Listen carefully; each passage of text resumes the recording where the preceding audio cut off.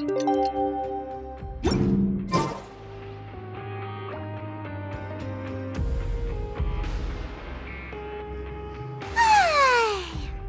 for a little rest after breakfast.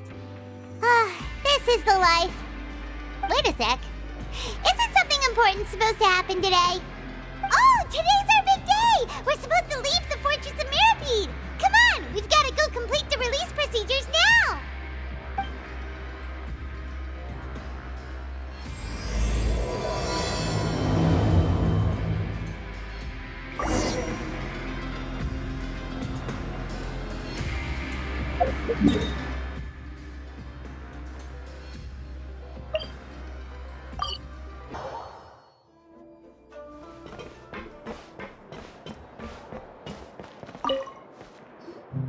Please, sign here. This document will be effective immediately upon signing, and you two may exit the Fortress of Meropide via the regular channels. It's been so long since we've been to the surface. Let's hurry up and... Huh? What's happening?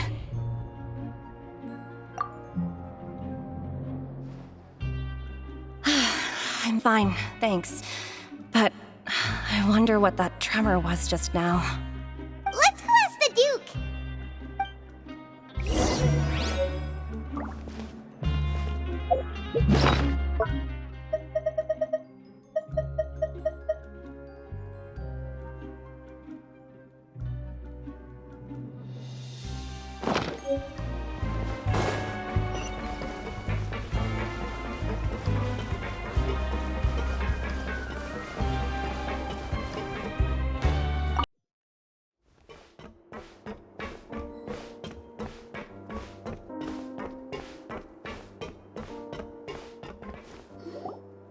Your Grace?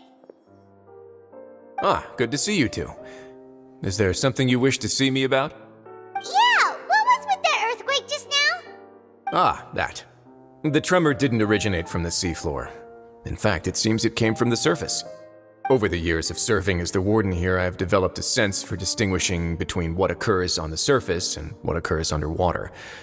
Besides, the seal that Monsieur Neuvillette set in place won't fail so easily. So the fortress is okay? If you recall our last incident, if there really were a problem, there would be crowds of inmates in a panic right now. Huh, you've got a point. Okay, seems we need to get back up to the surface and ask about what happened. By the way, do you know what day it is today? I believe today is this month's pipe cleaning day. Wait, seriously? Aha, yes. Have you completed your release papers? Yep. It's you two. Are you leaving now? That's right! Today is our last day in prison! But now that Paimon says that, it doesn't feel like we were confined here. It's actually been pretty nice. Oh yeah, Paimon feels fond of this place now. Then be sure to come back and visit. I'll miss you. If you've signed the release papers, then you're free to go. The guards will escort you out. You're not going to see us off? I knew you'd ask. All right, sure. Let's go. Well, you actually agreed. No worries, you must be busy. Paimon was just joking. Ah, so you do have a polite side, I see. After being down here for so long, I imagine you must feel like you're lacking companionship. Shall I come along too? Yeah, don't worry, we'll come back to see you. Paimon really likes the cafeteria here. The chefs sure do know how to make good grub. I hope you won't be here as convicts the next time I see you. We'll do our best to stay out of trouble. Well, it seems our work in the Fortress of Meropide is finished. That's the end of another chapter in our journey. And since Neuvillette was the one who asked us to come here, we should probably go report to him now. Next up, the Palais Mermonia. You're going to see Monsieur Neuvillette? Please pass on our kind regards. I'm sure just your regards will do, no? I believe it would be the polite thing to do. You're right. I've heard the Palais has been terribly busy these days. Tell him that I hope he hasn't been overwhelmed by the recent string of troubles.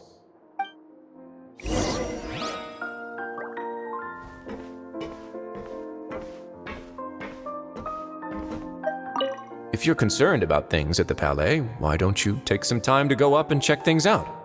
I believe you should still have some vacation time to spend. Thank you for being so understanding. It means a lot. It's been some time since I've gone to the surface. I must say that I've started to miss it a little.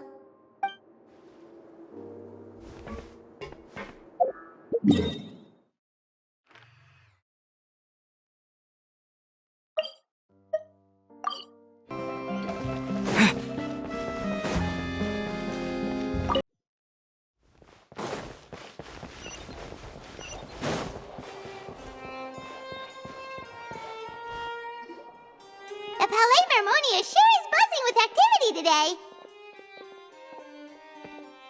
Halt! Huh? Oh, it's you two. Apologies. Monsieur Neuvillette did say you'd be welcome at any time. Excuse me, would you mind helping me take a look at this report? I'll be right there. Sorry, I've got my hands full here. You can see yourselves in.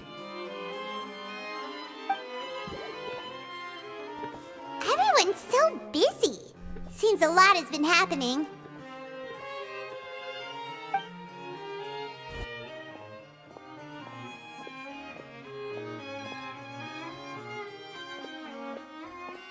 Neuvillette! Hello.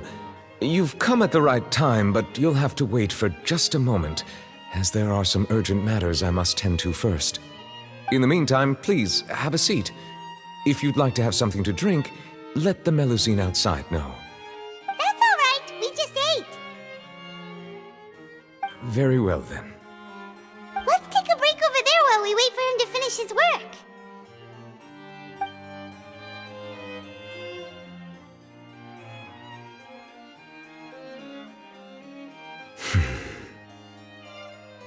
All right.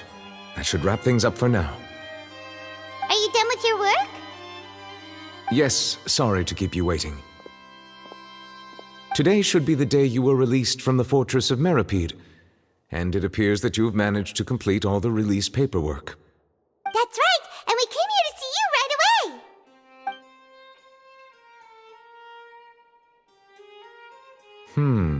A massive whale. Do you have any idea what that might be? Judging from your description, that cannot have occurred in any ordinary waters, but rather something like the primordial sea. A whale of that size and shape cannot usually be found in the waters of Tevat.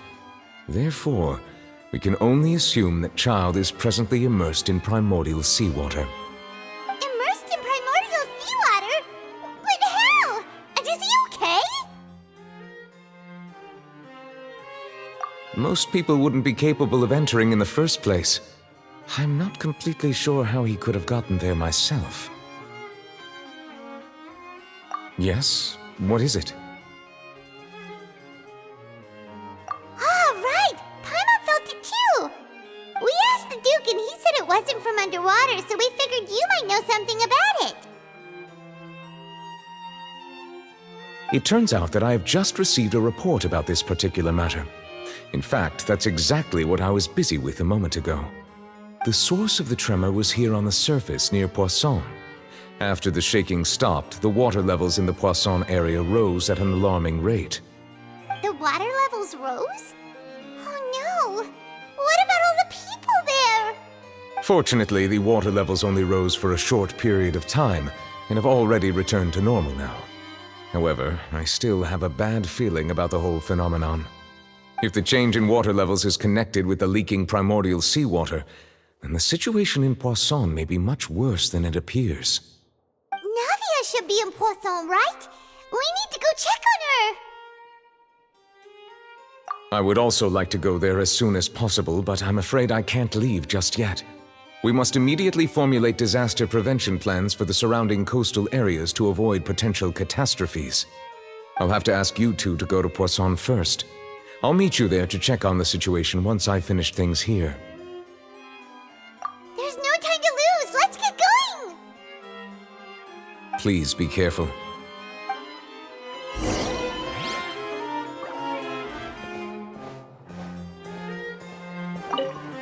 The two of you have my thanks.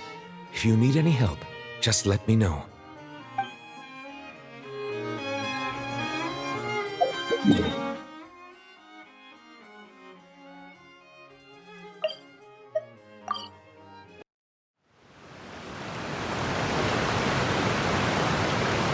Oh no. What happened here?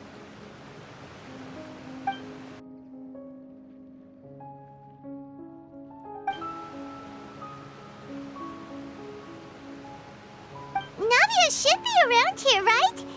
We need to make sure she's still... Paimon means we need to check on her.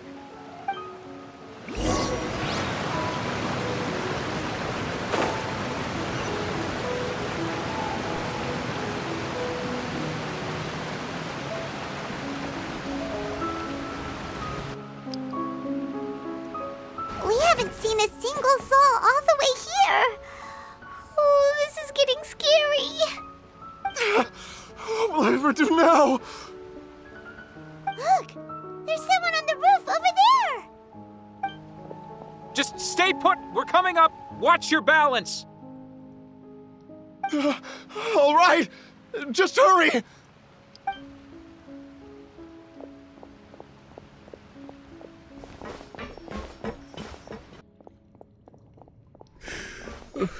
I'm not young anymore. How will I survive on my own? My Desiree! Oh, he looks pretty sad. My leg! My leg! How could this have happened?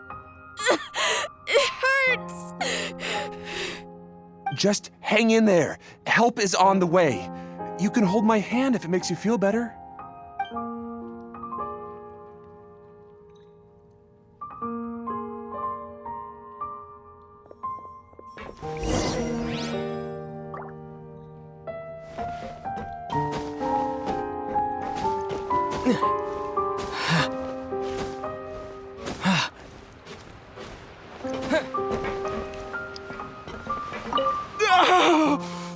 Don't move me! Don't move me. I'm scared. Give me some space.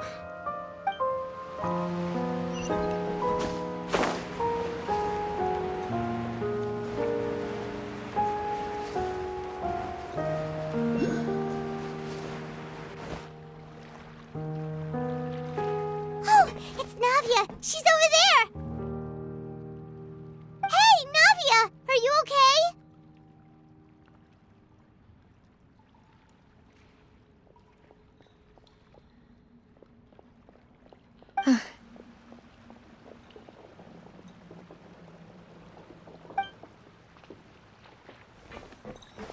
You're here. We heard there was a situation in Poisson, so we came as quickly as we could. Yes. As you can see, the water level suddenly rose. It caused quite the disturbance, in fact.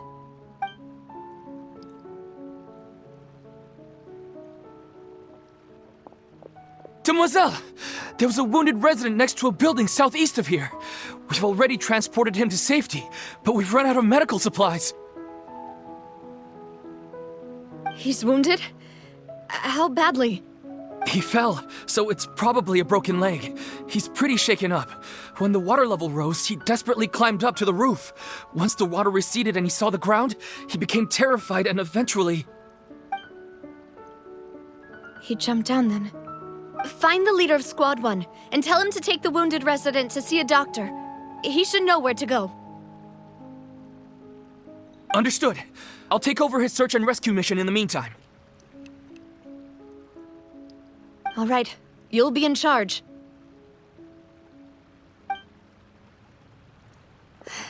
I'm sorry. Where were we? The situation in Poisson? Right. Allow me to explain. A little earlier, we suddenly heard a loud noise. At first, everyone thought that something might have exploded on an aquabus. But before we knew it, water started pouring out from everywhere. The rushing water seemed a little odd, almost like the unique color of primordial seawater. Some people didn't realize the danger and thought it was just ordinary water, leaking from somewhere. Everyone on the street who happened to be close to the water didn't have a chance to escape. As the water levels rose, they suddenly disappeared. They were all dissolved. Those who realized what was happening started to flee in a panic, desperately trying to get to higher ground. Many were injured in the stampede, and some people fell from significant heights.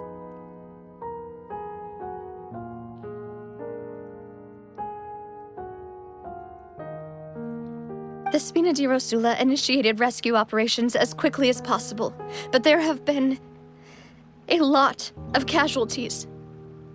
Fortunately, the water began to recede after some time, and the chaos came to an end. The water that flooded the area contained primordial seawater, so the lower levels of Poisson are still hazardous. To ensure everyone's safety, I've asked the people there to leave as soon as possible. No one knows if this could happen again. All we can do for now is try our best to help evacuate the residents. We still haven't completed the head count, but we'll have some numbers soon. How awful. And all of this just came out of nowhere. It was quite frightening indeed. I only wish that everything that just happened was a bad dream. Is there any way we can help, Navia? Thank you for being so willing to help in a moment of crisis like this. You don't know how much it means to me. I really can't express how grateful I am.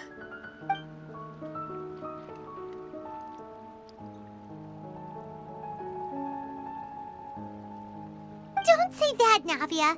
That's what friends are for.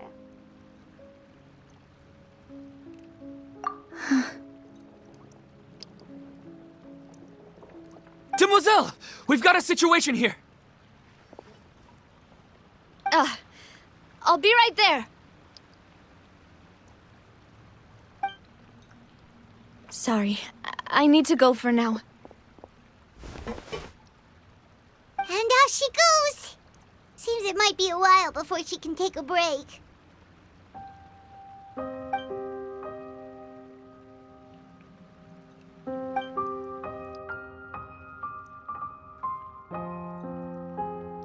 Okay, the wounded are being tended to, and we finished a preliminary head count.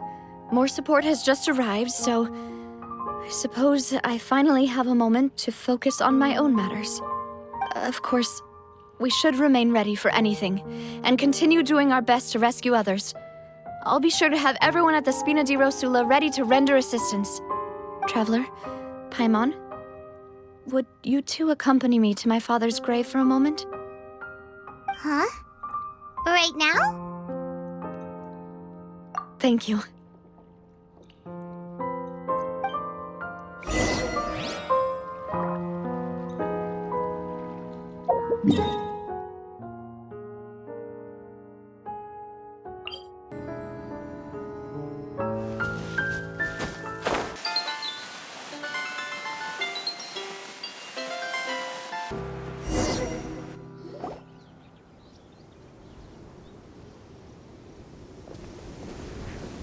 Not a lot of people here, huh?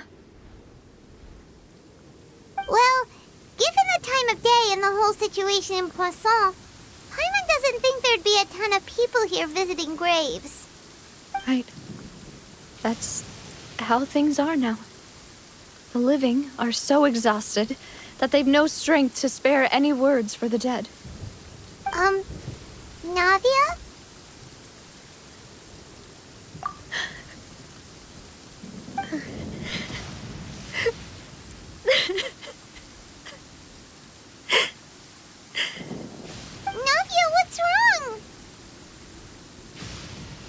Sorry.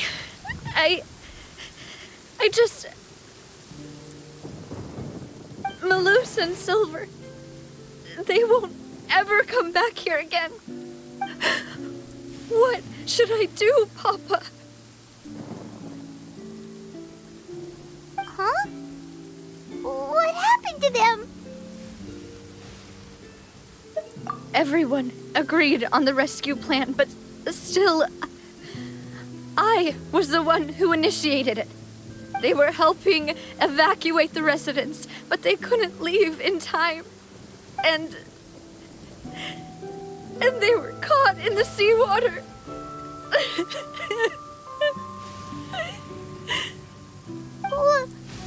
What should we do? I've known them for so long. And I know they weren't afraid. But I could at least hold a funeral for my father. And I know where he rests. But as for Malus and Silver, they're just gone. I just can't.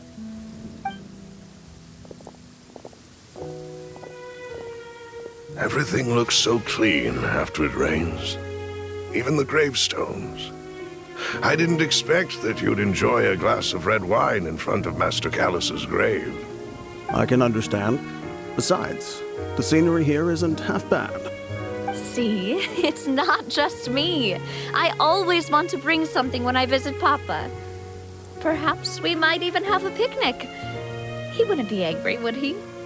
How could Master ever be upset with you, demoiselle? Yet the cemetery is the home of those who have passed, is it not? Everyone ends up here sooner or later, no matter who you are. Buying yourself a plot in advance, are you? No need yet. But when I do, I hope you'll let me be buried beside Master Callus, demoiselle. Hey, stop joking around. I'm quite serious. That way, it'll save us both the trip to see each other whenever you visit your father's grave. That makes sense. In that case, could I be buried on his other side? After all, besides you, demoiselle, the two of us could certainly be considered Master's closest companions, no? Personally, I believe we fill those shoes just fine. Why are you bringing this up all of a sudden? Seriously. All right. I'll remember your requests. But I'd really prefer not to talk about this stuff. And what do you mean by saving me a trip? I'd make the journey even if I had to visit you two somewhere else. I'd promised to let them rest in peace here. But here I am breaking that promise. I'm sorry for letting you see me in a mess like this. I don't usually cry, really. Paimon doesn't know how to help you feel better. But, well, she understands how you feel. I had always thought I could make my wishes come true. But now that I think about it, that never solely relied on me. Many things can only be accomplished with someone else's help. Malus and Silver have helped me so much. But by contrast, I could do nothing for them. I'm so sorry. You can spend as much time as you need here, Navia. We'll stay with you. Thank you. Right now, you don't know how much that means. By the way, you can have a look at this. It's a list of victims from the incident that took place here. Obena, Khan, Burnett, Giverny, Francine, Karina, Daisy Ray, Joinville, Julianne, Esson, as well as Malus and Silver. So, everyone else is safe. But still... It's okay. I know what you're thinking. And you're right. we lost Malus and Silver. But we were able to save more than we anticipated. The overall outcome indicates that the cost was worth it. Right. Don't think that way, Navia. One person might be saved at the expense of another, sure, but that isn't something we should ever consider a trade. Malus and Silver were not the price for saving anyone. They're heroes. You're right. Thank you, Paimon. What you said just now was pretty amazing, actually. I'll remember your words. Oh, really? Seems you've become more eloquent in the time since we last met. The knave? What are you doing here? Is everything going well on your side? Yes, my people are carrying out the mission according to your request. All the residents of Poisson have been evacuated, and we're preparing to relocate them to higher ground. As for these supplies, we have everything taken care of. There is no need to worry. Thank you very much. Wait, do you two know each other? We just met recently. Right, Miss Navia? Usually, I would call this a coincidental encounter. But that doesn't quite fit this time. Besides, it never even crossed my mind that a Fatui Harbinger would come looking for me. Thanks to the Knave, Spina di Rosula received generous support from the Fatui, which allowed us to complete the rescue and evacuation work so quickly. Mutual aid is essential to fostering positive developments. We were already in the area, in any case, so it was nothing. That said, I must say that you're a lot sharper than you let on. I'm sure you understand what I mean. I apologize for all the ways in which I tested you previously. We've never worked with a Fatui before, and it's extremely important for us to know who we're working with. My subordinates have reported that Fatui soldiers have been observing water levels and taking head counts in various locations. I hear that they've also prepared a large amount of emergency supplies. I'm quite surprised. This is nothing to brag about, nor do I intend to. It is simply the way of powerful organizations to act forcefully, whether they are doing good or ill. You've witnessed that firsthand, in any case. As I've told this traveler before, I know of the prophecy, and I intend to prevent the impending disaster. Lending your organization a hand was a natural first step in accomplishing that. As such, do not be troubled by this token of our sincerity. Perhaps one day, you'll also be able to help me in the same way. Without your help, there would have been many more casualties. I won't forget your kindness. Furthermore, I sincerely regret what happened to Malus and Silver. I only wish that my people could have arrived a little earlier to prevent this from happening. Don't say that. You and your subordinates did everything you could. As Paimon said, Malus and Silver didn't choose to sacrifice themselves for any specific person. And they weren't the price paid for other salvation. They chose to become heroes themselves. I've never liked hearing people put it that way. It's like trying to relieve pain by saying some noble-sounding words. But right now, there's nothing more suitable. They really did become heroes. You're right. I'm sorry for your loss, Miss Navia.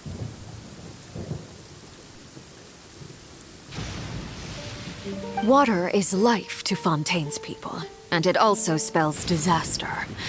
It's no wonder that people always say that prophecies represent fate. Fortunately, I've never been one for such opinions. So, you're one who will try to change fate, then? Of course. That is why I'm going to Hotel Bouffe de Thé. I still have some things to take care of, and the children need my attention. By the way, Traveler, Paimon, one more thing. Alright, then we'll just... Huh? This isn't right. Paimon thought you would ask us to walk with you for a moment so you could tell us something in private. That is a clever and useful conversation technique, which I do like to use when necessary. But there's no need today. It would not hurt to have Miss Navia listening in. Traveler, I'm sure you remember that I said we could work together when we had the chance. You and I both know that there may be issues with the Primordial Sea. Previously, it was the Fortress of Meropide's sluice gate, and this time it was the water levels in Poisson. These are both signals. Indeed. Allow me to share the latest intel I've received from the House of the Hearth's intelligence network with you. During some recent investigations, a child claimed to have discovered some ruins near Poisson. The ruins date back to ancient times, and seem to be worth investigating in many ways. Judging by the dating of the ruins, they may be related to the prophecy and the coming crisis. The situation is becoming more urgent, so any pertinent information will prove extremely precious. My people initially came to prepare for ruin exploration. Unexpectedly, this disaster struck, and at present, we're all busy prioritizing the rescue effort. So that's why the Fatui were already in Poisson.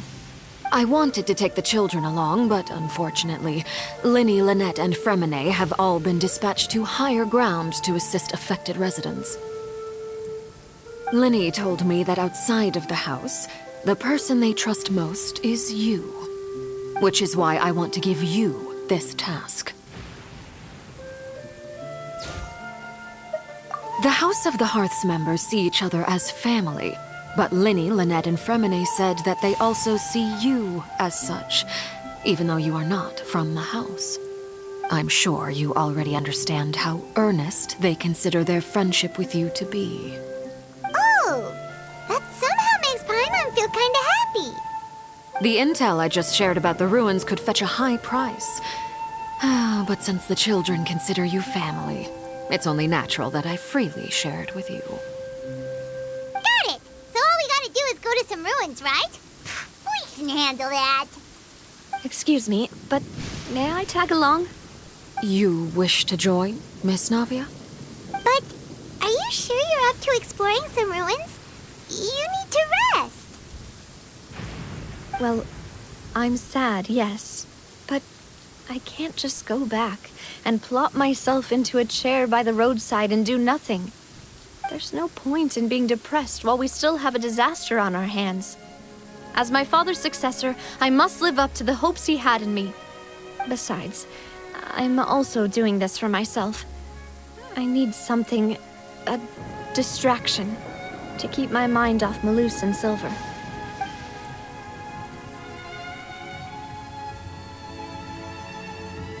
Since you put it that way, I have no objections. What do you say, Traveler? All right. The ruins are to the south of Poisson. Here's the map. Okay, the three of us will handle it. Come on, let's pack up and get going.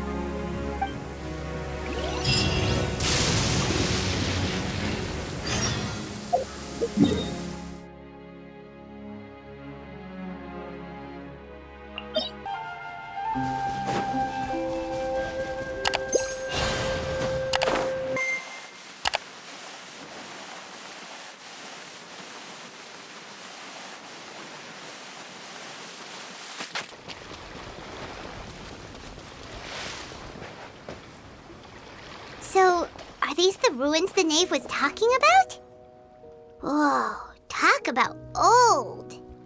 They seem to be pretty ancient, all right. Let's go in and have a look. Just be careful.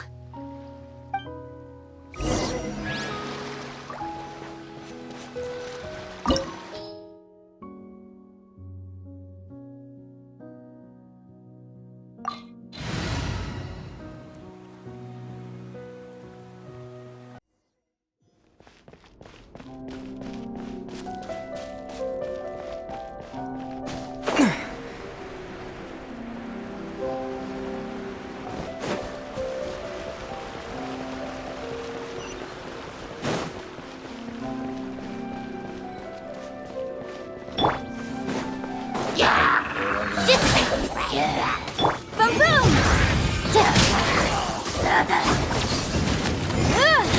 Stand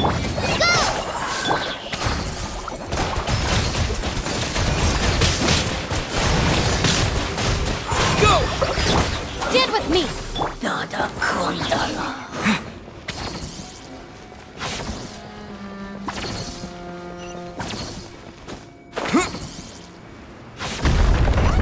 Floor here isn't safe.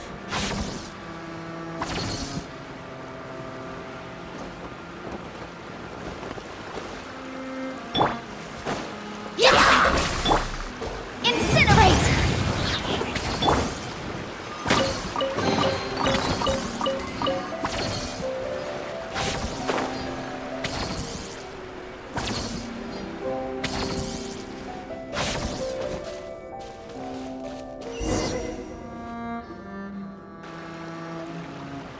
This place has also been contaminated by primordial seawater. Yeah. And a lot of it, too. A Fontanian would most likely dissolve the moment they fell in. Right! You can't go down if there's primordial seawater. It's too dangerous, and it won't be any help for you to just stay here.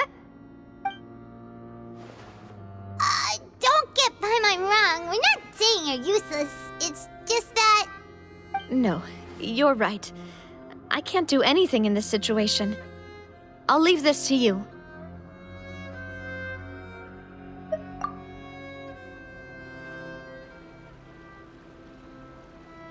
That complicates things. Maybe the only way left is forward.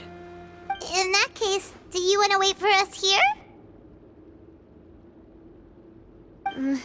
The water levels here are unstable, and there's a chance the water will rise.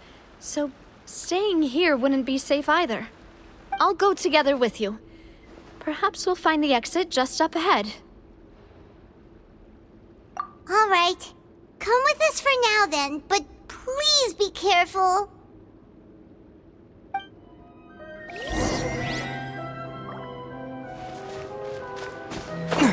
Oh no, it's a dead end! Let's try climbing over from the side.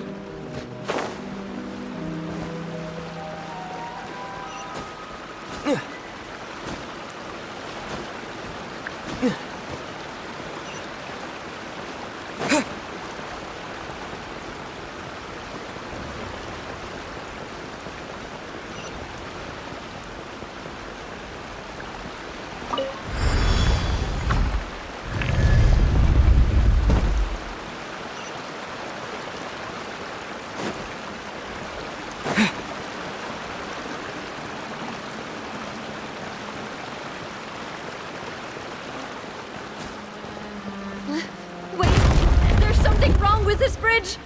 Run for it!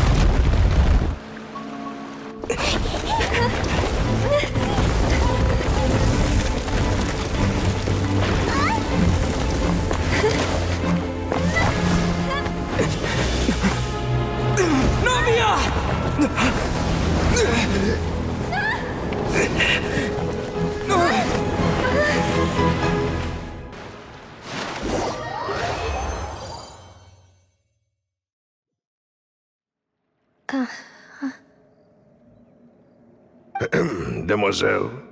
Huh? Demoiselle, what are you doing here by yourself? Would you be standing here till dark if I hadn't come to get you? Maybe she just wants some time to herself, Malus. Oh, was I sleeping? Yes, it would appear so. I must be tired. That's quite possible. However, you were the one that suggested we go out for a walk. Oh, right. I nearly forgot. It must have slipped my mind when I dozed off. I haven't had a nap today yet. Have I? This is a familiar feeling, yet something's a little strange. Is something the matter, Demoiselle? Oh, no. No, I'm fine. I was just trying to recall why we came out for a walk. Do you remember Mr. Giverny? He'd requested our help before with foreign merchants who had a debt dispute with him, and we'd resolved the matter not long ago. We were headed to see how things were going with him at the moment. Ah, right. Yes. I remember now. Oh, Miss Navia. Ah, Mr. Malus, and Mr. Silver, too. It's good to see all of you. How have you been? I've been great. Thanks to your help, those bothersome merchants finally realized that I wasn't the one they were looking for. Why, I wasn't even the guarantor for that person. They were knocking at my door day and night. Even my neighbor, Obina, was getting fed up with them. Sometimes force is required to calm someone down and get them to listen to what you have to say. That's right. Oh, by the way, Burnett, what was it that you wanted to give to Miss Navia again? Oh, yes. One moment, I have it right here. Miss Navia, these are some flower seeds that I prepared. Please take them. They're a very good variety, and they'll become very big and beautiful once they bloom. I don't know what we would have done without your help, so this is a little token of our appreciation. I hope you won't refuse. Ah, did you cultivate them yourself? Thank you so much. I'll certainly take them. Malus, we do still have some empty flower pots at home, right? Why, we can have as many pots as you'd like, demoiselle. Perfect. In that case, we'll swap out some of the decorative plants for some of Mrs. Burnett's flowers. Very well. Wait. Something seems to be off here. Excuse me, madam. If I'm not mistaken, your name is Burnett, correct? That's right. Is something wrong? No, it's nothing. This is the first time we've ever met, but your name seemed familiar to me. I must have heard it when I was discussing things with your husband previously. I've heard this name before. Sometime recently, I'm sure of it. And why are there so few people around here? Where did everyone go? We must mind the time, demoiselle. We still have important things to attend to today. Huh? We do? Like what? Well, now, did you forget? Miss Navia, here you are. I've been looking for you. Please, come to the Opera House. Your trial is about to begin. My trial? Wait, why would I need to go to the Opera House? Yes, she's right, demoiselle. It's just about time now, so we should get going. Oh? All right then.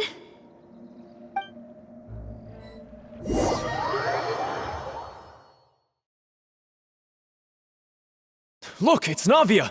She's here! And her two attendants are with her!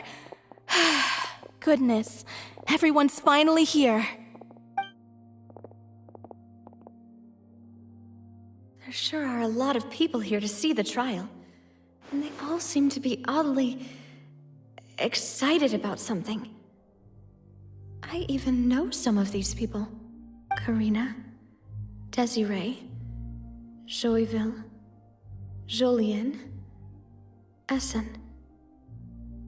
Why are so many people here? And why do I have no recollection of this case? And as for the judge... huh? Where's Monsieur Neuvillette? Please sit in the defendant's seat. Don't worry, Silver and I shall accompany you. All right. But are you sure you can stand behind me? Typically, it wouldn't be allowed, but today is an exception.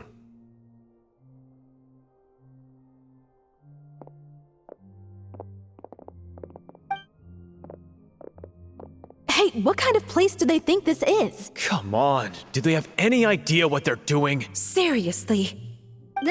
Enough with the whispering! Could someone please tell me where Monsieur Neuvillette is? And why I'm standing trial. My dear Miss Navia, have you not yet realized what you've done?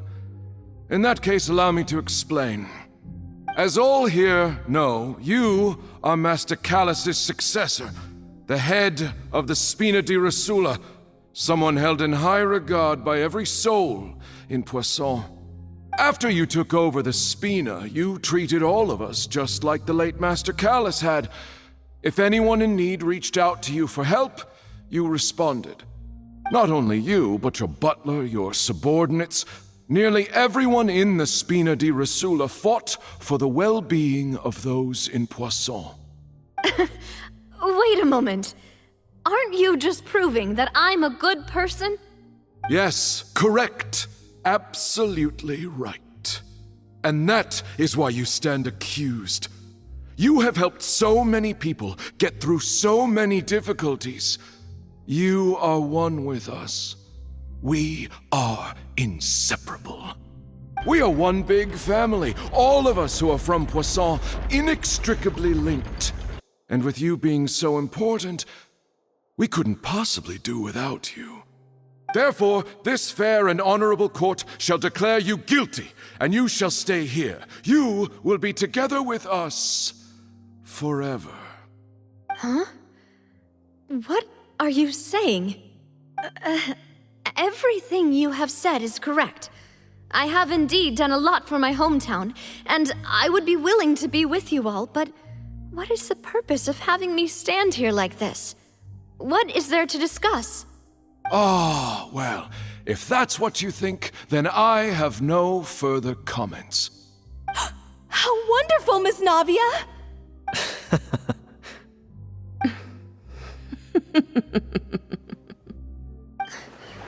I know all these people. Why are they laughing? I seem to remember now. Yes, I get it. This trial is... Wait just a moment. This isn't right! Malus? What was that, Mr. Malus? Our conclusion is very clear and unanimous. Let the court judge her now. She's guilty! Stay here, Navia! You're one of us! Demoiselle, don't admit guilt. This trial means to keep you here forever. I wish to exercise my right to defend Our Lady. Mistress Ronville, you only know of Navia's goodness, but nothing of her utterly independent mind. She was born a free and independent spirit. She has never been tied down by anything. Indeed, even the death of Master Callus couldn't stop her. Her actions cannot serve as proof that she identifies herself as part of any group. She merely acted as an individual, extending her hand to help others. Please do not mistake her actions as being otherwise. Really? As an individual, you say? Don't forget, we are all Fontanians here. This is the nation of justice, the nation of Hydro. Even if Miss Navia only voluntarily rendered her assistance, that doesn't change the fact that her beautiful soul must return to everyone. Water accepts all, blends with all.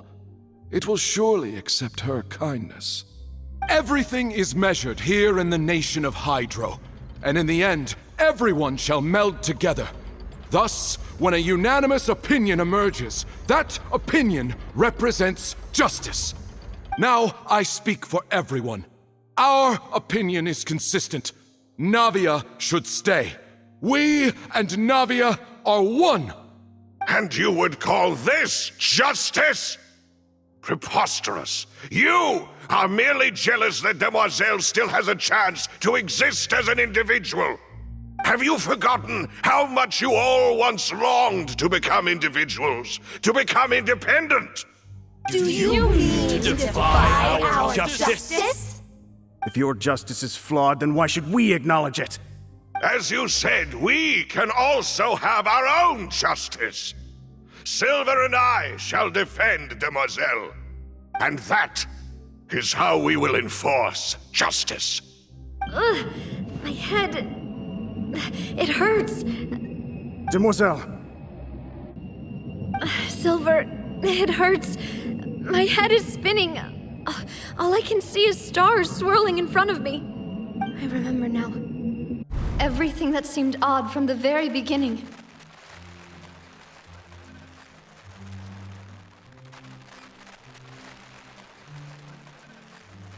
Karina, Desiree, Joyville, Jolien, Essen, and Mr. Giverny and Mrs. Burnett, who we met earlier.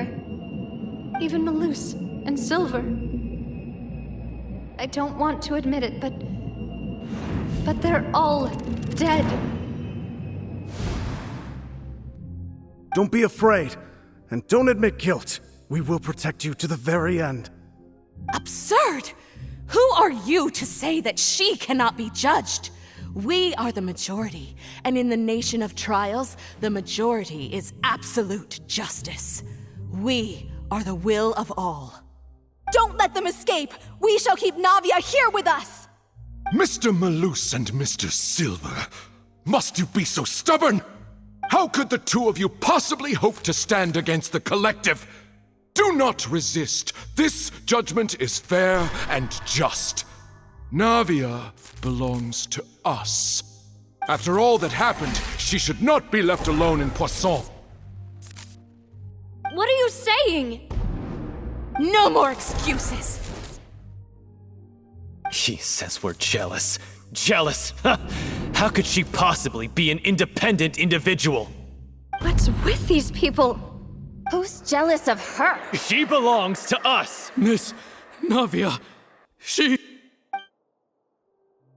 Silence! That's...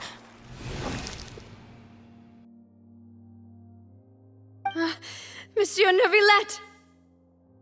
Such commotion is prohibited in the court. The accusations you just presented are nonsense and cannot constitute a proper trial. The court will adjourn for the rest of the day.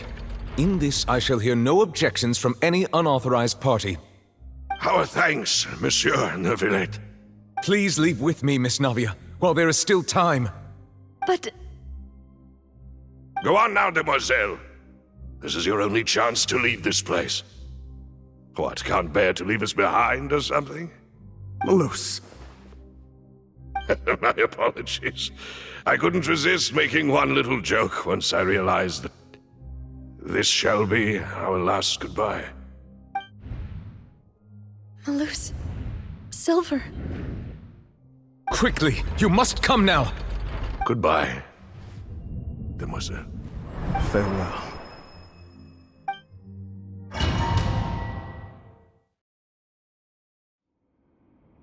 No, wait! Just a second! Navia? You're awake? Good. I must have been dreaming. Malus and Silver were still alive, and they were defending me at some insane trial. It looks like you're all right. Did all the sad feelings cause you to have a nightmare? Paimon could give you a hug. The ruins you were exploring suffered a cave-in. When I arrived, I found you falling toward the water. You were just about to be dissolved within, but I...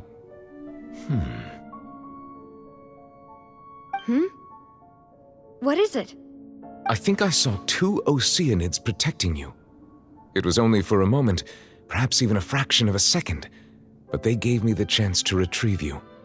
Were it not for their intervention, I would not have been able to rescue you before your consciousness dissipated. Wait, did you say Oceanids? You mean like what happened with Vacher? Perhaps those two Oceanids were the people you saw in your dream. I always told them that they didn't have to protect me. To think that they'd keep doing so even after death.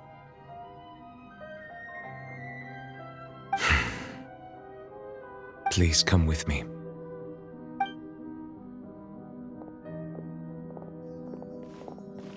Neuvillette, are you okay? Oh, I am quite all right.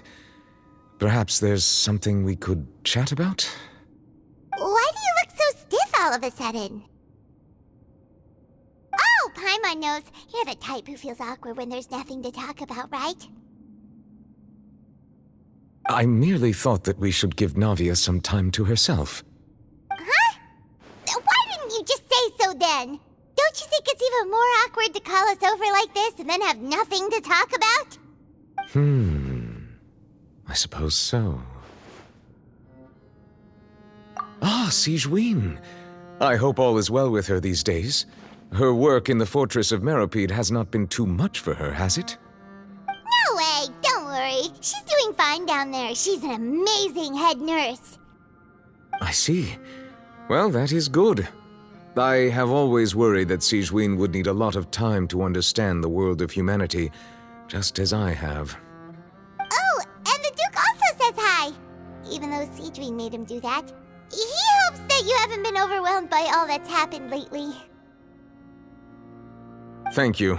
I have indeed been busy lately, and I also hope that everything is going well in the Fortress of Meropide. He still doesn't know what to talk about. Let's chat about something else then. So, Neuvillette, you're probably quite the swimmer, huh? Yes, of course. This isn't going anywhere. Let's try something else. How did you find these ruins? Did the knave tell you? Yes, in fact. I had arranged to meet you in Poisson, but when I arrived, I discovered that the Fatui were helping the residents evacuate. They had even transported a large quantity of supplies to the area. Amid my astonishment, I ran into the knave, and we had a chat. She informed me that she had asked you to investigate the ancient ruins here. Yeah, we originally planned to meet up with you, but we thought you might still be busy with all those official documents. We didn't think exploring the ruins would take very long, and who would have thought you'd wrap things up so quickly?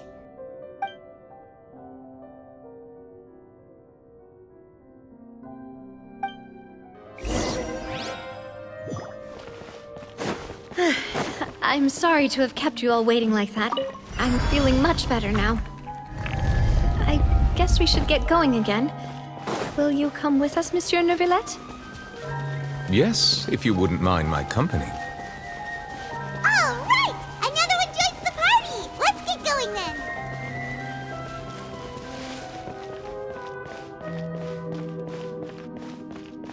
Oh no! Another unstable path! Watch your step!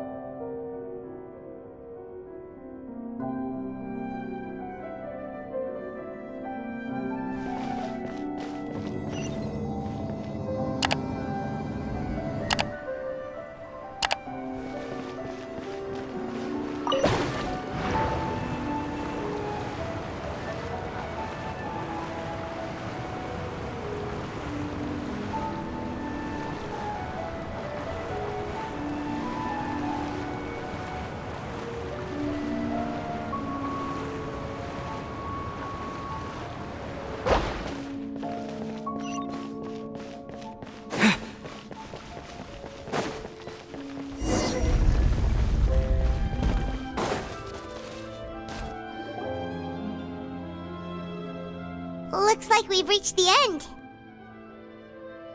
This is the place? There should not be any other hidden spaces in the vicinity. The path sure had some twists and turns, but it turns out that this place isn't actually that big.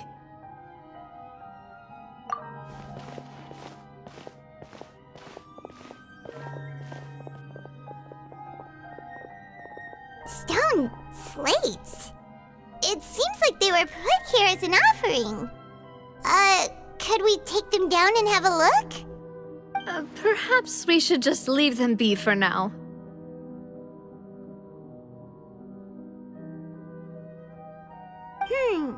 There are 4 locations in total, but only 3 stone slates. The slate that should be in the first empty spot is missing. The surrounding walls also show signs of damage. There's something written below. Let Paimon see. Reason dictates that this nation be destroyed. I shall record the history of its future here in its past. Say what? It feels like someone left these slates and these words here for a purpose. But does he mean that Fontaine should be destroyed? That would fit the circumstances dictated by the prophecy, yes. Indeed, the slate's contents correspond to it. Take the second slate, for example. There's a person kneeling here. She seems so dedicated. And there's a whole bunch of other people behind her doing the same. She's facing this... what is this? Some kind of island in the sky? And is that Lady Farina in the third image? Did the Hydro Archon fall into the water? And is that a ring of people around her? Paimon doesn't quite get it. Are they all in the water? The fourth image. I know this one. This exactly matches the content of the prophecy. The people will all be dissolved into the waters, and only the Hydro Archon will remain, weeping on her throne.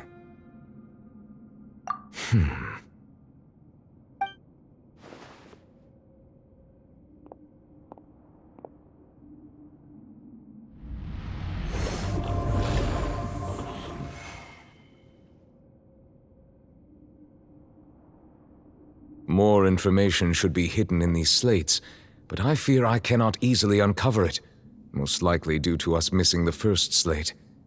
I am very sorry. Don't blame yourself, Monsieur Neuvillette. Deciphering ancient stone slates isn't one of your duties. Ooh, Paimon's getting the chills just looking at these slates. This says that it's the history of the future, right? That means the prophecy's sure to come true. I really hope it doesn't mean that. Still, Paimon feels like these images are kind of weird when you look at them together.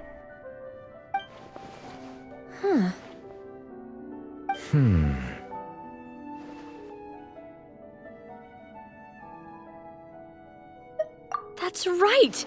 If the images are in chronological order, shouldn't the fourth, the waters drowning Fontaine, come before the third, where the Hydro Archon herself falls into the water? And yet the order is reversed here.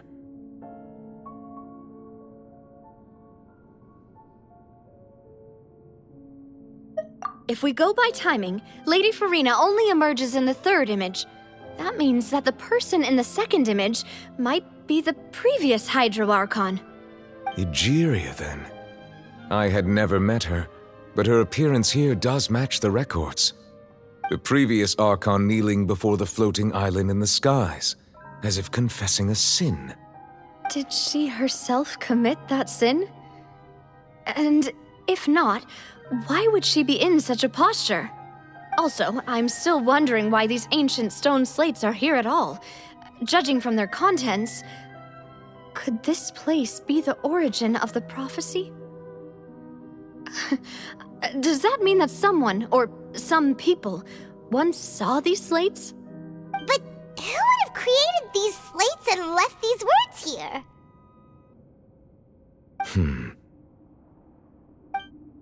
It seems that any further clues will have to come from Farina. In that case, there's no time to lose. There's nothing else to be gained here, so let's head back first. Yeah, we better get somewhere safe for now.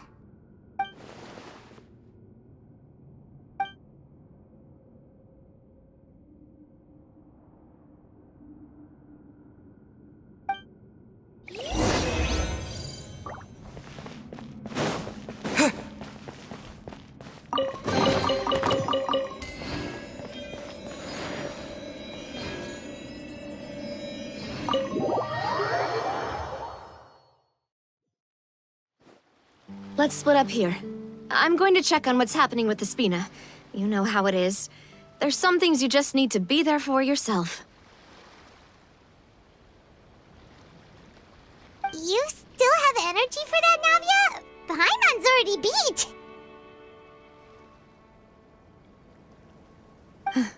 Just head back to the Fleuve Cendre and have a rest then. Thanks for keeping me company all this time. I'll depart as well. Thanks for your hard work today. Rest well, everyone. Traveler, I will go talk to Farina tomorrow morning to ask about the stone slates. I'm sure that you're concerned about this matter as well. If you have time, drop by my office. I will share the results of our discussion with you. Are you really gonna talk to her about this directly? Will that be a problem? Paimon's getting a little scared now that it's come to this. She has long been harboring secrets and will not give them up easily, which makes it all the more my duty to ensure that she understands the present situation. Alright, we'll leave it in your hands then. You're probably the best person to talk to her anyway. I will be carefully considering my words tonight. Traveler, Paimon, our safe house at the Fleuve Cendre is always open to you as ever, so please don't think you're an imposition. All right. I'll be on my way then.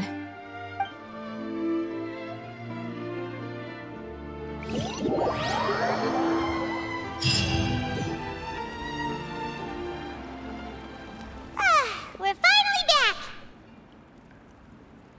Welcome back. We've got a special menu prepared for you two tonight. Yay! And there's good food too! Navi, no, the boss is the best.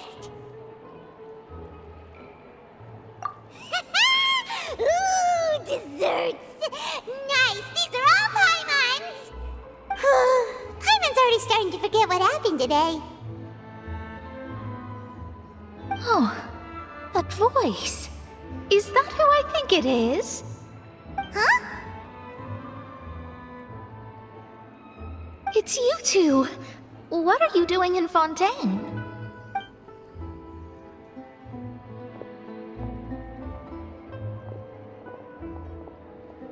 Mona?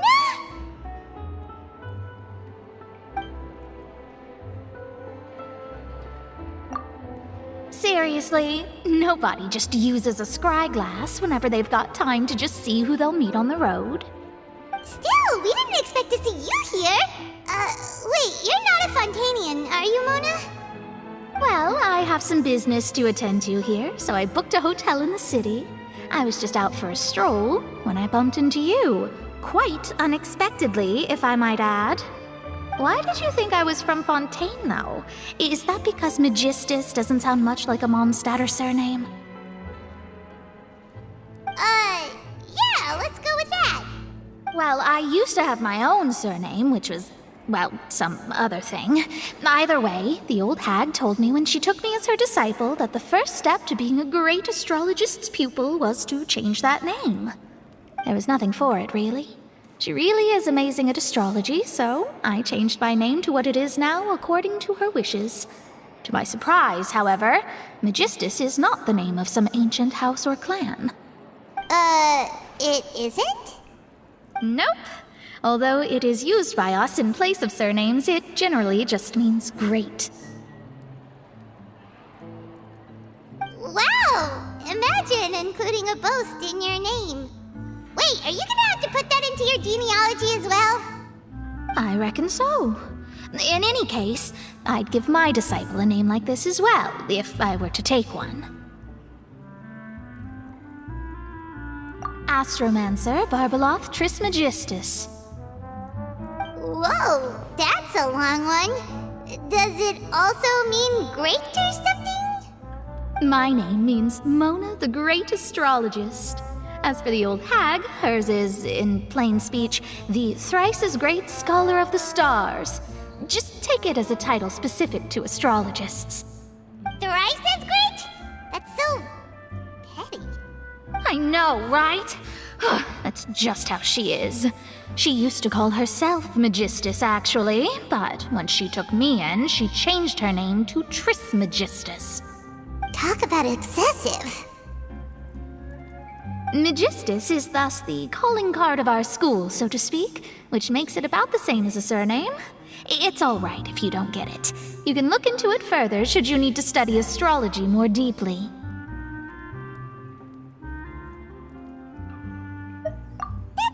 Terrible! But anyway, you're not Fontanian, are you, Mona? You're from Mondstadt, right? Well, I was born in Mondstadt, yes. My parents migrated to Dornman Port, and I traveled with the old hag for a while, after which I settled down in Mondstadt City. Oh, that's a good thing then. At least we know you won't be dissolved by Fontaine's waters. Speaking of that, I'm sure you're aware that a bunch of things have happened here in Fontaine, right? I know you're not a local, but I'd avoid getting too close to any water that looks strange all the same. There's something ominous about it. Well, the water, I mean.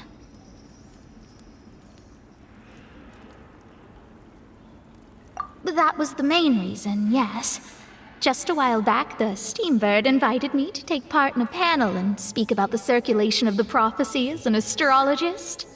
The invitation was sent quite early on. I don't think anyone expected Fontaine to be in this much trouble. What do you make of that prophecy, Mona? Just tell us what you think as an astrologist. Your word would go a long way to make things more certain and less scary. What I can tell you is that I'm an astrologist, and that this prophecy concerns the fate of Fontaine, even that of Altivat. Ascertaining this is akin to reading the fortune of the whole world. I'm afraid that this is not something that just anyone can do. If I could do it, you would no longer call me an astrologist, but a visionary. But on the flip side, the prophecy is so huge and powerful that it must surely come from a powerful visionary. Its contents involve the fate of the world. Disregarding it would be a mistake. A visionary? Sounds really powerful and all, but does such a person really exist? Of course. The old hag could do it, and I'd bet there are others amongst those Hexenzirkel colleagues of hers who could do something similar.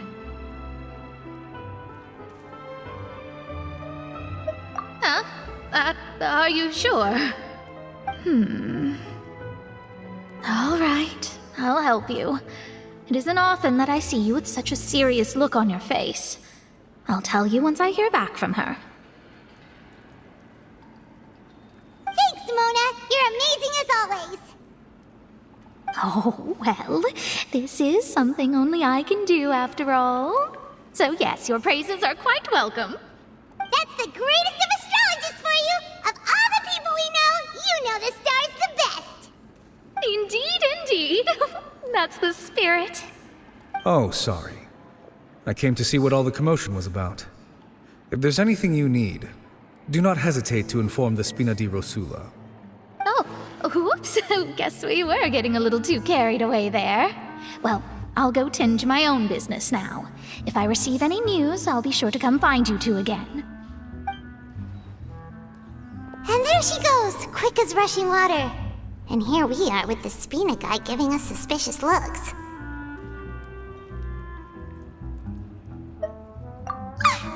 If Paimon hadn't spoken for you, it'd be you getting all the weird looks.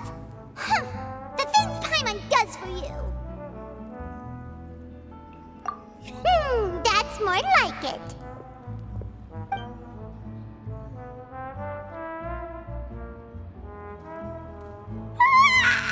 Good morning. To be honest, Paimon's still feeling kind of sleepy. But it's time to get up, Traveler. We agreed to go see Neuvillette, so let's pack it up and get going.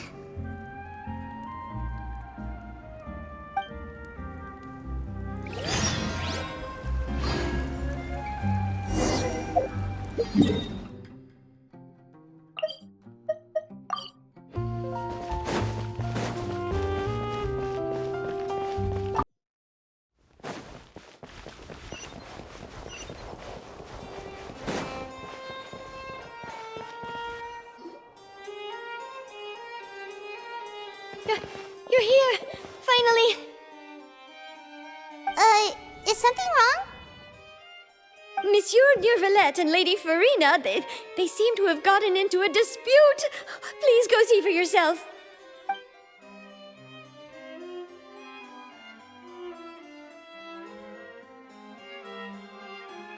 Like I said, I've already explained everything. And yet the problem has not been properly solved. There is little space for excuses between us. It is not my intention to offend you, but please, tell me where you stand. You are the Hydro Archon Focalor, are you not? Look at this.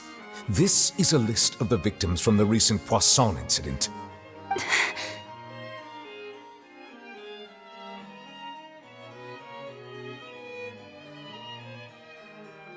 You mean...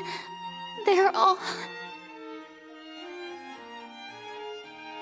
We did not arrive in time to avert this disaster, and I will not have it happen again. I will say this once more. You must tell me everything you know. Yesterday, I found 3 stone slates in some ancient ruins near Poisson. Do you know anything about those? Seriously? You're questioning me like this is a court case now. I don't know anything about that. But you found them in some ancient ruins, you say? That's correct, which is why I came to ask you some questions. There should have been 4 slates, but one of them was missing. The other 3 feature different images that seem to correlate to the prophecy. The prophecy? The second of these slates depicts the previous Hydro Archon Egeria kneeling before a floating island in the sky, as if confessing something. Do you know nothing of this either? I don't. I've never seen such slates. I'll ask you again. Do you really have no information regarding the previous Archon? My deciphering of the slates indicates that the Hydro Archon Egeria once had to confess to, or apologize for, a certain sin. If anyone would know about it, it should be you. All gods don't have the same secrets, you know. She was herself and I'm me. Is it really so strange that I know nothing? I understand your concerns, but I'm sorry. I just don't have anything to tell you.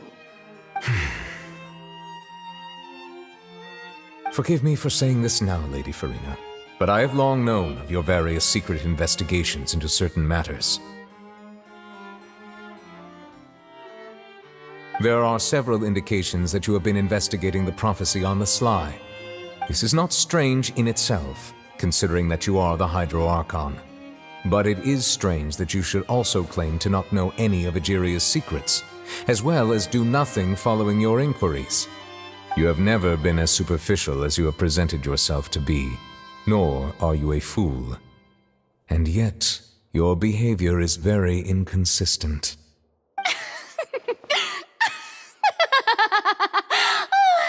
So you've been watching me all this time, have you? I didn't think you were that type. You... Well, since you know about my secret investigations, then you should know I'm actually working to take care of it. There's no point questioning or suspecting me. You're the Eudix, but you're still my subordinate. You should be following my lead. Just trust in me, you're Archon, and do as I say. Never mind whether you can truly convince yourself to or not. It'll all turn out fine. That's all I have to say. We do not discuss this matter again. Oh, the opera's about to start. Toodles!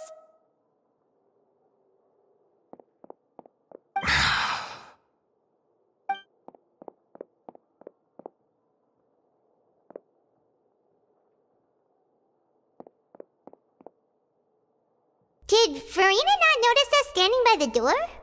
Wonder what's up with her. She was smiling. Huh. She didn't seem in the mood to care if we were listening in or not.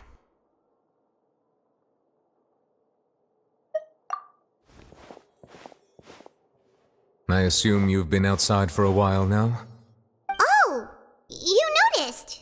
Seems Farina didn't even realize we were here. She was in a great panic, though I cannot discern the reason. Our discussion reached impasses time and again, a state of affairs that we cannot allow to continue. Still, I do not understand. Dialogue is the basis for understanding, so why did she keep refusing to engage?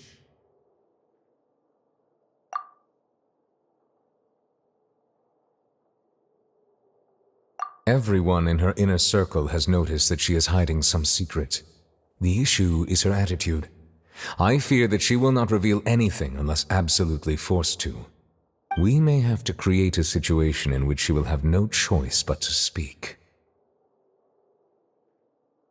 Oh? Like what?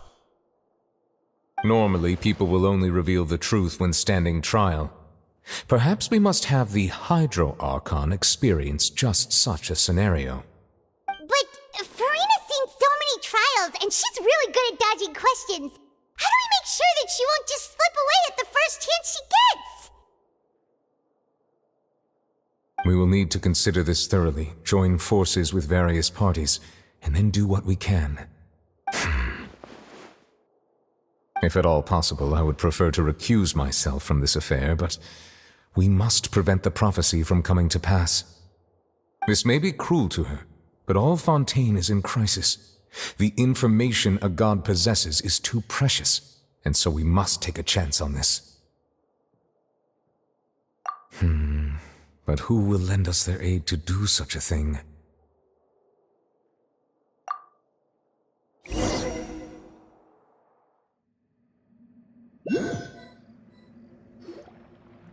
Well, that's everyone, huh?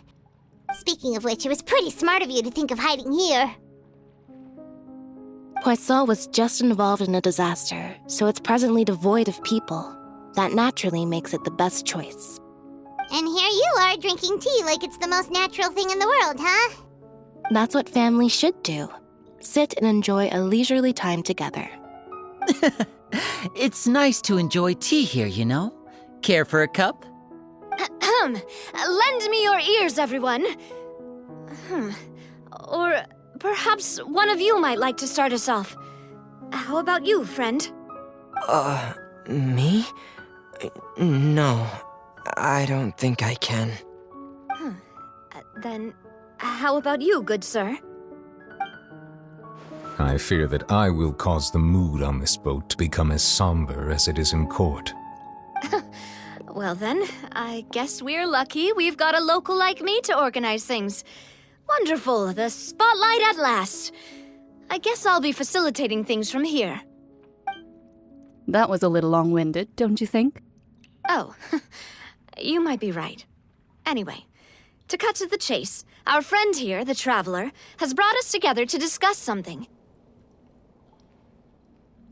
As for what that is, well, let's start by saying that we'll be pooling our efforts together to create a series of traps. Oh, how intriguing. Well, it's just an expression, really. One that I just learned from Chlorand, and used on the spot. So, let's invite her to explain in detail. A round of applause, please.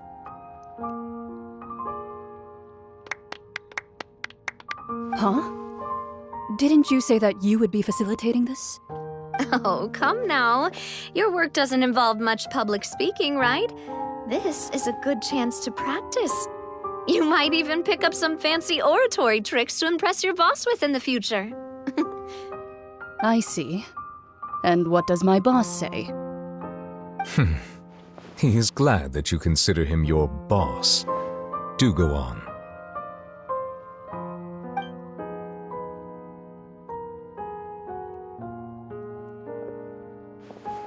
In that case, do any of you have experience hunting? Not that I recall. Fremine and I once used a wooden stick in a basket to catch wild rabbits when we were younger. as for Lynette, oh, right. You were sick that day, weren't you? I've also gone diving to catch some fish before. Does that count? I'm afraid not. You may or may not have heard, but Fontaine once played host to a group known as the Marechaussee Hunters. Though that was their name, they did not hunt animals, but rather various monsters left behind by the ancient dynasty of King Remus. Today, Fontaine's monster population has already thinned greatly, so the hunters have blended back into society, taking up arms in other lines of work. They even left a unique methodology of hunting in their wake. A trap comprises of the following components: bait, a trigger, and a containment device. Sometimes a lethal implement will also be necessary to deal with the prey. So, if we were to build a trap together, right now, what would you choose to build it with? For me, I would prefer something basket-shaped. Pigeons and rabbits will see the bait and naturally enter the snare. Our line of work requires a deft hand, and we're some of the best in the industry, so you can count on our techniques. You used some of those techniques while moving the people of Poisson, didn't you? My subordinates mentioned that you even performed some magic for the bawling children. Yes, and I even managed to gather some intelligence in the meantime. I'm quite the multitasker if I do say so myself. I'm afraid I can't claim that as my strong suit. I prefer more stable methods, like placing bait in the water and waiting for the fish to come within reach. That's the kind of method I would count on. Calm and steady. Exactly the kind of person who would catch loads of fish. And I can be their assistant. With discretion, I'm sure. I'd probably use some sort of mechanical animal. Papa once bought me some small clockwork squirrels, mice, and such. When placed in the forest, they can attract others of their kind. I remember that you liked those too, didn't you? I did. And that would be a good way to go about it. If they're realistic enough, animals of the same kind will follow them all the way to the trap. What about you, Monsieur Neuvillette?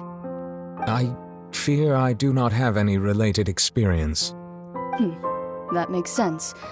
You usually solve problems directly, without the use of any such tricks. But I do have one more question for you, Monsieur. If we were to create a trap now, how would you design it? I would like for it to be effective, but bring no harm to the prey. A more gentle trap would be ideal. Kind, as always. However, our intention doesn't necessarily change the containment device and the type of implement we need. If we wanted to kill the prey in one strike, we would need a powerful implement. However, that also goes for prey that must be captured and safely contained. Wait, why is that? Only a hunter who's a true expert at subduing their prey can snare it without harming it.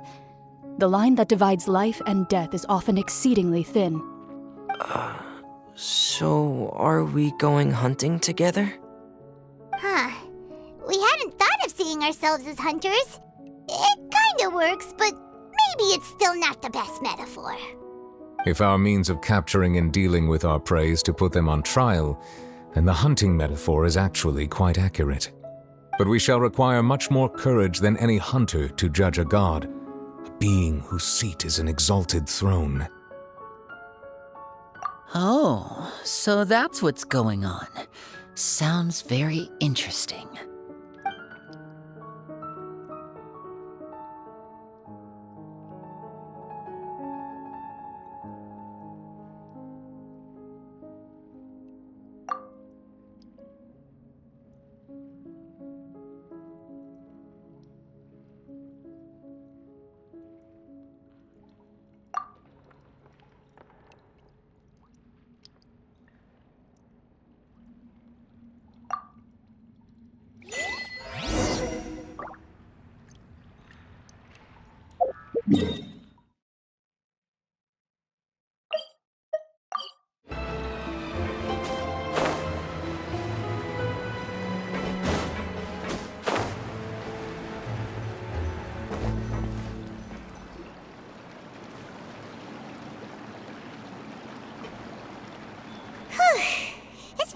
few days, hasn't it?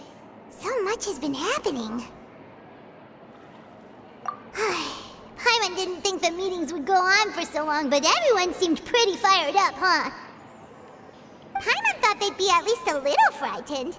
Well, Fremine was, now that Paimon thinks about it, but everyone else just looked a little surprised. Well... It's hard to say. Paimon doesn't have any experience with this sort of thing. But with you around, Paimon sure will do great.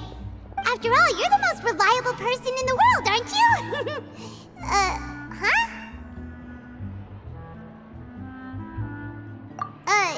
Did you just pour some tea? Paimon didn't notice you doing that at all. Then what's that? Paimon's never seen that cup before. Don't be frightened. I'm just joining you two for tea. I merely refrained from saying anything till now. Who's that voice? But there's no one here. Ah, have you forgotten me already? Wait, you are familiar. You're the voice we heard from the sky in Sumeru. The voice from the sky, I fear that description is wrong. Though, not completely wrong. You're feeling lost now, just as you were feeling previously. I sensed that confusion and thus came to you. Guiding people is an irresistible hobby of mine, after all. Consider me a passerby, just accepting a commission from my friend's disciple on a whim. The prophecy. Yes, what has been prophesied will be fulfilled. You may view such things as the history of the future. What? Then is there any way we can stop it? I believe you have witnessed a failed attempt with your own eyes. Can everything in Tevat so easily be changed? Ah, so you've caught on. Just as prophecies are usually only the future as seen from the perspectives of the gods, could things be happening in hidden corners where the gods' gaze does not fall? Are the things that you shall see different from the fate that the gods perceive?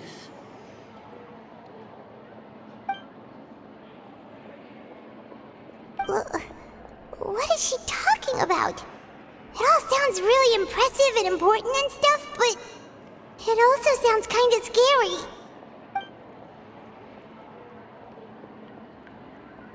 I believe that you understand, right? Some things are insignificant, but others you must reach out to change. Ultimately, fate shall serve as your only guide, no matter what will happen in Tevat's future. All you need to do is to play your part. This was good tea, by the way. Thank you for your hospitality. Well, that'll be all for today. The voice. It's gone.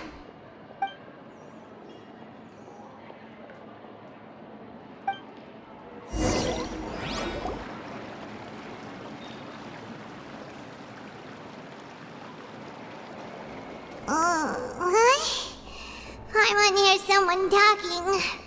All right, coming. Hey, it's you who's getting lazy, okay? Well, I see I've walked in on some lively banter. Mona! Fine, just fine. I went to take part in that Steambird panel. It turned out to be more interesting than I expected. Not all Fontanians are pessimistic about this. One journalist mentioned that sitting around and waiting for the end to come would be wrong, and that they should make their own rescue preparations. I agreed, so we had a brief chat with her. Did she have pink hair by any chance? Why, yes, it was Charlotte. I assume you've heard of her, no? That daredevil journalist? I'm in full support of her view. Prophecies are very important, but how can people allow their lives to be commandeered by just a few words? That's right! Paimon's glad to hear something sensible for once. Ah, yes. About what we had discussed before. I did try, but I'm afraid I couldn't reach the old hag. I'll try again tonight, but I wouldn't get your hopes up. Huh?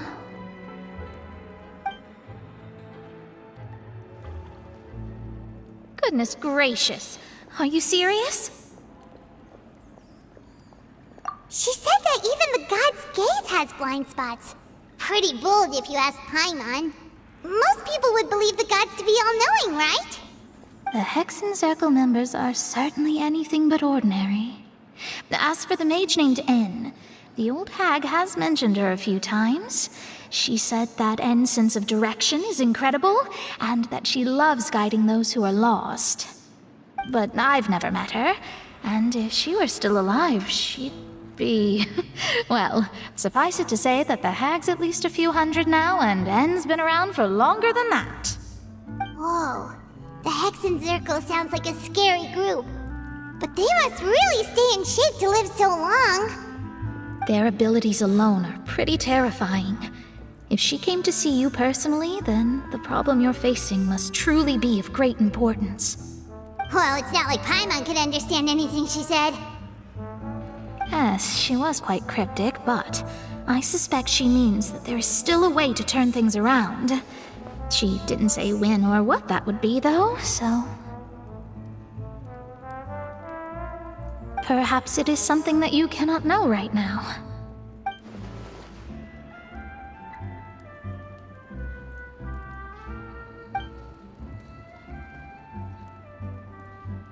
Traveler, Paimon, are you two all right? Oh, we're fine. We're just a little down right now. It kind of feels like the end is coming, you know? I see. I feel that same sense of desperation, too. I guess you could consider me someone who has often witnessed fate. So far as I have seen, it cannot be swayed. But even so, I still hope for, and believe in, miracles. Astrology is eternal and rational, but fate may not be. It is cruel, but it can also be beautiful. Perhaps that's what N was trying to tell you. Not to lose heart, and to believe that what you are seeing playing out before you is not yet set in stone. I did originally think of steering clear of all this, but I couldn't. Even if this is all futile, I still wish to help everyone. If we don't struggle to the last, then how can we face the end when it comes? Huh. You do have a point. There I go, talking about astrological principles again. Sorry about that. The moment I start talking about work-related stuff... I need to get going. It was worth trying to comfort you, even if only a little. I believe that you'll help those who are struggling in the same way I did. I suppose that might be why we always seem to meet by coincidence. Paimon feels kind of moved by what Mona said. But also kind of sad, too. Hey, Traveler.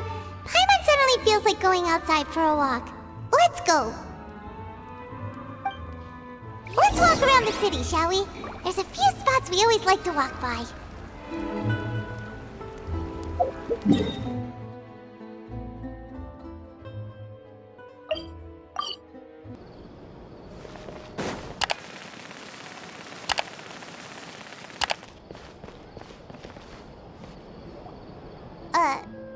Huh? Our names are written in this newspaper. What's going on? Let Paimon see! The underwater stronghold, the Fortress of Meropide, has continued in its noble autonomy, but that does not mean that others cannot interact with it. My recent attempts to enter the fortress bore little fruit. Huh. Guess Charlotte still hasn't given up on that. Thus, did an Outlander friend become the focus of this report. A blonde adventurer with their white fairy, legends trailing in their wake.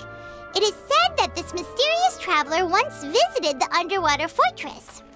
So while the fortress's interior remains a mystery behind closed doors, do not fear, for the tales of the traveler contain surprises in spades. Journalist Charlotte's biggest scoop yet, the Traveler's Trail, World Walker. Huh. Charlotte took so many awesome photos of us and we never even noticed her. She hasn't been able to get a hold of anything at the fortress, so since we're easier to find, she's using us as the subject matter instead? Ugh, seriously? Well, fine. Those headlines and photos do look cool, so Paimon will forgive her this time.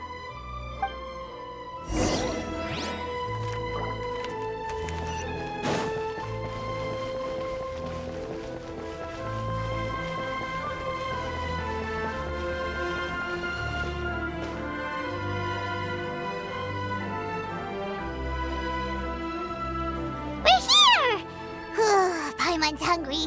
Should we go in and get something to eat?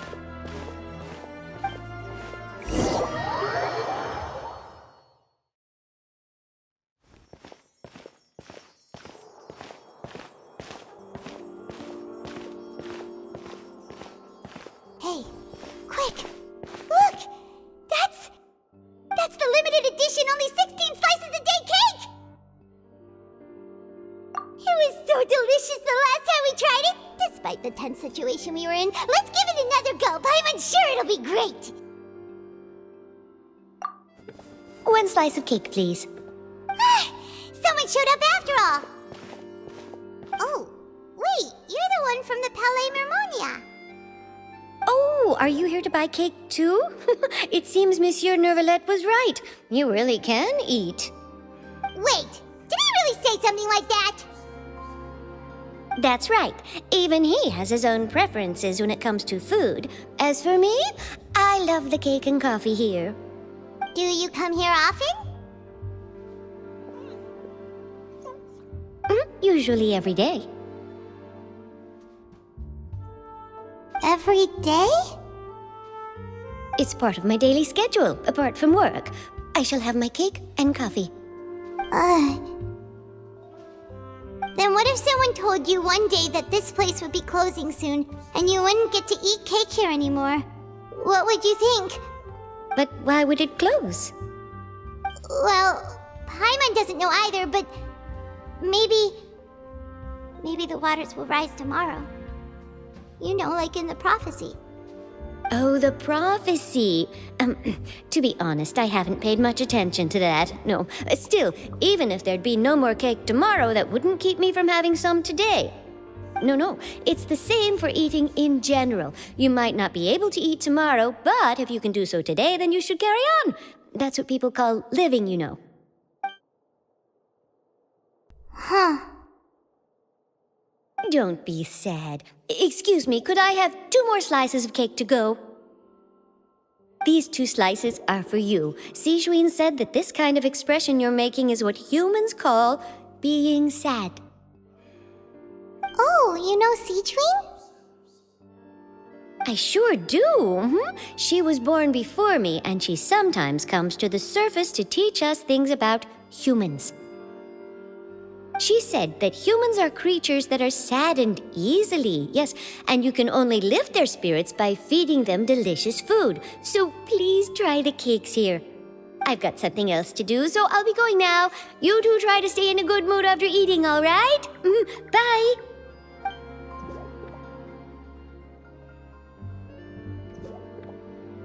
And there she goes.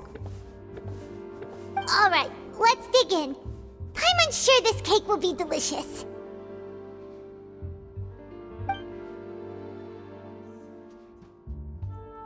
It's more delicious than last time, and the flavor gets even better with a sip of tea. It sure would be nice if we could come again tomorrow. Sure would be nice if we could always eat delicious food here.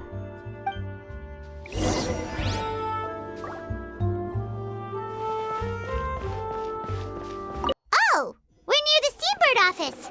Let's go look for Charlotte and have a chat.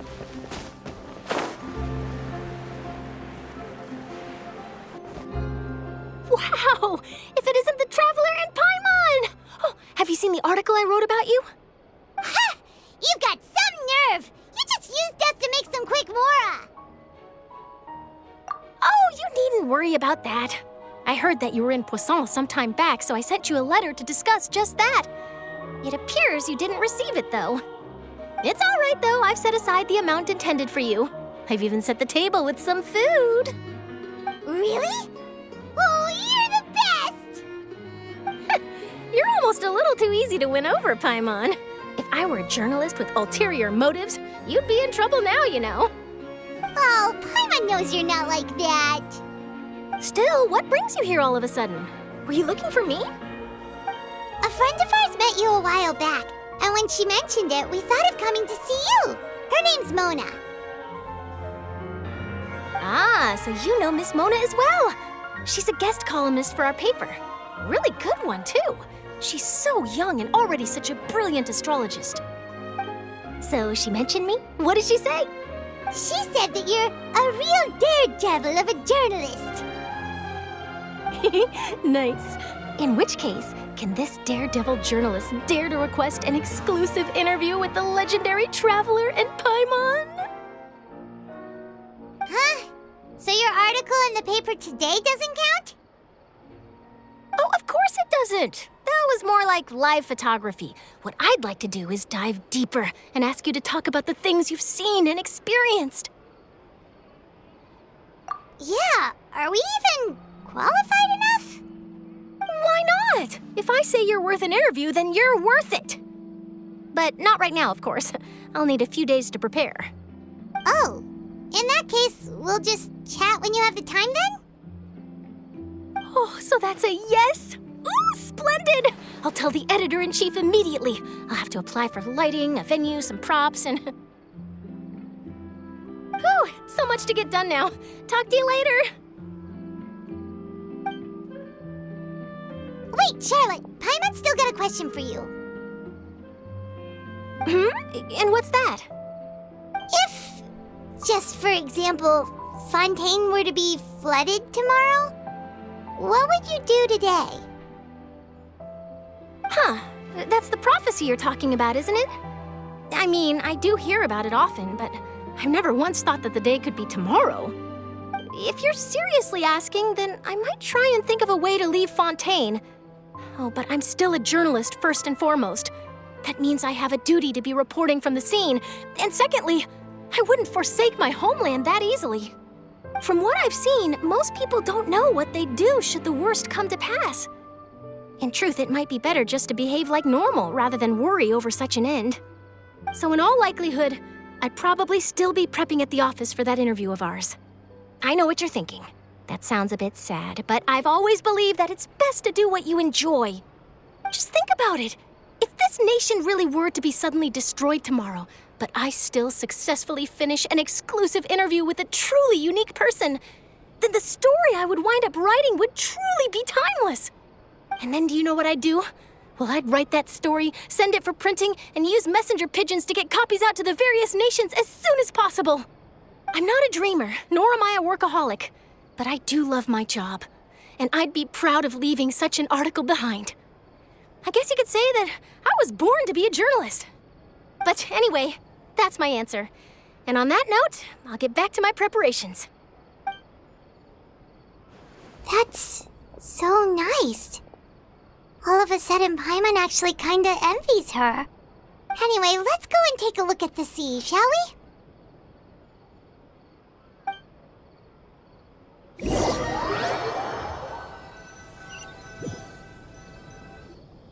The sea breeze and scenery can be a pretty soothing combo, huh? Paimon's been thinking. If it wasn't Fontaine, but all of Tevat that would be destroyed tomorrow, where would we go and what would we do? No, Paimon should ask, if you could choose, what would you like to do?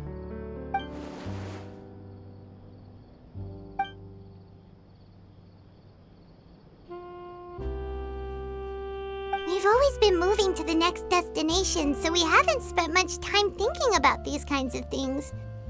We didn't have to either, with us always being on the road and whatnot.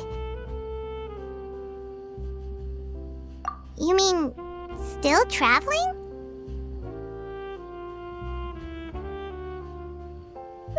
Huh. Wait, isn't that what we've always been doing?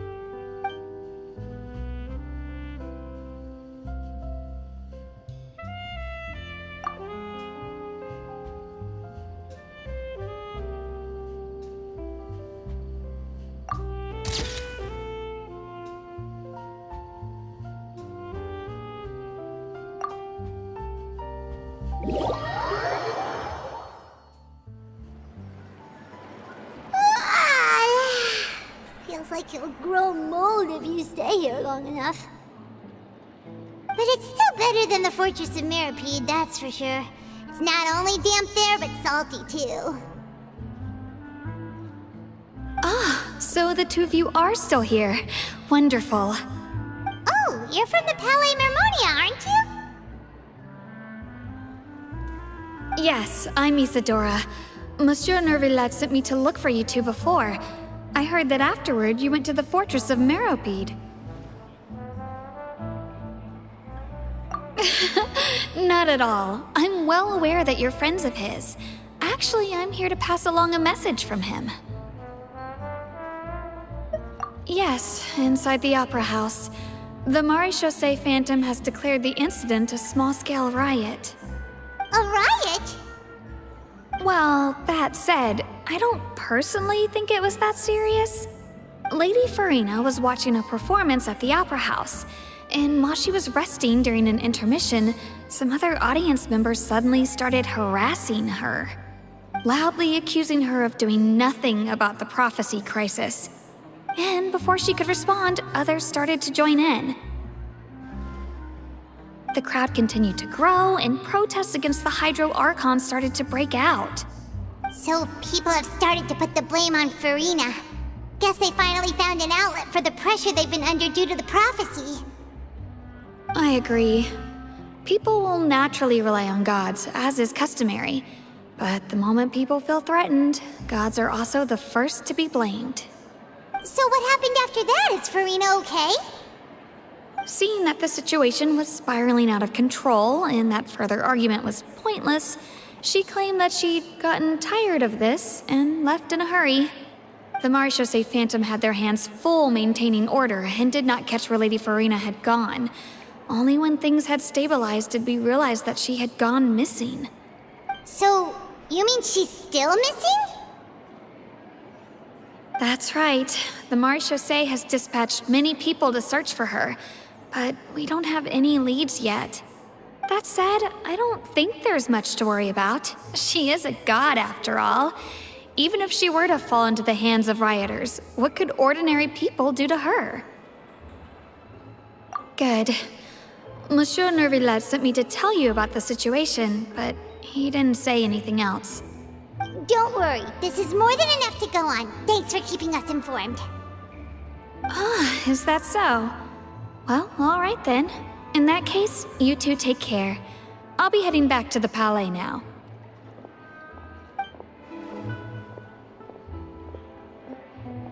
Well, sounds like we should hurry over to Poisson then. If we know Farina, she won't try to fix things in this situation. Instead, she'll look for a place to wait out the heat. And, as we also know, she may be loud and dramatic, but she doesn't have a heart of stone. When Neuvillette was talking to her in the Palais Mermonia, and she heard about Poisson, she couldn't hide her sadness and remorse. It would be hard for her to ignore being accused by the public today. Paimon thinks Farina's probably taken the opportunity to slip away to Poisson and try to relieve the sense of guilt that she's feeling. Huh. Well, what do you think? Paimon knows the answer, of course, but Paimon can do the analysis to back it up, too. Cool, huh?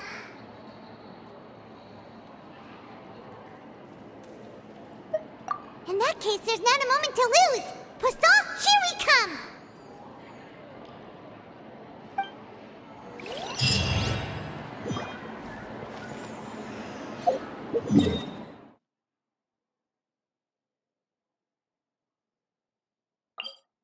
This place looks deserted. Guess all the survivors must have evacuated already. All that's left here are signs of devastation. Could Farina really be here? Let's try to find her as soon as possible.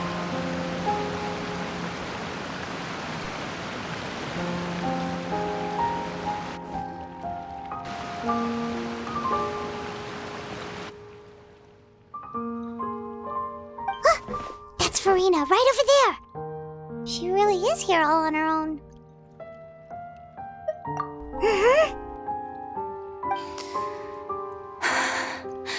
Should I just give up? This is all meaningless.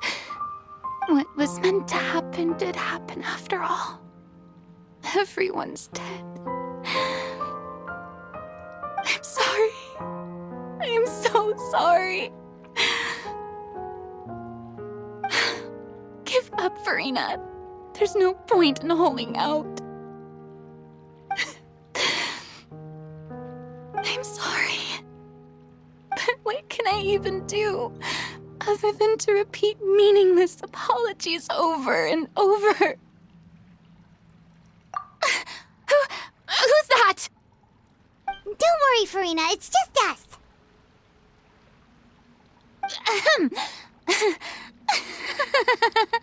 So it is you, blonde traveler from another land. Why, I almost thought you were someone from that mob of my ignorant subjects, come to kneel and beg for my forgiveness. Farina, you were crying just now, weren't you? The tear stains on your face are obvious. What do you mean, tear stains? Oh, I remember. The show at the Opera House earlier this morning was so moving. I'm still trying to process it. Who did that uncivilized rabble think they were, disturbing my enjoyment of the arts? They even dare to tout their Archon. I must teach them a lesson. I can just imagine their twisted and frustrated faces once they realize that I'm nowhere to be found. Oh, and I'm sure Neuvillette and those people from the Maréchaussée Phantom are freaking out right next to them, too.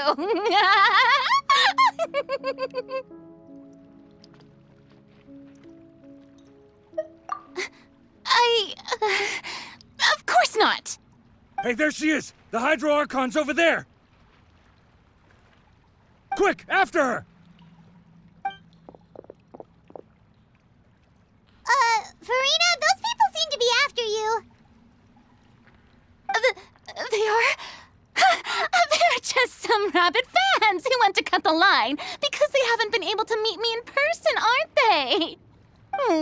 That's against the rules. I can't let them get their way. Farina just ran off! Quick, we have to catch up with her!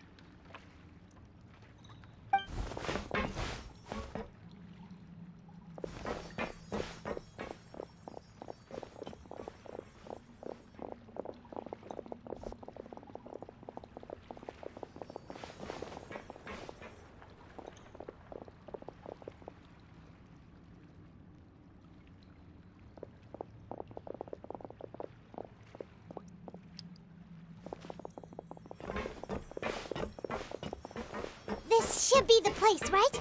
Hey, Farina! There's a good hiding spot over here. Quick, come to Paimon before the rest of them catch up to you. What is this place? Hurry, they're almost here! Fine. I suppose haste is warranted. Lead the way.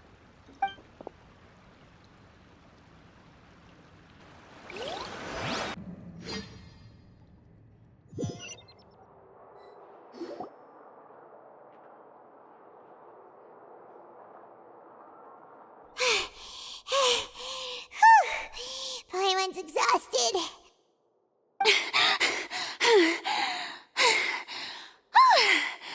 I'm so tired. I totally thought they had caught me. No,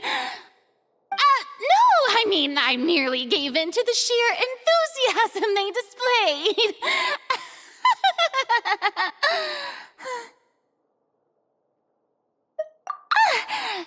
You're right. Yep, that's a good girl.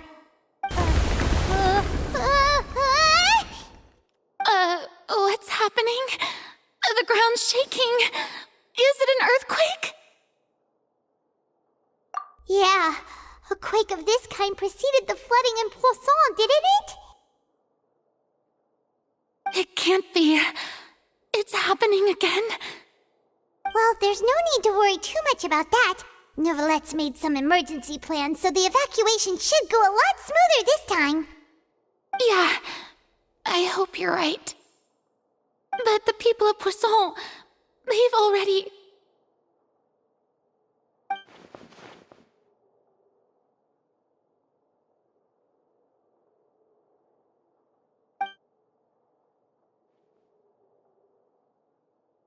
It's true.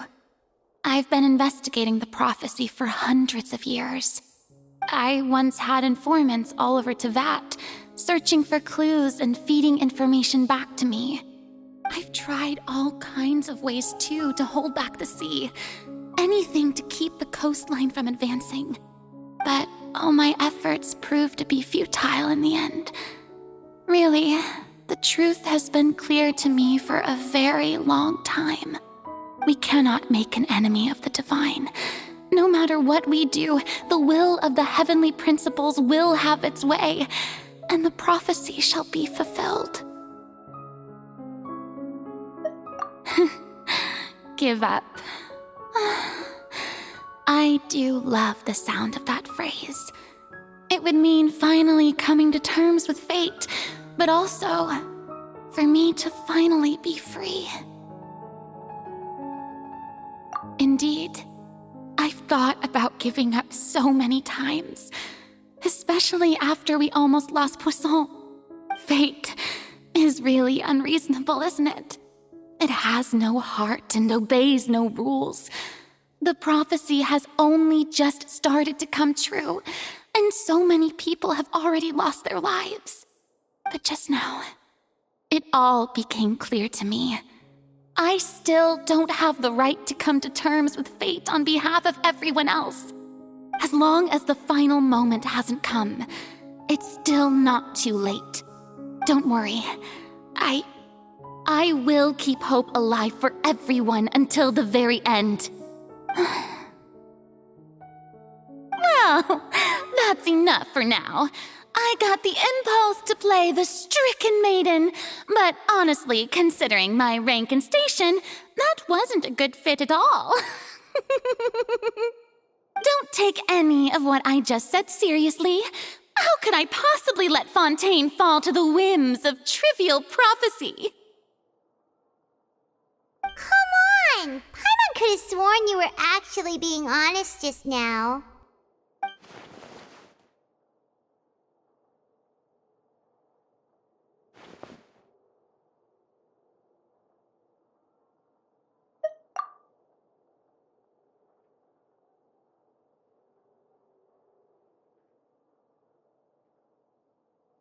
Share my burden.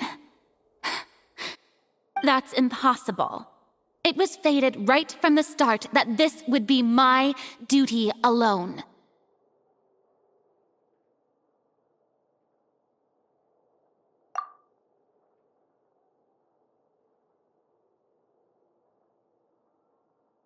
A witness. Yes, I've heard that you came to Tevat from beyond the stars, yes. In other words, you never belonged here. And if Tevat is, in its entirety, a show on a stage, then you're just a spectator, aren't you? If that's the case...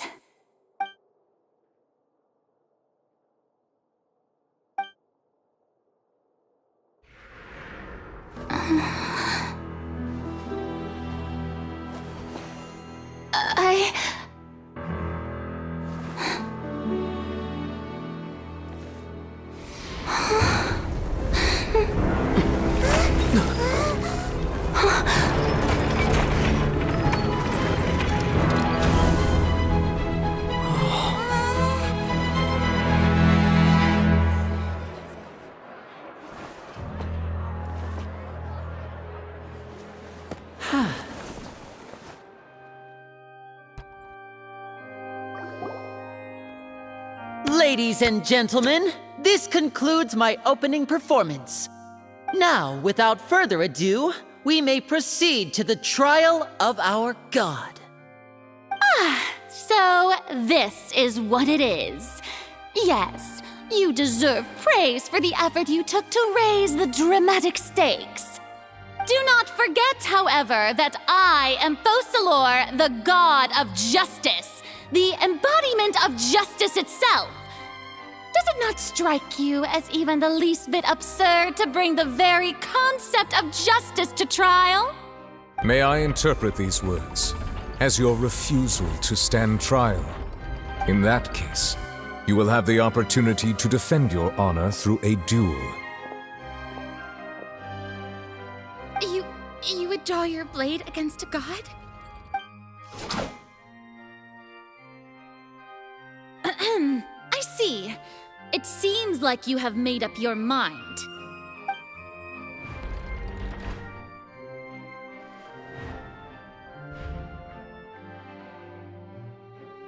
Paimon can't believe it. She just surrendered. What the heck is going on? Did I just see an Archon surrender to a human? Wow, how utterly humiliating. Lady Farina, what is the meaning of this? It would seem that there has been a misunderstanding. To be clear, the raising of both hands is not always an indication of surrender. Looking for excuses again, huh? I raised my hands just now to indicate my acceptance of the trial.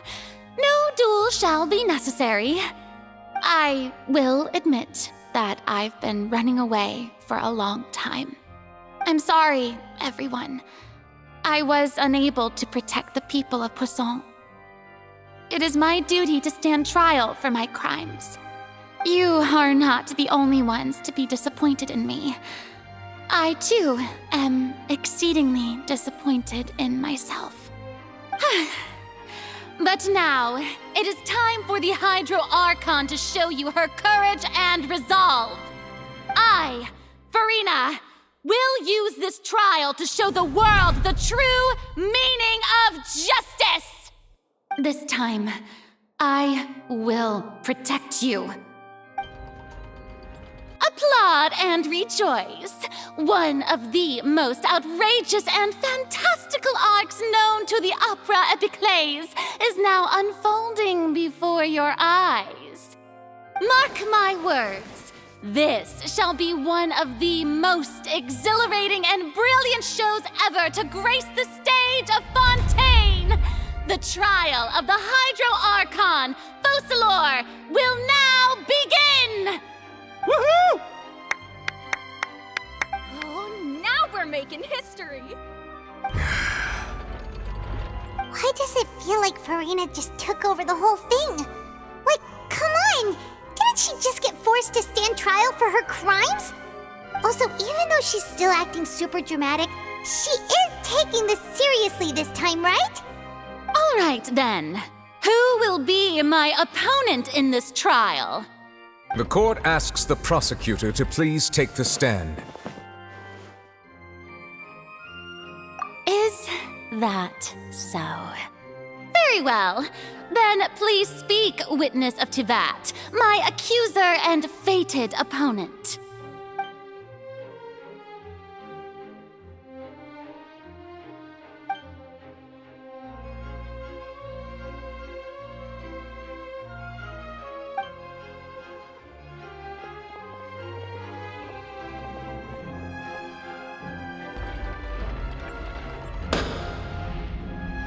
Also, please allow me to ask, as a final question before the trial begins. Just how much work did you do to force me onto this stage? Well, we did do a lot of prep after the meeting that day.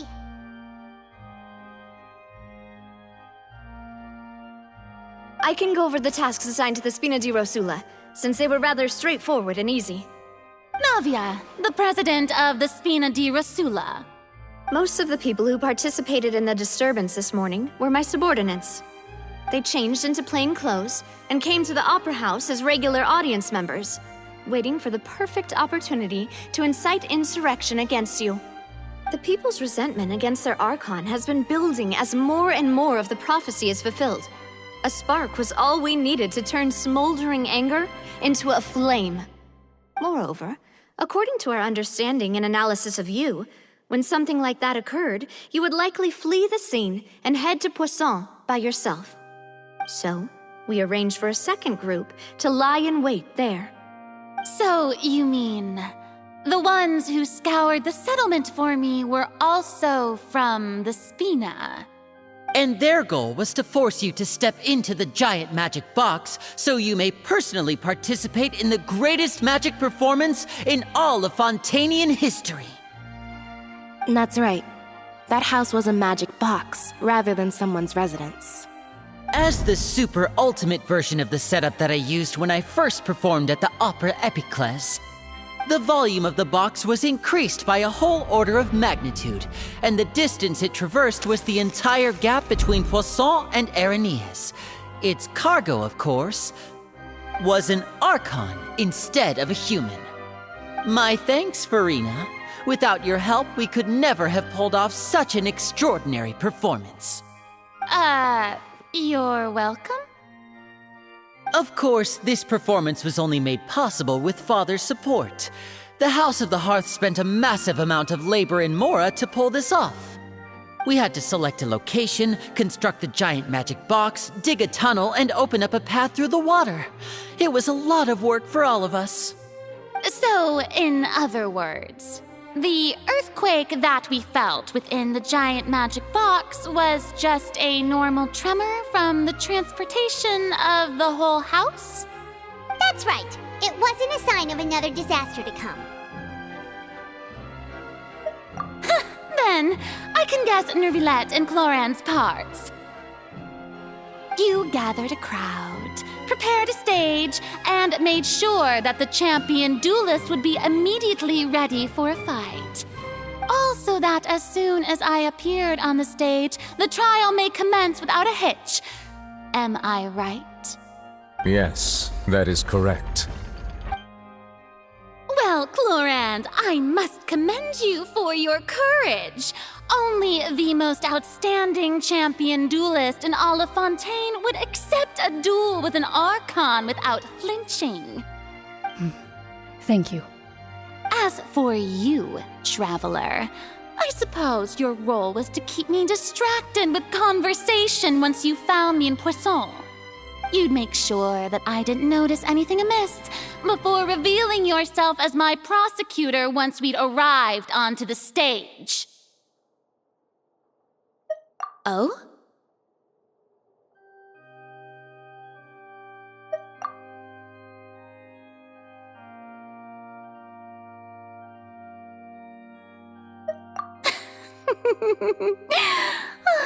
Is that so?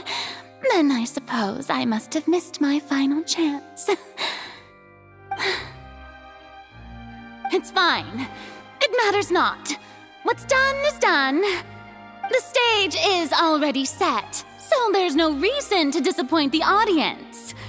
Let's see this trial through to the very end.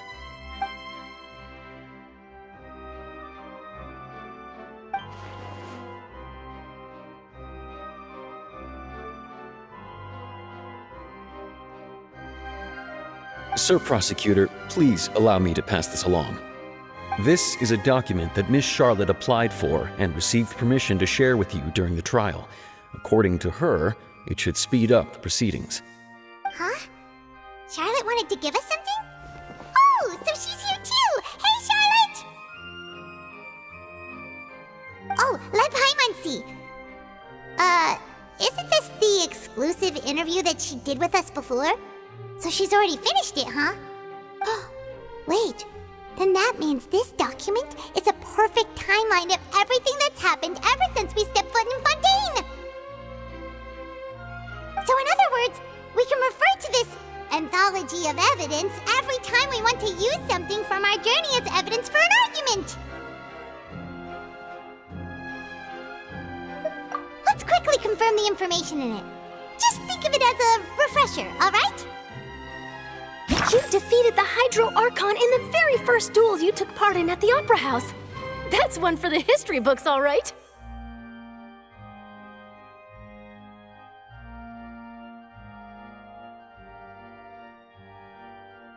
I didn't think that you'd wind up getting to the bottom of the case I'd been following all this time. I guess you could also see this as a happy coincidence.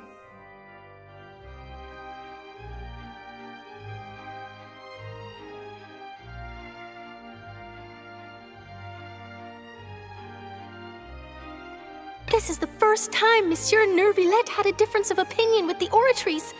Even the Hydro Archon can't figure it out.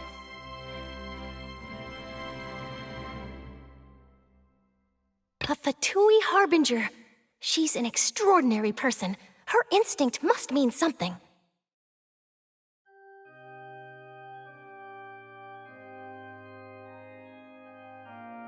The Fortress of Meropide was almost destroyed in a single day.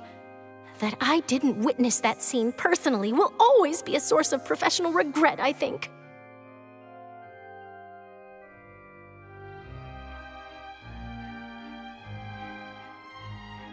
According to Monsieur Neuvillette, both Child and that whale should have been in the primordial sea at that time.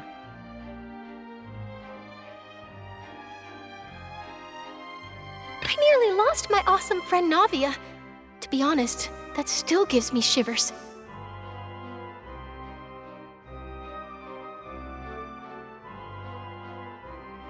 The words of someone as extraordinary as a witch can probably only be truly understood when something surreal happens to you.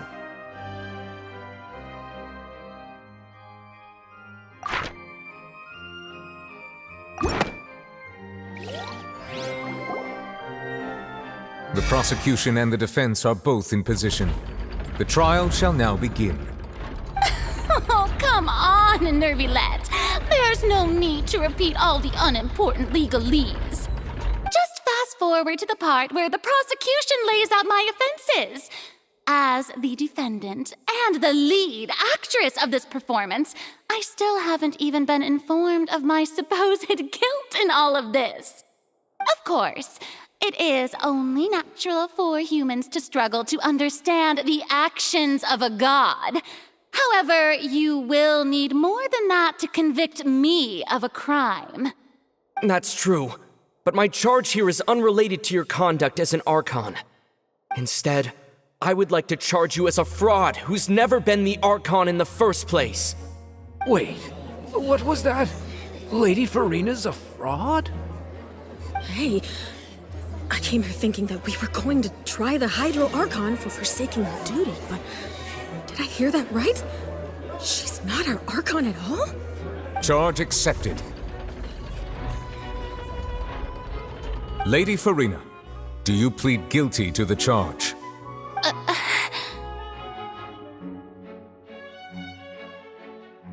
Lady Farina. I plead not guilty. How can I be guilty? There is no way that I, Focalor, otherwise known as Farina de Fontaine, a member of the Seven and the Regina of all waters, kindreds, peoples, and laws of Fontaine, could be anything other than your true Archon. Yeah, even though Lady Farina can be rather eccentric, isn't it going too far to doubt her very identity? Yeah, I've never questioned her identity either.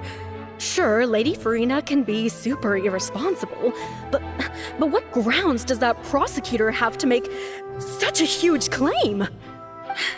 I have cause to believe that common sense will prevail in this case. Many of the members of the audience have known me as the Hydro Archon ever since they were born. There would be no fooling their memory. See? Even the Oratrice has decided to show me its favor. Are you sure you want to commit to a charge that will never be upheld? If you wish to drop the case, I can promise you as the God of Justice that you will not have to face trial for making a false accusation. We will treat everything that's happened as a dramatic spectacle and move on with our lives. What do you say to that? Huh. An argument with near impossible odds, huh? We have to not only refute Farina's claims, but also overturn the long-held beliefs of the people. Well, I tried to give you the chance to surrender. If you must persist, then let me ask. If you believe I'm not the Archon, then what manner of being do you think I am? And if I was not the Archon, then how did I manage to live for over 500 years?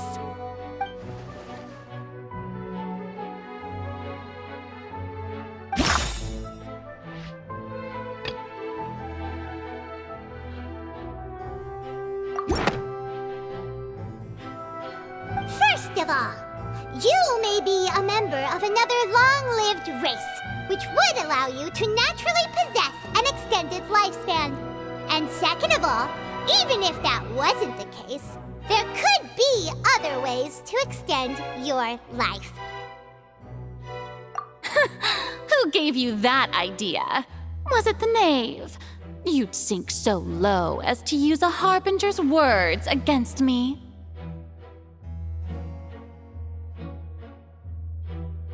A curse? I once thought it possible that the aura of an Archon might naturally resemble a type of curse. But in light of this claim, perhaps what I sensed was not your divinity, but a curse after all. Neuvillette sensed it too, huh?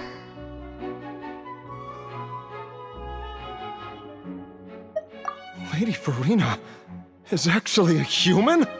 Well, it is true that it's extremely difficult to tell humans and gods apart just by looking at them.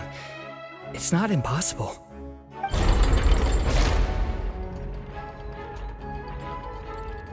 Well, don't start celebrating too early now. Even if I have been carrying a curse like you said, how does that prove that I am merely a human being? Besides, everyone knows that the main difference between a human and a god is the possession of authority. Gods can do what humans cannot. That's why they're worshipped as gods. For centuries, manifestations of my authority have served the nation of Fontaine. One need only to turn their eyes towards the Oratrice Mécanique d'Analyse Cardinal in this very opera house, or consider the endemnitium that is used in every aspect of life.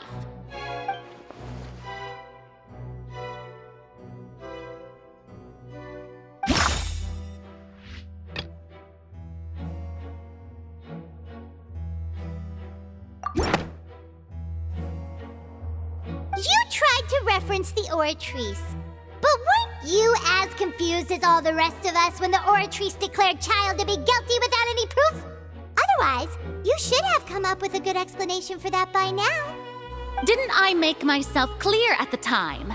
The decisions of the gods are naturally difficult for humans to comprehend. There is no need to provide an explanation. Lady Farina, I believe a reminder of your current circumstances is in order. While the court is in session, the principles of justice and the law must come before all else.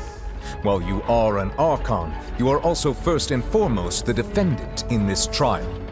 You will prove yourself unable to defend against the prosecution's charges if you continue to withhold vital information against the rules of the court.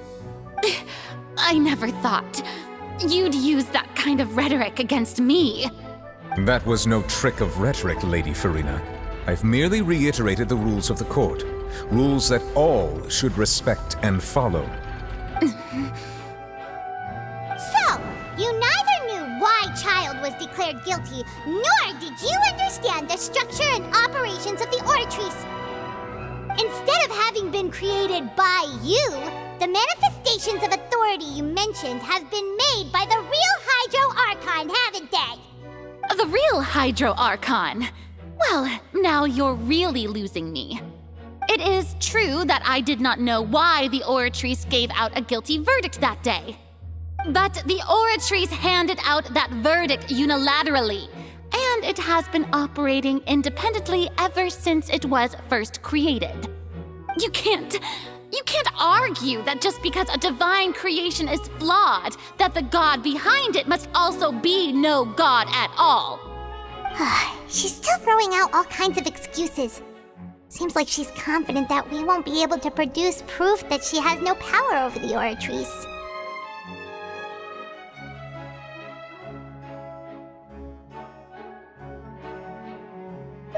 My power as an Archon. There are many ordinary citizens in the audience. How can I just carelessly demonstrate the formidable power of an Archon? If that poses a concern, I'm prepared to extend my protection to the audience. You don't need to go that far.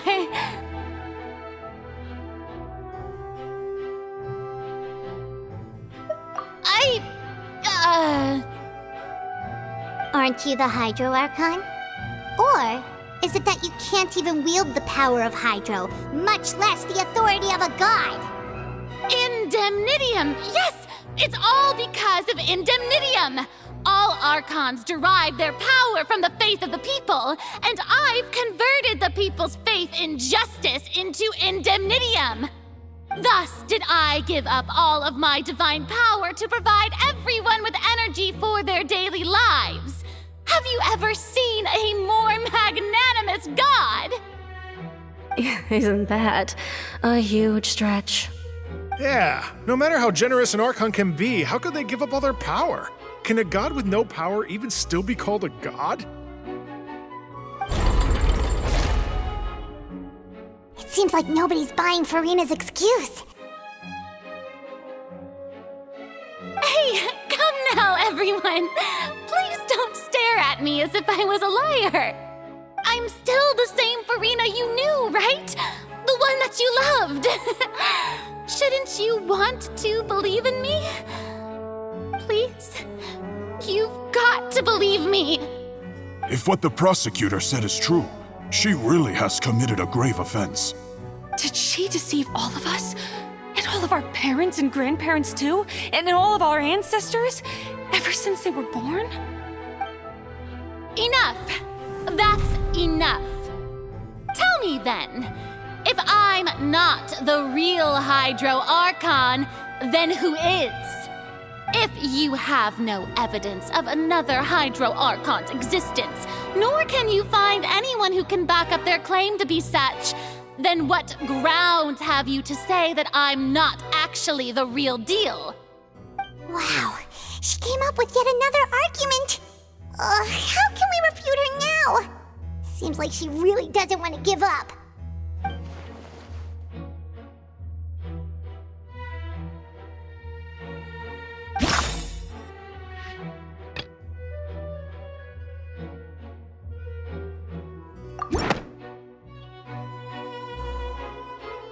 It has been established that all Fontanians can dissolve in water from the primordial sea.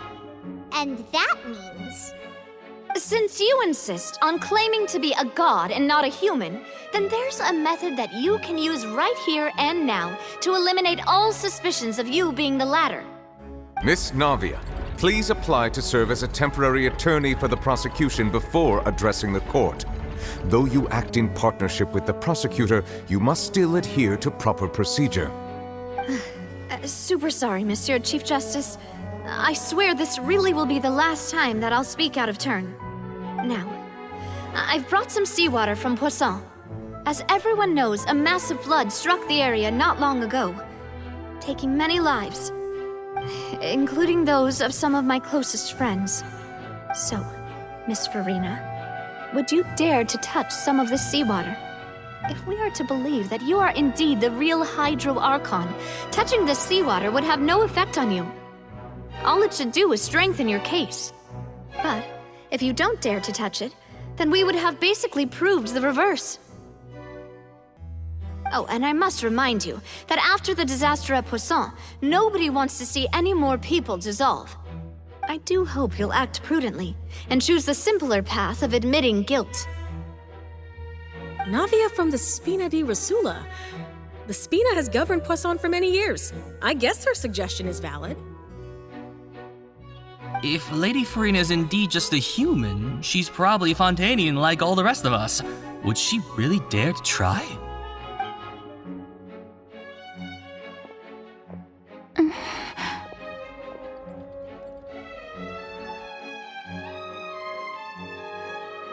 Lady Farina, this test has been unilaterally proposed by the prosecution.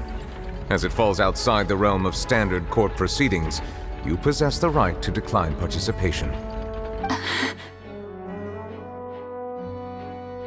Well, of course he had to tell her that. But refusing to participate is basically the same as a confession of guilt. She's just staring at the water without saying a single word. It really does seem like she's quite terrified of it. That could only mean... What's going on? Is she really planning to... That's not what we thought she would... Due to the inherent risk of the test, Lady Farina, you may... What? Hey!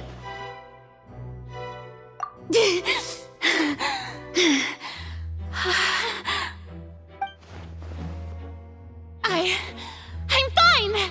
Look at me, everyone! My hand is still here!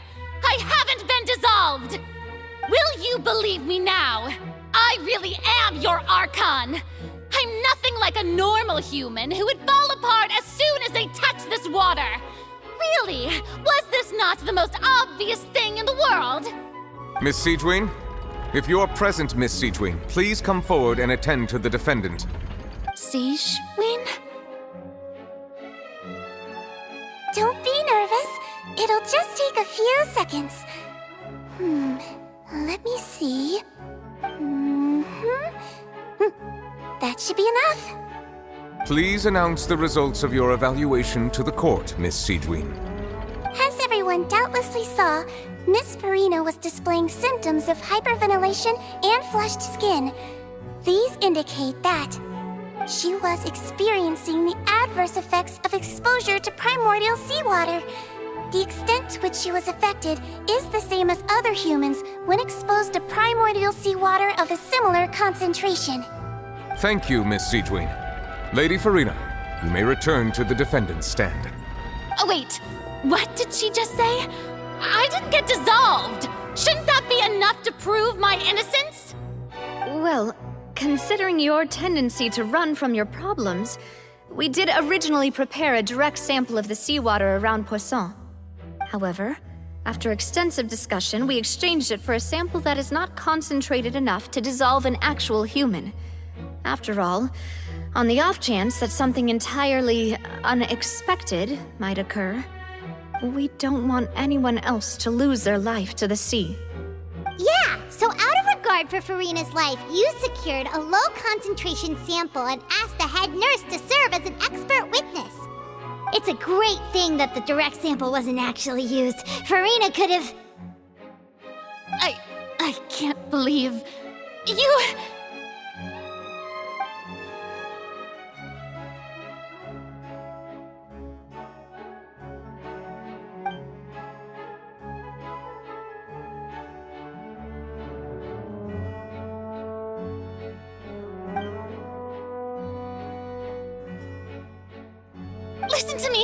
Listen to me, everyone.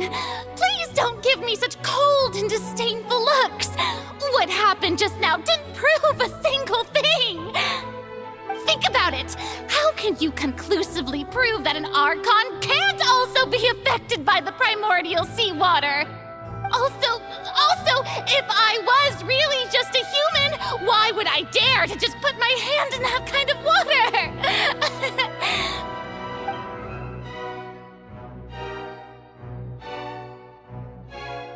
Please, anyone, just listen to me! I swear, I really am your Archon!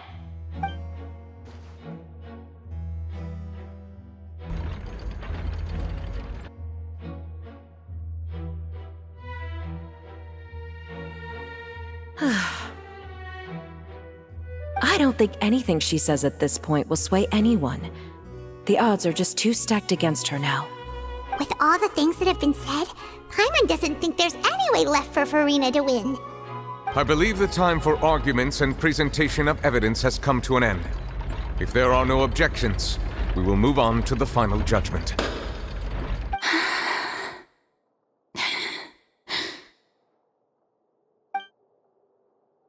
I don't think anything she says at this point will sway anyone who's too stacked against her now.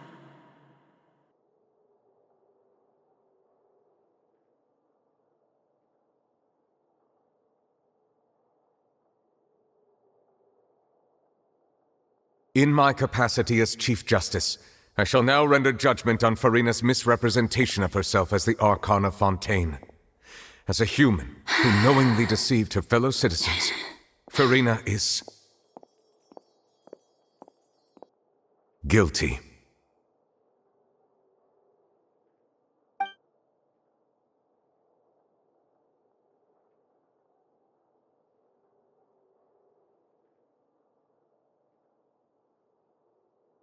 We shall now turn to the Oratrice Mécanique d'Analyse Cardinale to render the final verdict on the charges.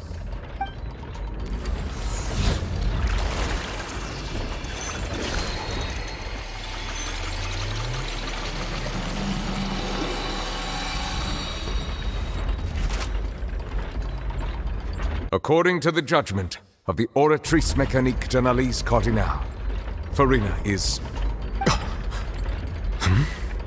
Well, what's wrong? What's the Oratrice's verdict? No, the Oratrice also displays a guilty verdict. Isn't that correct then? However, the exact wording of the verdict is thus: the Hydro Archon, guilty, to be punished via the death sentence. The death sentence? That's actually one of the available sentences? I've always thought that it was just a myth. The one and only time the death sentence has been handed out at the court, and it's been given to the very person we've worshipped as the god of justice? What an unexpected twist. Furina's been sentenced to death by the Oratrice? We just wanted to use the trial to show her the seriousness of things so she'd tell us the truth. How did things escalate this quickly? This outcome is indeed quite strange. According to Fontaine's current definitions of justice, as well as its recommendations for criminal sentences, is this sentence really appropriate for the crimes that have been committed? Yeah! Even Fauché wasn't sentenced to death by the Oratrice. You know, the real evil mastermind behind the serial disappearances case.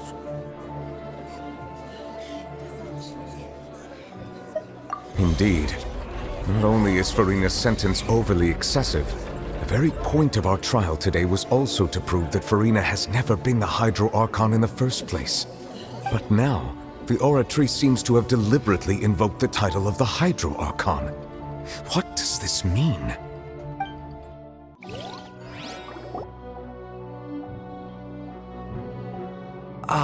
Excuse me, if I may interrupt.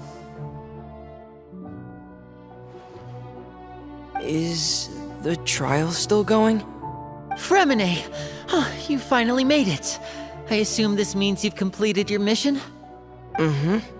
Any mission Father assigns to me will always be top priority.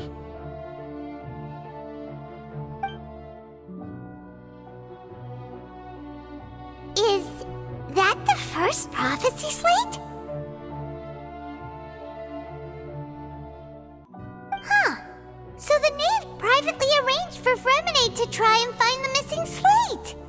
I looked everywhere and finally found it at the bottom of the sea. It took me a long time to get around some dangerous stretches of water. But has the trial already concluded? Then doesn't that mean I've come too late? Oh no. Father will be disappointed in me.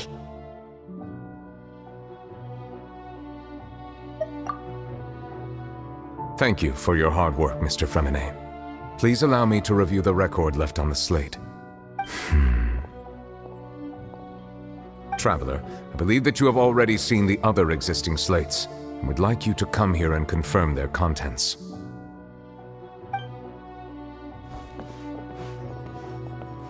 Huh? So what do you see? What is it?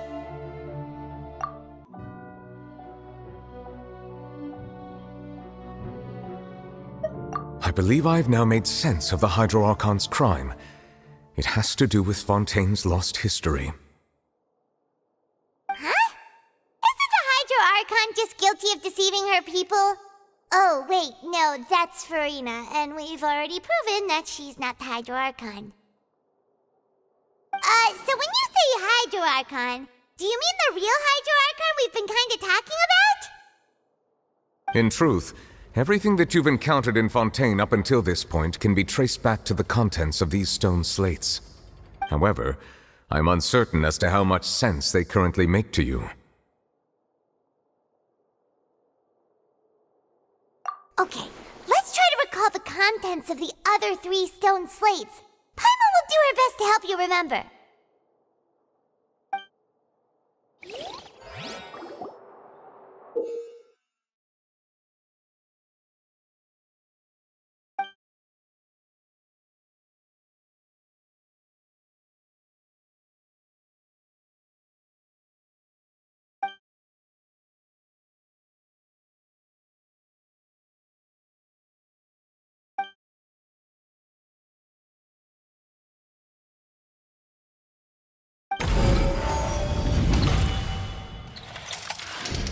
The first stone slate describes what you just said. It seems to show the previous Hydro Archon using her divine power, and then the Oceanids turn into humans. Does that mean that Fontanians are transformed Oceanids? Oh, Paimon wasn't expecting that. But if Oceanids can turn into humans, then perhaps this process can be reversed as well. The second stone slate shows Celestia floating in the sky, and the Hydro Archon and her people worshipping it together. But the heavens still brought judgment down upon them. This must be the point when the Hydro Archon and the Fontanians were branded with their original sin. Does this mean that the original sin and the Hydro Archon sin are the same thing? The third slate shows the Hydro Archon sinking into the sea surrounded by many people. That reminds Paimon, didn't we also watch that happen to someone else? Well, the fourth slate is the prophecy the Fontanians have been talking about.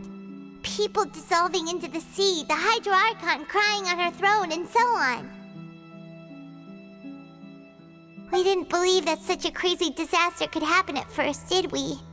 But after that incident, it was just a question of when and not if.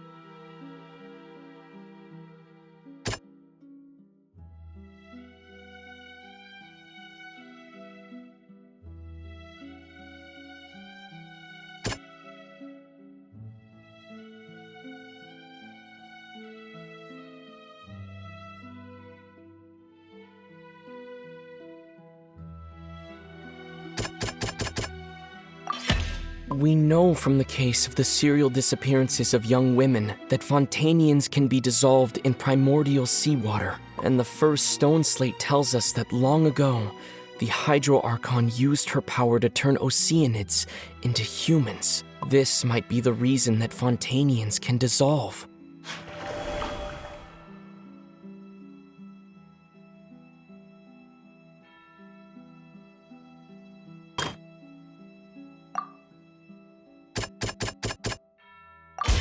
Perhaps what is about to take place has all happened before. The true sin of the Hydro Archon that Neuvillette mentioned, and the original sin cast down on the people of Fontaine by Celestia, as recorded on the stone slates.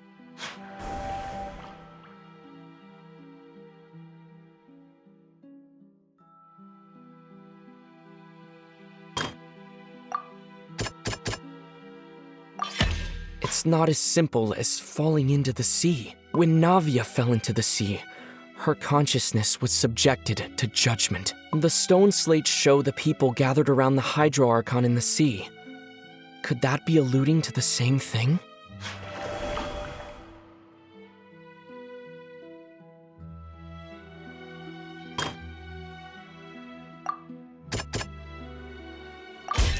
The prophecy from the stone slates found its way into society, but not many people believed it at first. The Fortress of Meropide was nearly flooded with primordial seawater, which we know can cause Fontanians to dissolve. It seems increasingly likely that the prophecy may come true. If we hadn't dealt with it in time, things could have gone very badly. They'll dissolve into the primordial sea but won't cease to exist. Their essence will flow in the seawater, converge, and take the form of an Oceanid. The Hydro Archon was sentenced to death in court, shocking everyone present. Perhaps this means that her sin was actually Fontaine's original sin. Navia fell into the water inside those ruins, and she nearly dissolved. She was surrounded by the people of Poisson in a court within her consciousness, and was forced to take part in a trial meant to make her stay. The eruption of the primordial sea at the Fortress of Meropide was the surest sign that the prophecy was about to come to pass no matter what. The stone slate's content can all be verified by recent events. If we combine what we know together, loads of truths should come to light.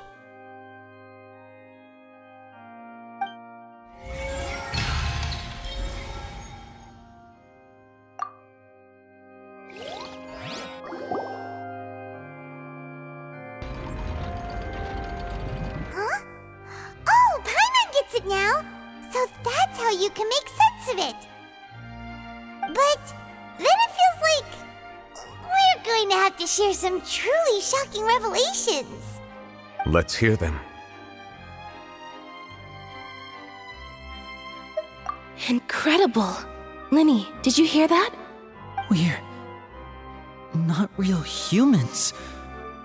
All Fontanians were originally created by the late previous Hydro Archon, with Oceanids as their basis. The evidence for that can be found in how only Fontanians could dissolve in primordial seawater, and how all the girls Vacher dissolved were also turned into Oceanids. Oh, and according to Navia, when she was about to get dissolved, she also saw everyone gathered around for a trial, all of them in the shape of Oceanids. Indeed.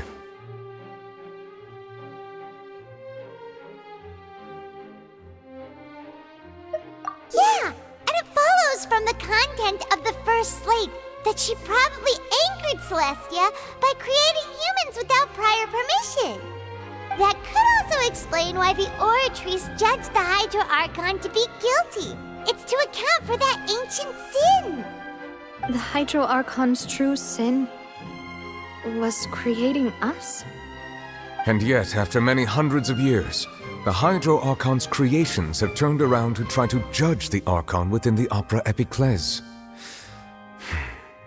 The twists of history are often the most unexpected of all.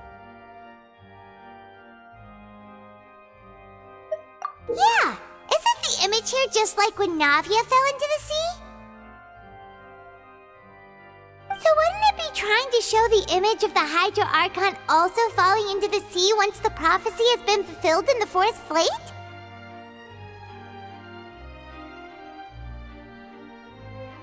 In the end, the people will all be dissolved into the waters, and only the Hydro Archon will remain weeping on her throne. Only then will the sins of the people of Fontaine be washed away. Did Paimon get all that right? You've made some keen deductions. I must say, given how much you still don't know, it is impressive that you've already managed to connect so many pieces of the truth. However, while you were able to decode all the information on the slates, they've also been etched with an additional layer of hidden information using a different power source. When we were at the ruins, I tried to decipher the hidden information recorded in the slates. But since we only had 3 slates at the time, I was unable to come to a full conclusion. Now that the slate collection is complete, I shall make another attempt to decipher the narrative recorded within. If everything goes well, we should finally be informed of the unadulterated truth.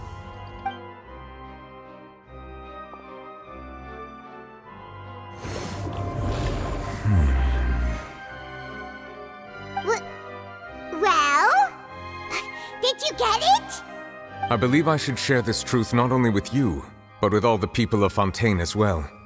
I will try to briefly summarize it for you.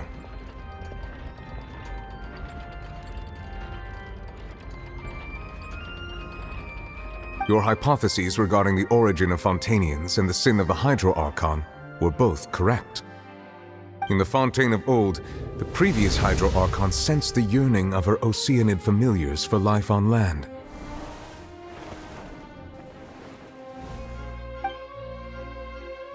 The Oceanids were enamored with the beauty and romanticism of human beings, and wishing to have those experiences for themselves, expressed to the Hydro Archon their desire to become of a similar kind.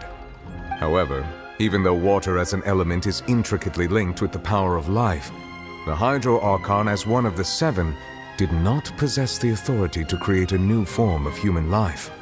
Not one to give in, she eventually found a way to create permanent humanoid bodies for her familiars by appropriating the power of this planet's primordial sea. She poured primordial seawater into the Oceanids' blood vessels, creating humanoid mimics in the process. But if Fontainians were to ever come into direct contact with water from the primordial sea, the power within their bodies would escape these artificial restraints and return to the sea. As a result, their forms would collapse, and they would be reverted to their original forms as Oceanids. Of course, the Hydro Archon never received permission from the heavenly principles to create a new human race. And thus, the Hydro Archon and all of her creations came to shoulder the original sin of appropriating the power of the primordial sea. That is the true history of how the people of Fontaine first came into being.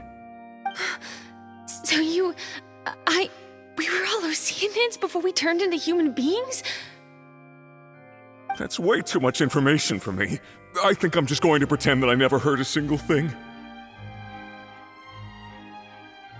Wait, but if that's the truth, we can't let the Hydro Archon be sentenced to death. After all, her only sin was creating us. This really might be too much information for your regular Fontainian, but it does answer a lot of our questions. Alas, your hypothesis regarding the 3rd and 4th stone slates was inaccurate. The slates' respective positions are, in fact, correct. A key point of the visual on the 3rd slate is how all the individuals depicted in the water are humans rather than Oceanids. They have not been dissolved, which implies that the water depicted in this slate is not water from the primordial sea. The nation of Fontaine is the nation of Hydro, as well as the nation of trials and justice. Instead of being the literal element, the water in the scene symbolizes judgment and justice. You may also recall Navia's experience. When she fell into the sea, her consciousness was surrounded by that of many others who intended to hold a trial to determine her fate. Therefore, the meaning of the 3rd slate is that the people of Fontaine shall try the Hydro Archon at the Court of Justice. Yes, it refers to our present situation. I think I'm following now. So, what you're saying is, even though we decided to put on this trial to avoid fulfilling the prophecy, in truth, everything we've done has happened exactly as the prophecy foretold. So now, it seems, we're the ones making sure it comes true. What should we do? Huh. No matter what, the prophecy will be fulfilled. Is this what it feels like to be a prisoner of fate? If that's the case, does that mean the scene in the fourth slate will also be fulfilled soon? Traveler, I would like to point out another small fallacy in your deductions.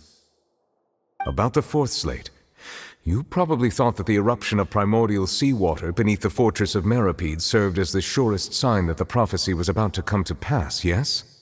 However, I believe that rather than being a sure sign, that eruption could in fact only be a small warning of something far worse to come. As for the root cause of the catastrophe, I believe you've already encountered it once before.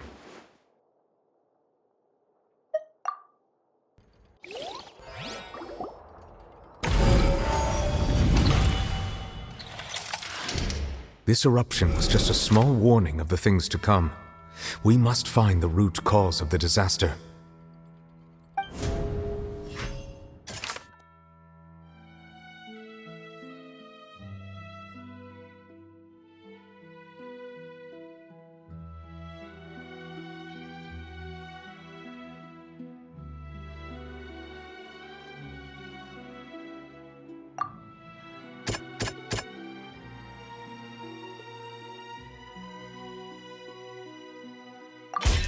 It was both dream and reality. If we're talking about a true culprit, that could only be that thing inside the primordial sea, right? The truth, the original sin, the trial, and the root cause of the disaster.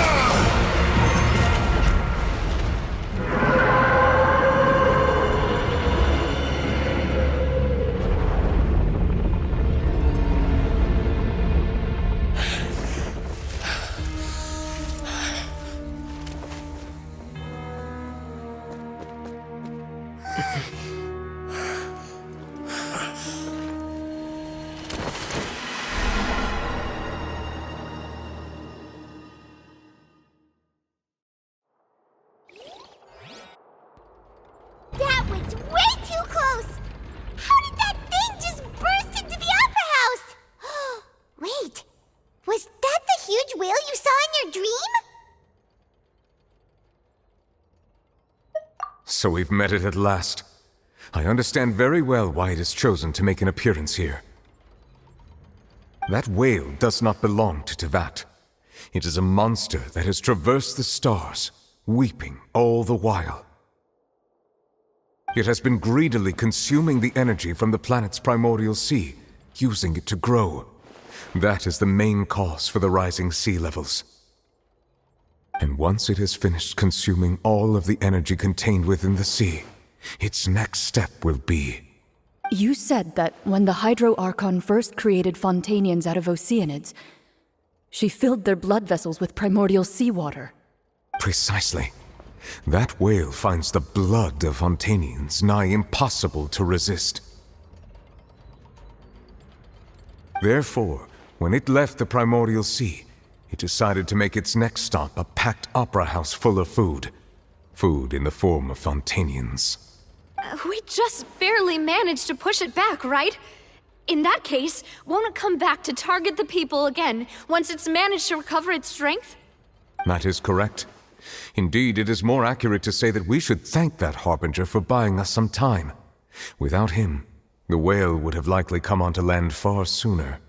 From the way he looked, he must have been fighting the creature for quite a long time. That battle maniac. We've always known that he had a special connection with that whale, but we definitely didn't expect it to help us out like this. Anyway, now that we know that this whale is the actual cause of the disaster recorded in the prophecy, all we need to do to stop the prophecy would be to find a way to beat it up, right? It is too late. It had already absorbed too much of the primordial sea's energy before we could notice it. At this point, it has become practically integrated with the sea itself. Even if the entirety of Teyvat were to be destroyed, it could still survive and swim off towards some other world. That's not something I will accept. We've already done everything we can, and we even found the true culprit.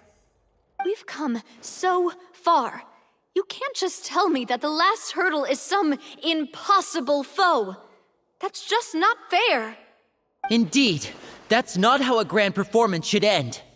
I'll fight it to the end, no matter what. So the prophecy will be fulfilled no matter what, huh?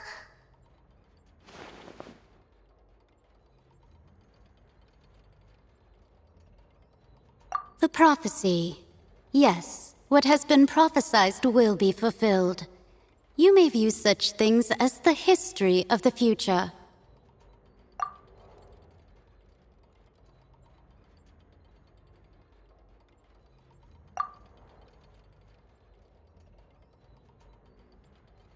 Just as prophecies are usually only the future as seen from the perspectives of the gods, could things be happening in hidden corners where the gods' gaze does not fall? Ultimately, fate shall serve as your only guide, no matter what will happen in Teyvat's future. All you need to do is to play your part.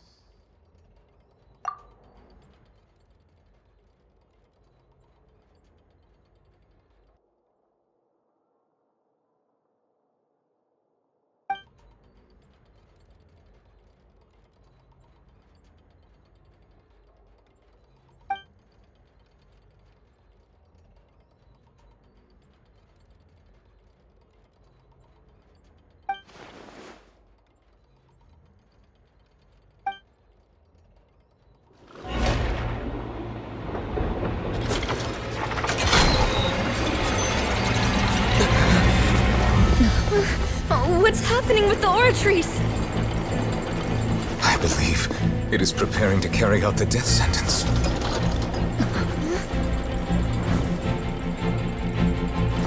Farina!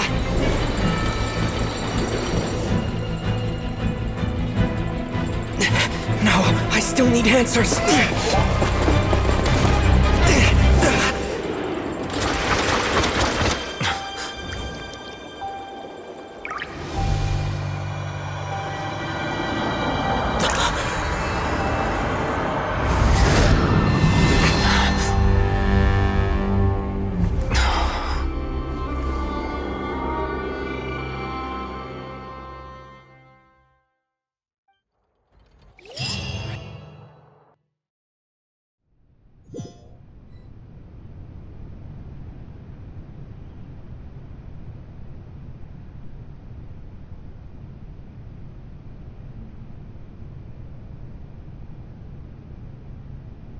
You.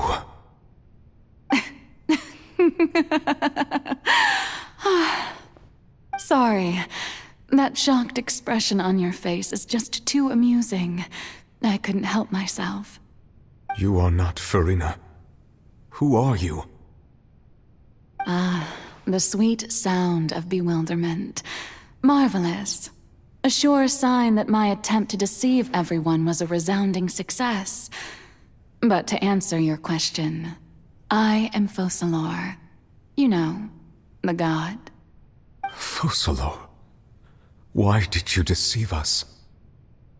Oh, that wasn't my goal, of course.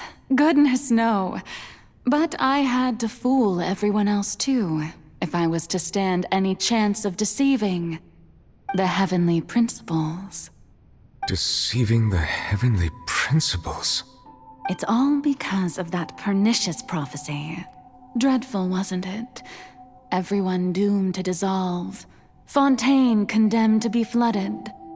One was not amused. In fact, one was positively bemused when that problem was thrust upon me by my dearest predecessor. That's the former Hydro Archon Egeria, for the uninitiated. It hardly gets more disastrous than a preordained national catastrophe, now does it? She knew full well that the prophecy would surely come to pass. And as one of the seven, she also knew full well that one defies the heavenly principles at one's peril.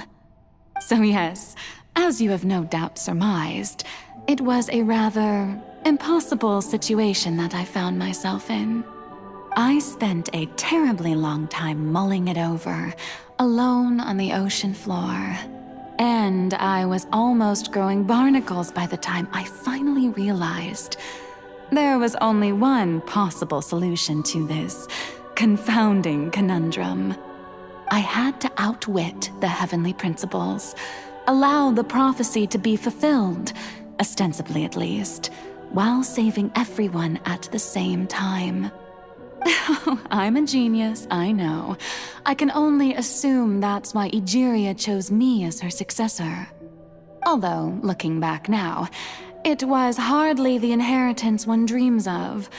Between the task of saving the nation, the quotidian duties of the Hydro Archon, and not to mention the original sin of creating a new race of humans, I dare say she left me quite a colossal mess to clean up. But one can only play the hand one is dealt. I did not choose this, any more than I chose to be one of her Oceanid familiars. So you were also once one of the Oceanids, transformed into a human by Egeria's hand? Yes, I was. I always dreamed of becoming human. And I still do, even now. In my eyes, to be human is to be part of the greatest opera ever known. After becoming a god, I separated my divinity from my body and spirit, leaving behind only a self that was as naive and bewildered as my past self on her first day as a human being. The me you see before you now is that divinity, and the human counterpart I left behind, I named Farina. She could feel joy, sorrow, and everything in between. She could be as vain and conceited, or as meek and vulnerable as she wished. Her strengths were of a kind only a human could possess, as were her shortcomings. But in my eyes, Farina's humanity was what made her perfect. She was perfectly human in every way. The person I always wanted to be. Anyway, so then I cursed her. All part of the plan, of course. The plan to deceive the heavenly principles. Do you still remember the final scene of the prophecy? The Hydra Archon alone, weeping on her throne. In order that the prophecy might appear fulfilled, I invited Farina to be an actress, to play the part of the Hydro Archon in the prophecy. under the curse I placed on her. So long as I, Focalor's divinity, continued to exist, she could not die. But nor was she free to live her life in the pursuit of happiness. Instead, she was forced to take the stage in the opera house, to embrace the role of leading lady, to forever play the part of the god from the prophecy, all to create a deceitful appearance of that prophecy coming to pass. I suppose now you probably understand why your court is called the Opera Epiclese. But Farina is only human, isn't she? Even though she has had a long life, her mind is no stronger than that of any other ordinary human being. I cannot begin to fathom what she has had to endure. It must have been torture for her. It has indeed. And although she is, in a sense, me in human form, I most definitely owe her an apology for it. It's been 500 years, and all along, she's been playing her part in the most unimaginably long, unbearably lonely, and agonizingly painful opera of all time.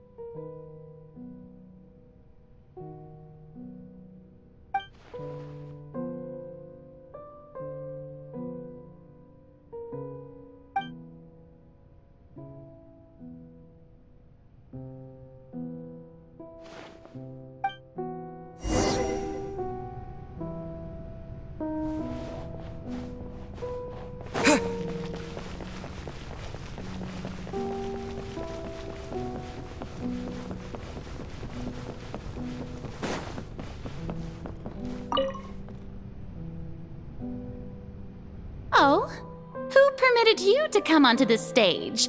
Now, I understand your admiration for my august self, but I must ask you to keep to the rules. All right. It is not my intent to reprimand you. There is no need to state your name. Just be off with you. Do not distract me from my performance.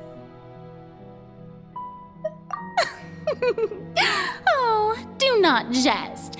Can you not feel it? I am Focalor. The eyes of countless Fontanians are upon me.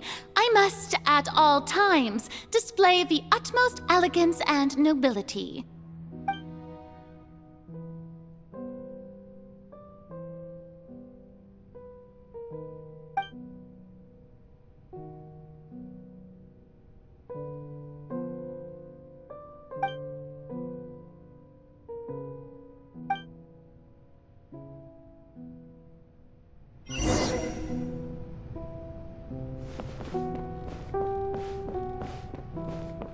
Dear audience, the performance is experiencing a technical difficulty, but worry not. The guards shall resolve it soon enough.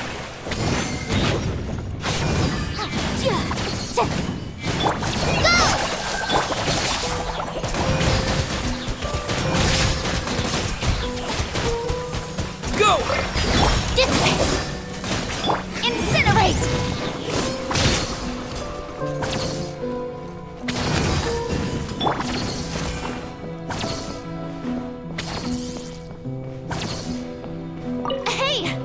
Gives. The audience is still watching me, you know. Guards? Wait, where are the guards? Guards!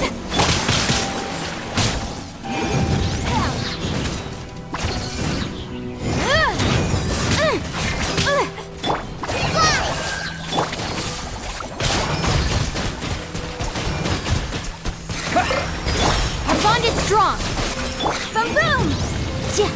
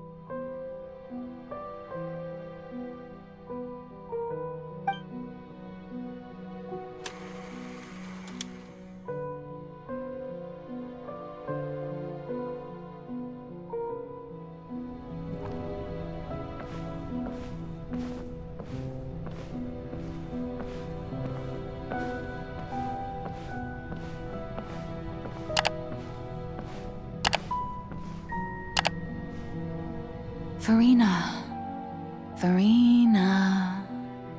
Huh? Who's that? Who's calling me? Where are you? Be not nervous. Be not afraid. I am before you. Wait a moment. You're near me? How can this be?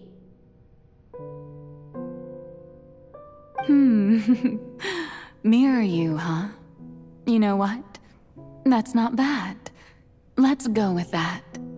Mirror me? What do you wish to say? The prophecy. Have you heard of it? What prophecy? Wait. I know. I think. I don't know why, but it's in my head somehow. The people will all be dissolved into the waters, and only the Hydro Archon will remain, weeping on her throne. Only then will the sins of the people of Fontaine be washed away. Oh, very good. You know it well. What's going on? I can't seem to remember anything clearly. The only thing I know for sure is this prophecy.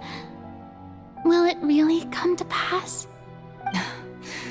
Yes, it will. And that is why I've come to you. Disaster will come to Fontaine sooner or later. Things will develop just as the prophecy declared. There is no escaping it. But doesn't that mean everyone will die? I'm a Fontainian just like them. Will I dissolve too?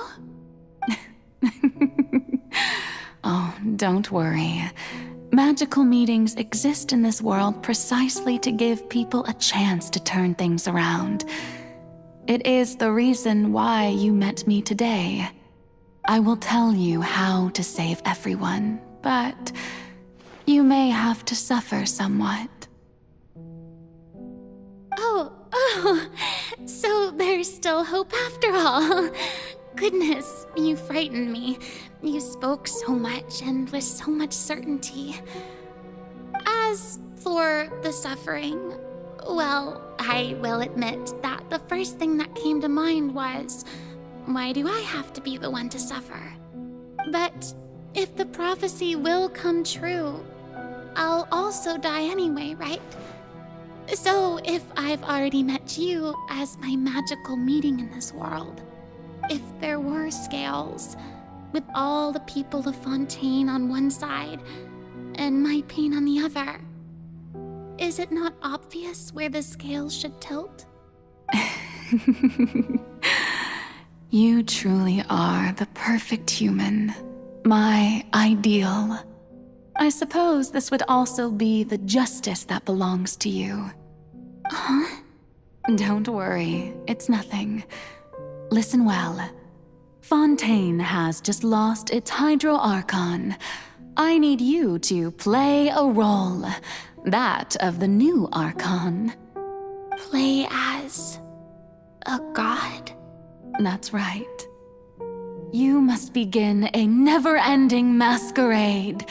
You must never let anyone suspect your identity. If you can keep it up, then I shall have my way of defying this prophecy. But should your identity be revealed, then all hope will be lost.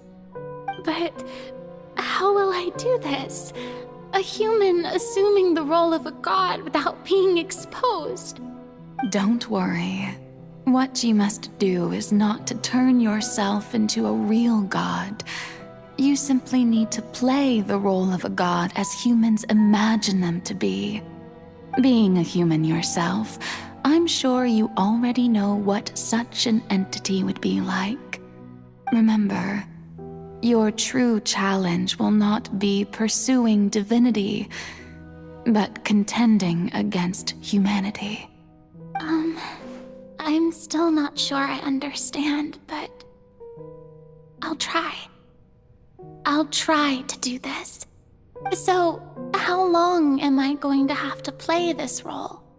To accomplish this mission, you will have to stay on the stage for many, many years. You will endure and not grow old until your task ends. But I promise you, all will eventually end in a magnificent and dramatic trial, and everyone will be saved. A trial, huh? How exciting. I'll be looking forward to it.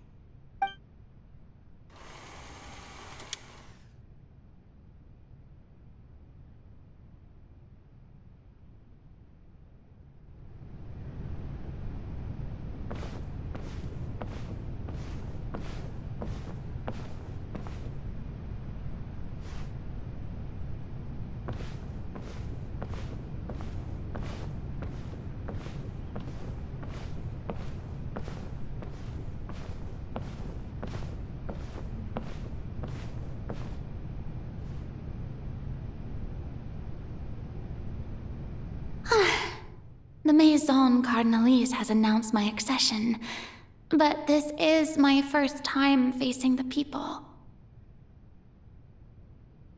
What should I say to most appear like a god? To be honest, I still don't know. Perhaps I should first try to act natural. Ladies and gentlemen, good evening, and welcome to the Opera Epiclese. I'm sure you've all heard about how I have taken on the role of Hydro Archon. Indeed, I am Verena de Fontaine, your new Archon. In truth, I know little about becoming a nation's new god, but it will be my honor to guide you all. As the god Focalor, the god of justice, I shall do all within my power to lead you into an age of fairness and justice. Once again, thank you all for coming. If you should have any questions or suggestions, please send them to the Maison Cardinalise. The future of Fontaine will require us to work together, after all. This should do it. I thought I might stammer, but thankfully, I was able to convey my thoughts just fine. Okay, and next. That's the new Hydro Archon. Is this some kind of joke by the Maison? I would have thought that a being that surpasses humanity would be a bit more assertive. Hey, did you hear that? She even told us to send her suggestions there at the end. Shouldn't gods be all-powerful? She's being so modest. What's the difference between her and an ordinary person, then? If you ask me, perhaps the succession didn't actually happen. She might just be a Maison-back puppet. Wait, what's going on? Why is everyone suspecting me of being a fake? Oh, this is bad. If I get exposed here, there'll be no saving the people from the prophecy. Right. Mirmi said that I just need to play the role of a god as humans imagine them to be. Calm down, Furina. Think.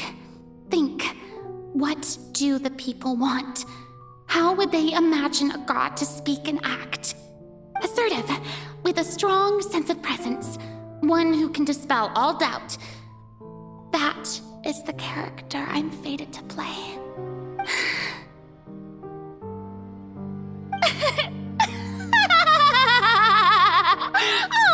Oh, very good, my people.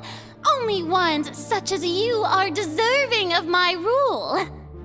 Now, I was wondering if some weak puppet were to one day come onto the stage and claim ownership of this opera house, would the children of Fontaine follow them? Well, it seems that you would all see right through them. Having passed my test, you are qualified to witness wondrous trials alongside my august self, here in this opera house. You may consider my previous act a door gift of sorts. I thought it was a debut that suited the atmosphere. Now then, let us be reintroduced. Ah, so that was just a performance. How could I have forgotten that we were inside an opera house? Her personality. It's quite shocking, to be honest, but I suppose it's a better look than before. Such a fascinating and bold deity. How wonderful! Our future may yet be bright after all. It seems I've turned them around. Best follow this flow and restart my accession speech.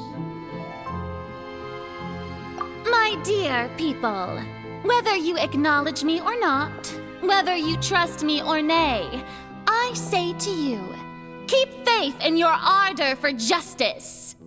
We have heard it said that this nation's sins can no longer be washed away. Well, I say that justice is most fragrant when it blooms amid sin. No, this won't work. They'll suspect me again.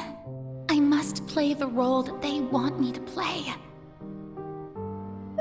The scales of justice should not weigh heavy in the hands of its god. On one side, it must carry fairness and justice. And on the other, praise and applause.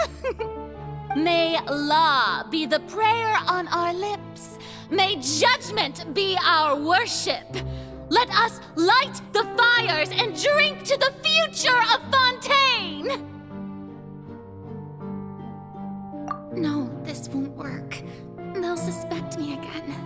I must play the role that they want me to play. There is no trouble in this world that justice cannot solve. All that is needed is for you, my people, to believe in it, heart and soul. So long as I, the Archon Focalor, stand within the Opera Epiclese, so long as I stand before the Oratrice, I shall even judge the gods of this world!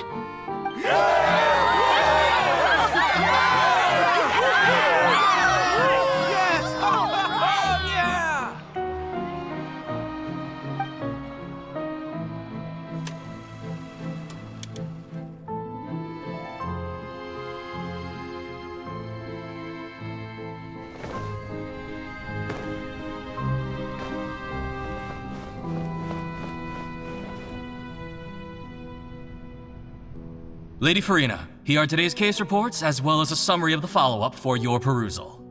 Come now, was I not just at the Opera House in person? Leave these kinds of things to Neuvillette. Besides, none of these trials were the one that I'm looking forward to the most. If I may be so impertinent, what kind of trial are you truly looking forward to? A magnificent, dramatic, and wondrous trial. A trial to end all things. How could you hope to understand? That's true. I fear I lack the ability to grasp your divine thought, Lady Archon. No need for fright, and do not take what I said before too seriously. Go now, do your duties. The trial I await.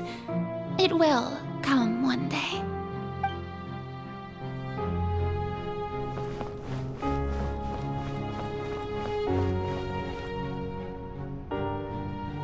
Lady Farina, I don't know what to say. Thank you for agreeing to see me. No need to thank me. Or rather, thank your own sense of perseverance instead. Long have you stood in line to meet me, have you not? Oh, I'm afraid that's just an inevitable consequence of my divine charm. All right, Deoteria, is it?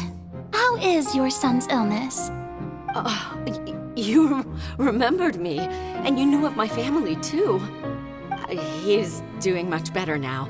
In fact, he is far more of an ardent believer than I. He was the one who forced me to seek an audience with you, and to bring your words back to him. Oh, good. Very good. If this should happen again in the future, please do not hesitate to come and tell me. Going down to citizens' homes every so often, while not usual practice, should serve as a fine change of pace. Oh, you're such a gentle and wise god. Thank you once again, on behalf of my son.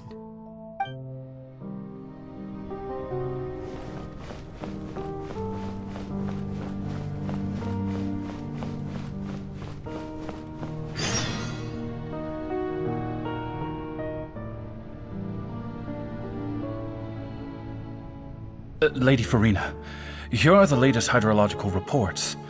As for the specific parameters you asked to take note of, I'm afraid things still don't look good. I see. It's as I thought then. As your god, I did already expect this, but I wanted to see how far your human wisdom would allow you to analyze it. All manner of signs indicate that the prophecy will still come to pass. Forget it. That's not something you need to worry about right now. Well, as I understand it, the Fontaine Research Institute is also trying to find a way to counter the rising water levels. Really? Have they found anything? I'm afraid that they haven't found any effective solution thus far. Oh, is that so? Well, no wonder. This issue has reached the realm of the gods, after all. Still, their spirit is praiseworthy.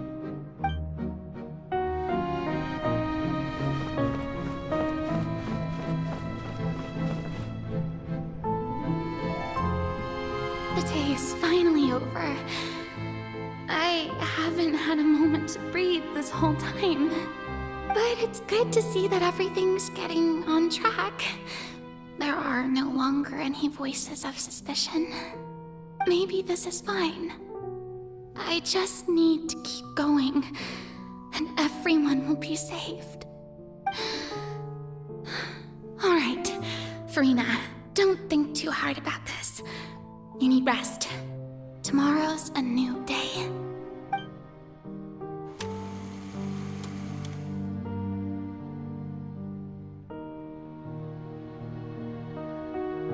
Lady Farina, here are the new trial reports for the latest cases, as well as a summary of the follow-up.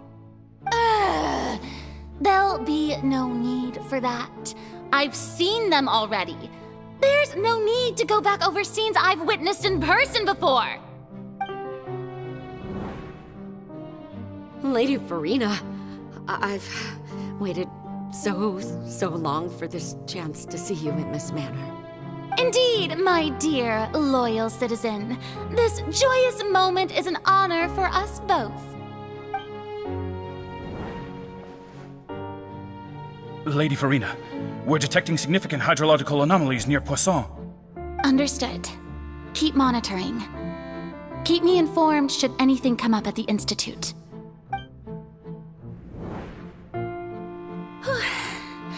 I don't think I let anything slip today.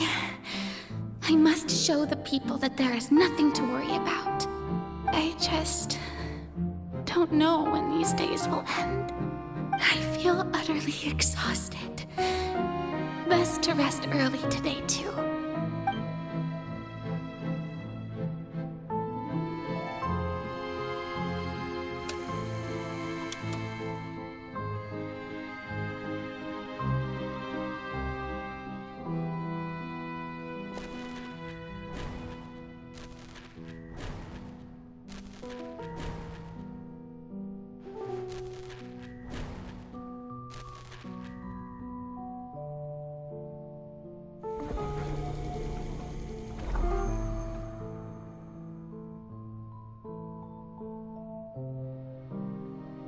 Lady Farina. It's like a dream being able to speak with you up close like this. I've heard that the first member of our family who was honored to receive an audience with you was Madame Deoteria, almost 20 generations ago. And what a fine family yours is indeed. It brings me great joy to meet such a faithful believer, a descendant of a line most ardent. Surely you exaggerate, Lady Farina. My lady?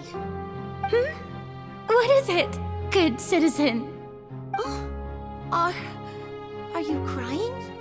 Oh, really now? I didn't even notice. This must be the overflow of hydro from my person. Well, can't quite help being the god whose dominion is the waters, can I? No wonder. No wonder. A manifestation of your power, then. Oh, Archon, I am honored to have witnessed it. Honored indeed.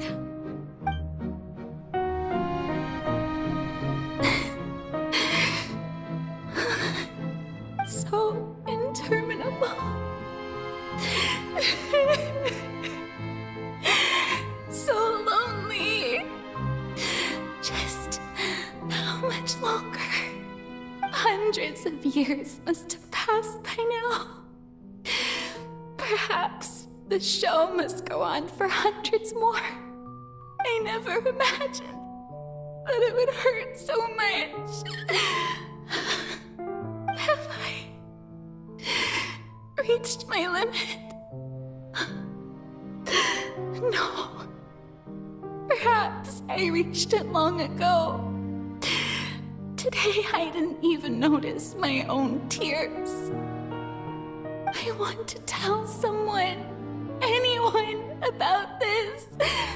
But would that not destroy all I've done so far? I've conducted so many investigations across the centuries, but there's not even a sliver of hope that we might break the prophecy. All I can do is keep heart. I must maintain this act. It is the only way to save Fontaine. Please, mirror me. You have to succeed.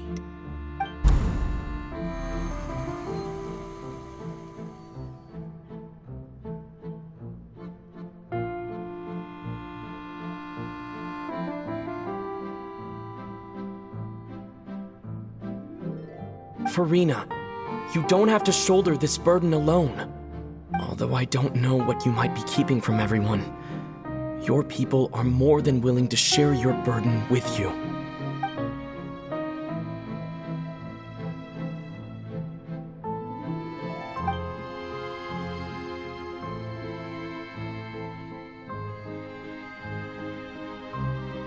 Share my burden. That's impossible. It was fated right from the start that this would be my duty alone. But even if your burden doesn't need to be shared, you can still choose to confide in someone. Just share it with me. I'm what you'd call a witness. A witness? Yes. I've heard that you came to Neuvillette from beyond the stars, yes. In other words, you never belonged here.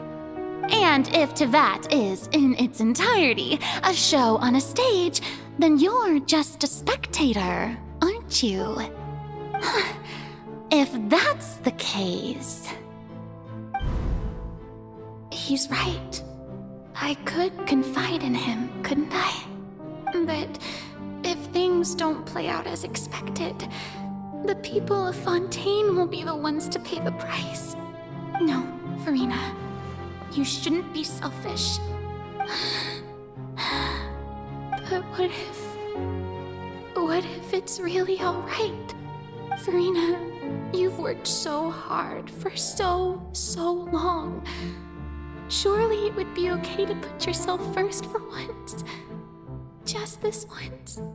Is it such an outrageous thing to do anyway? To find someone in whom you can confide your frustrations and sorrows? Surely it could not hurt. If you let this opportunity slip through your fingers, it might never come by again. Think about it long and hard.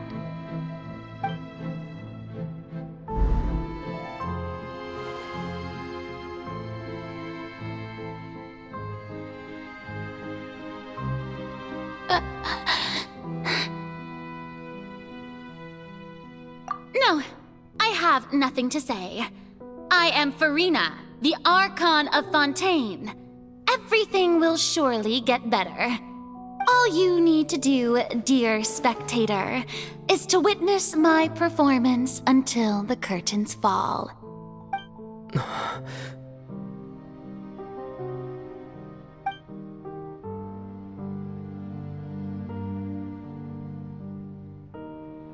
Fine.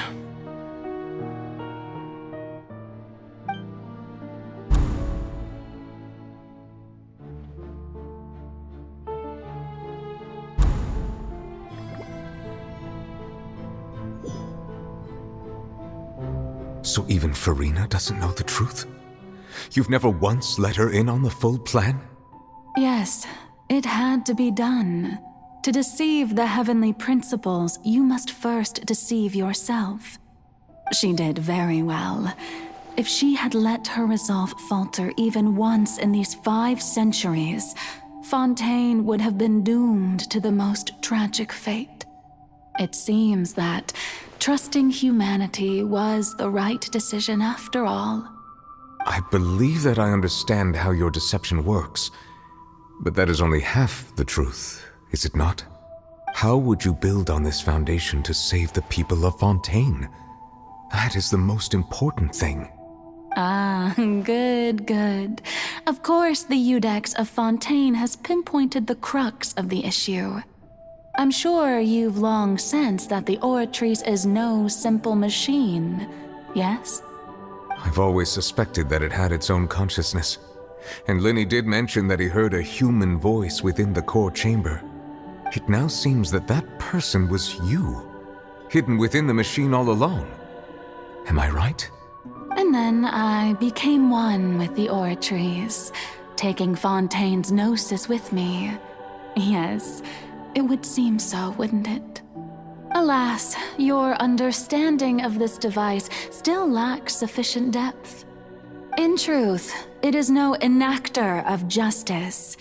It is, in fact, a device created to kill the god of justice. I beg your pardon? Oh, you have it. And to be more precise, not only will the Oratrice take down the god of justice, it will also take down the divine throne upon which she has been placed. I mean, did you think I would be the sort to enjoy peaceful repose while Farina suffered? My work over these last 500 years has been to constantly accumulate indemnitium within the Oratrice. But really, some have already discovered that only a small fraction of the energy generated by the device was ever used to provide power to Fontaine. The vast majority had to be, accumulated to enact this death sentence. It was all a part of your plan then? Both the trial and the sentence? Indeed. This power, accrued over 5 centuries, could have sustained Fontainians for millennia had it only been used for that purpose. Almost all of it has now been stored within the Oratrice.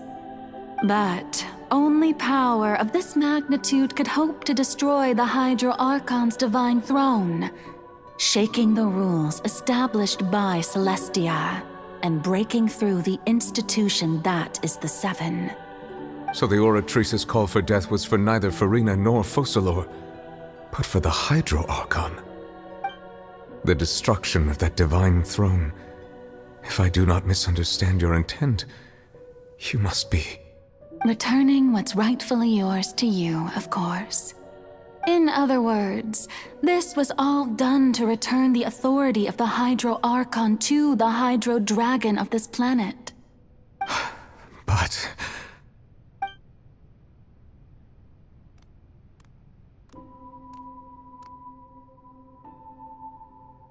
Oh, what? Getting sad again, are we? The authority of the ancient dragons shall soon be yours once more, O Hydro Dragon Sovereign. And this is the face you make. all you've done throughout the years is just so you can sacrifice yourself at the very end. I've never quite seen it that way, you know. Even now, I'm quite pleased at how well my deception worked.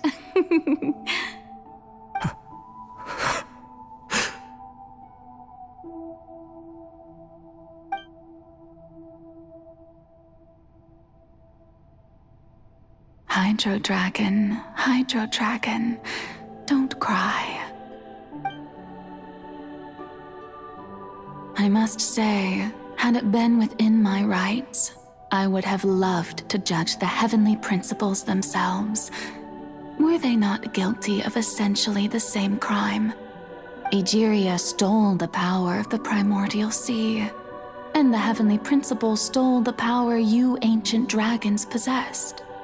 I, for my part, am the god of justice.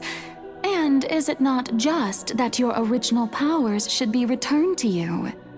Speaking of justice, I have always believed that justice lies in the process of pursuing human existence itself. So, if the theft of the primordial sea's might was Fontaine's original sin, then, leaving matters of procedural right and wrong aside, the descent of the Fontanians as humans and their right to exist in this world would be Fontaine's original justice. In other words, existence was Egeria's justice, and to me, justice is the continuation of that existence. Defying the prophecy and ensuring that Fontaine's people shall live on, that should be the justice enthroned over all others. At this point, we, whether it be myself or all other Fontanians, have shouldered the burden of this sin for far too long. Iudex Neuvillette, the highest judge in our land, when you regain your full power as an elemental sovereign, what verdict shall you pass upon us? So when I was invited to the court of Fontaine to serve as Iudex, I see now that that was your idea too. At last, I now understand the true purpose behind this position. In the beginning, I was uninterested in human existence. But these 5 centuries of living alongside them have gradually brought about mutual understanding between us. And I have even attempted to feel as they feel. You are a devious one, Focalors.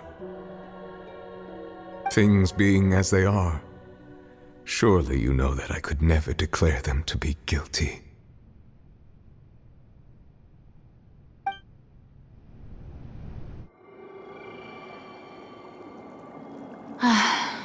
The hour of my execution is almost here. For the sinner, the curtain call has come. I know I may not sound it, but faced with death, I find myself a little afraid. Perhaps this is one thing both gods and humans have in common.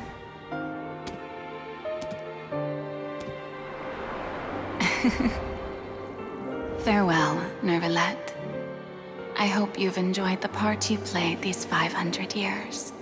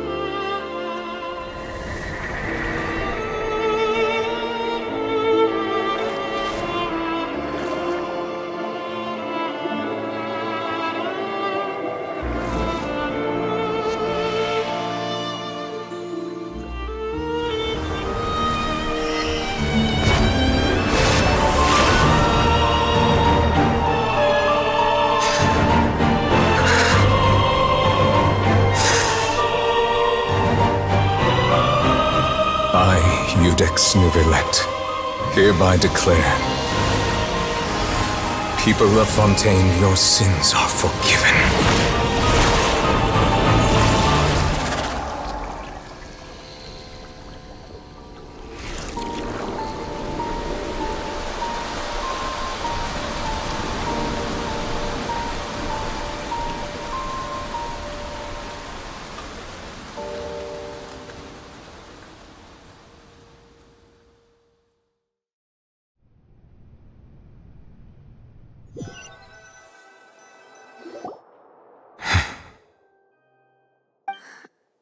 What just happened? Has the death sentence been carried out? Was that bright light some sort of misdirection? I have a feeling that something huge just happened. But since we're all still alive and haven't been dissolved, I assume whatever happened was good for us. It's time to end this. We must mete out punishment to that beast. Didn't you say just a moment ago that it can't be defeated? I have gained the strength sufficient to deal with it. Through certain means, I now have the ability to separate the power of the primordial sea from that creature. We should seize the opportunity to pursue our quarry. Traveler, now that the oratories can no longer function, I require an executor to help me mete out justice. The root of the calamities befalling Fontaine, the beast that enacts the prophecy, its name is the all-devouring narwhal. Come with me, traveler. The hour of execution has come.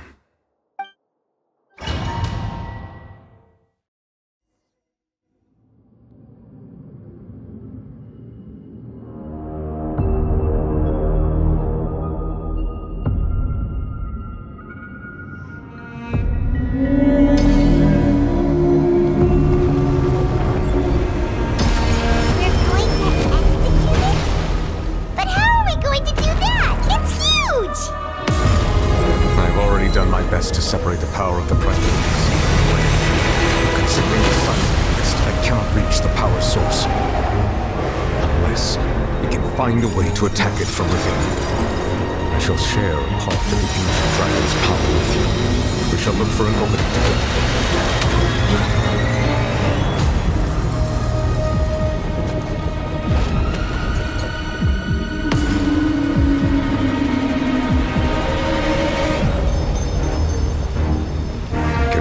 Sorrow turning into hostility.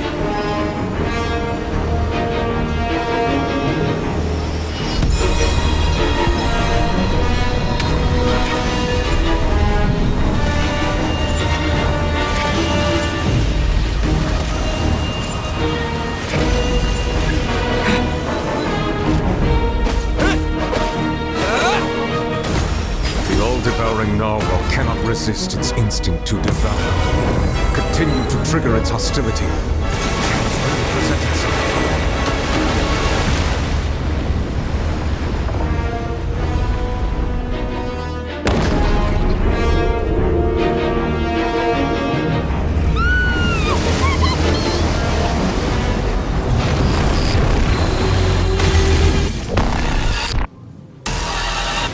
What's that hole-looking thingy over there? It looks really scary.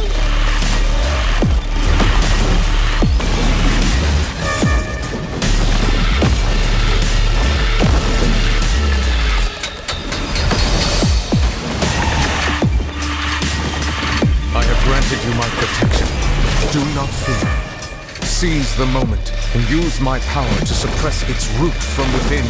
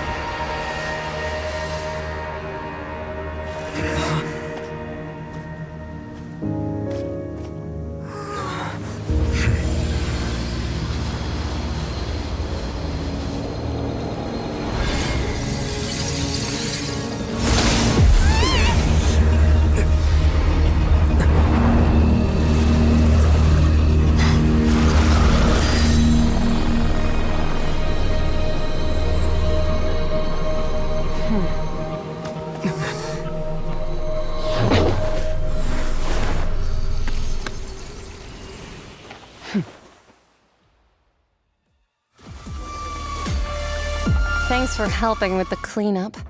It should have been my job, but... oh well. It was just supposed to be a short private training session for me. I didn't think that my disciple and my master's pet would start brawling in the meantime. Well, actually, I had a feeling that it would happen at some point, but they bumped into one another earlier than I thought. What a blunder. I suppose I'll have to swing my sword 3 million times as penance. That power. Who are you exactly? Paimon has an idea. From what she said earlier, she must be Child's master. Skirk, right? It's just that he gave us the impression that she was the less talkative person. I simply did not have anything to say to the weak. But you, on the other hand, managed to defeat the all-devouring narwhal without using power from beyond this world. So you may speak to me as equals. I have to agree. It's a strange use of a planet's primordial waters just to raise an all-devouring narwhal. That kind of power is wasted on it. It's not cooperative. It eats too much. And I have more important things to do with my time than pet sitting. The only thing that creature has going for it is its looks. All in all, it fails as a pet. Miss Skirk? I think you might have missed the point. The point being? Well, being that this pet almost destroyed an entire nation. So what sort of person is your master? Well, Child's master's master. Wait, is that right? Oh, right. So you don't know him. Sorry, I assumed you did. His name is Sir Deluge. Huh? I am unfamiliar with that name. Huh. So Master isn't sufficiently famous. How should I describe him then? Have you heard of the name The Fowl? The Fowl? Still nothing? Well, how about the Visionary? Wrathful then? Or Gold Rhindaughter? Ooh, that one we've heard! Rhindaughter's part of the Hexen Circle. She's Albedo's mom, right? Oh, so you do know that name. To be honest, I also heard all of those names and titles from my master. I don't actually know them either. But I suppose you understand now, yes? My master is likely a similar sort to Rhindaughter. They are both pursuing some form of perfection. Wait! Didn't you also mention a visionary person?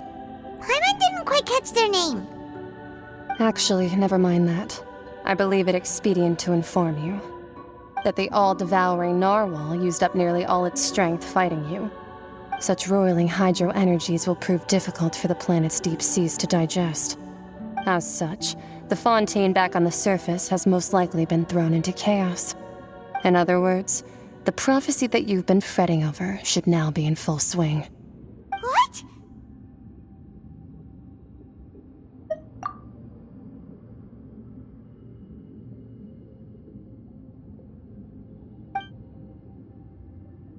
Not to worry.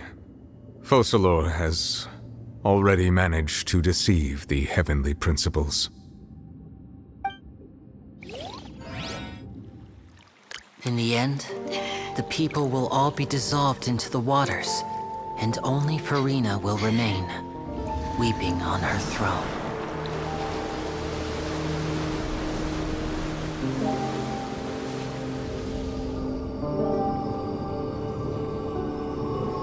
Only then will the sins of the people of Fontaine be washed away.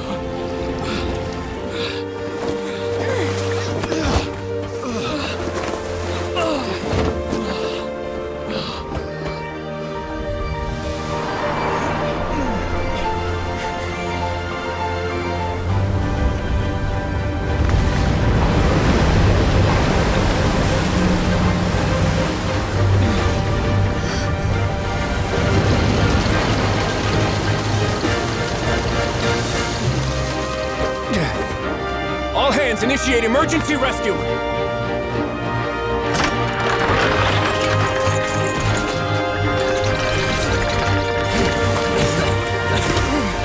Hurry!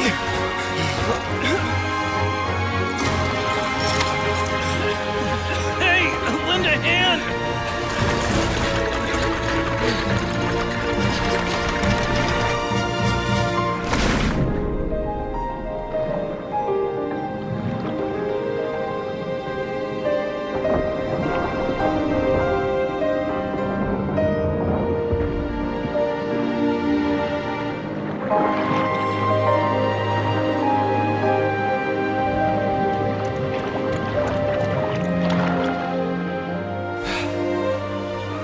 Look! The water's receding!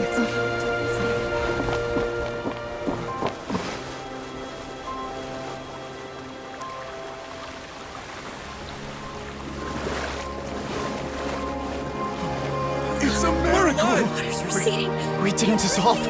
The prophecy was wrong. The prophecy was wrong.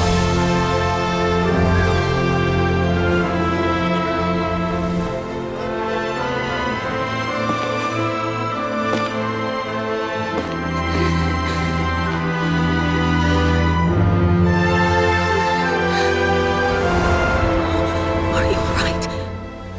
Yeah. We're saved. The prophecy was wrong.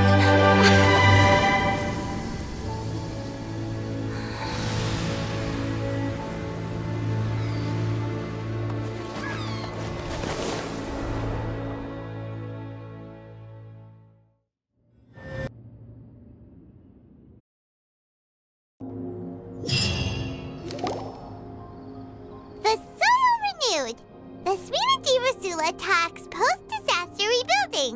I recently visited Poisson to meet with Miss Navia, spokesperson of the Spina di Rosula, and we spoke about Poisson's present and future.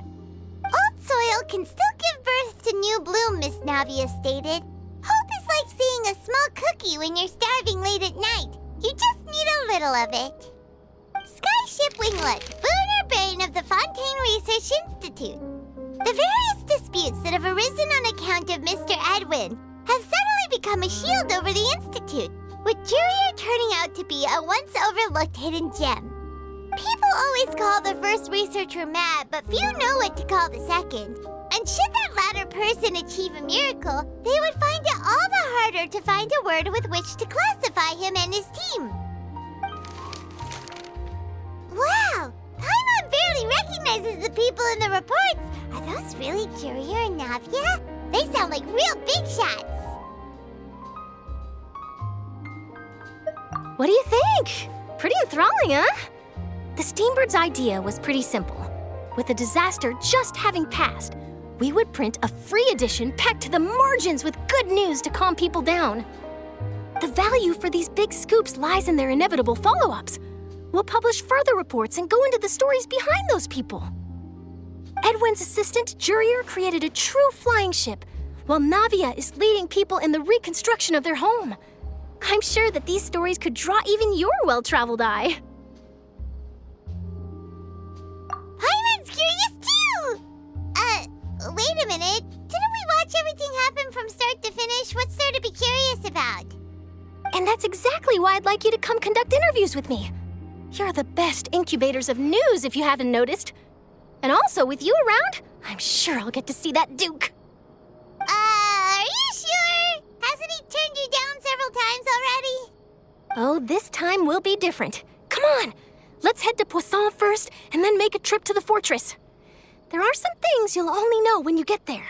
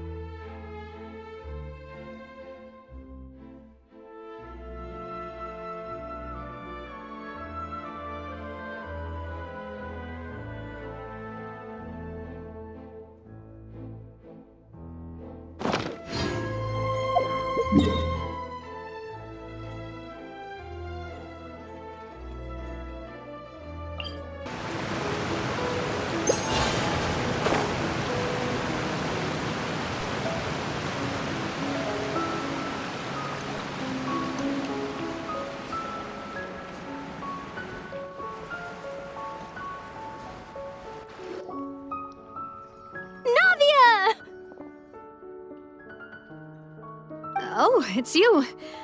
What brings you all here? Hey, we're just having a look around. I'm here to update myself on how things are going here. Oh, the Fatui are here too! Let me introduce you. This is Mr. Garunt Snežević. He represented the Knave in sending us a large amount of supplies, and is helping with our work. Our residents are hard at work as well. Thanks to everyone, work is progressing nicely. We've lost a lot of people, but we're moving forward. That will have to be enough. Hello, Miss Charlotte. I'm a big fan of yours. I especially like that article you wrote last year about Fontaine's stray cats.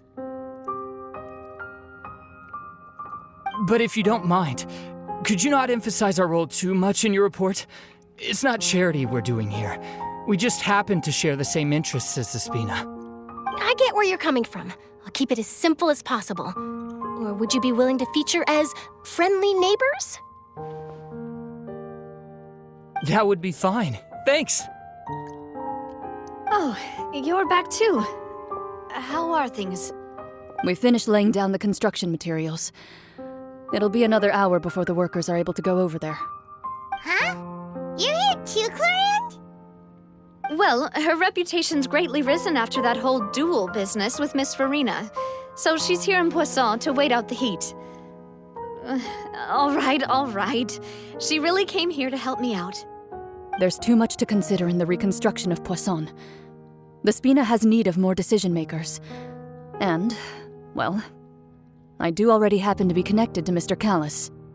Oh, wait just a moment. Do you mind me asking a few questions? You know, about how you felt before the duel, about what it was like facing down a god. There's lots of exciting material there, I bet. Forget it. I'm sure you can find a better theme than that, Miss Charlotte. I see you're the same as always.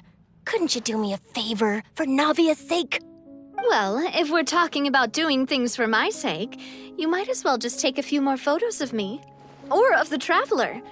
It's better than wasting time persuading Clorinde, at any rate. Of course I will. I'm not gonna let him off that easy. All right, then everyone who wants to be in the photo, gather up. And smile.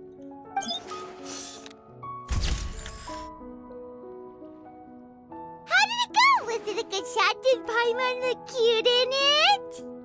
Not bad. Your addition really helped the composition of the picture. All right, hang on a moment. Let me snap a few more shots.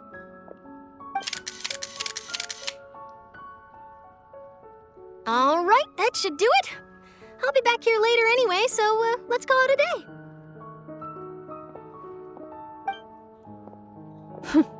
You're very quick.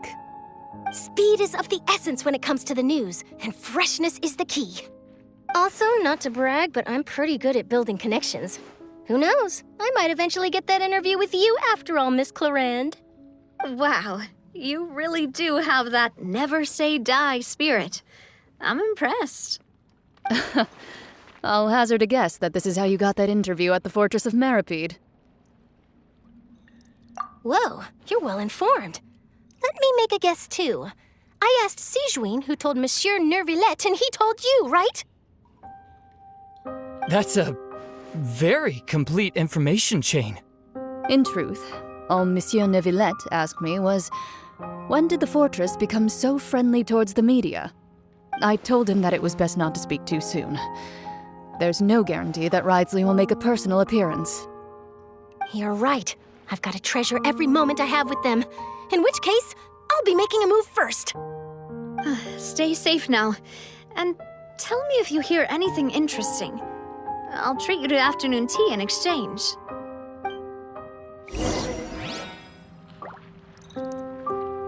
You seem curious about the fortress. Of course. That Wriothesley.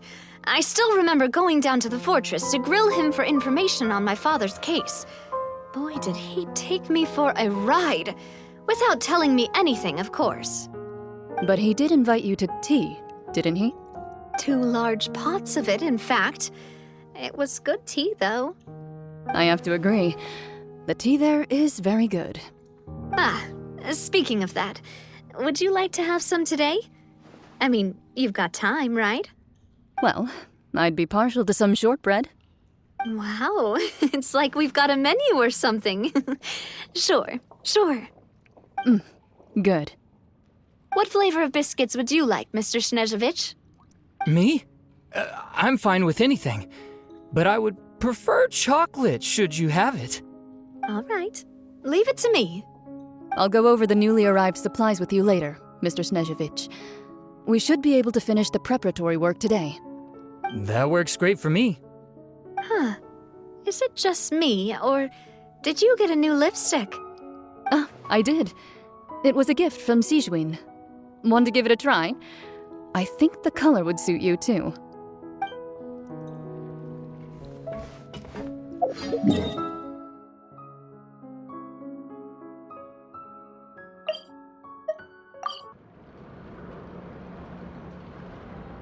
Wow, guess we're here again, huh?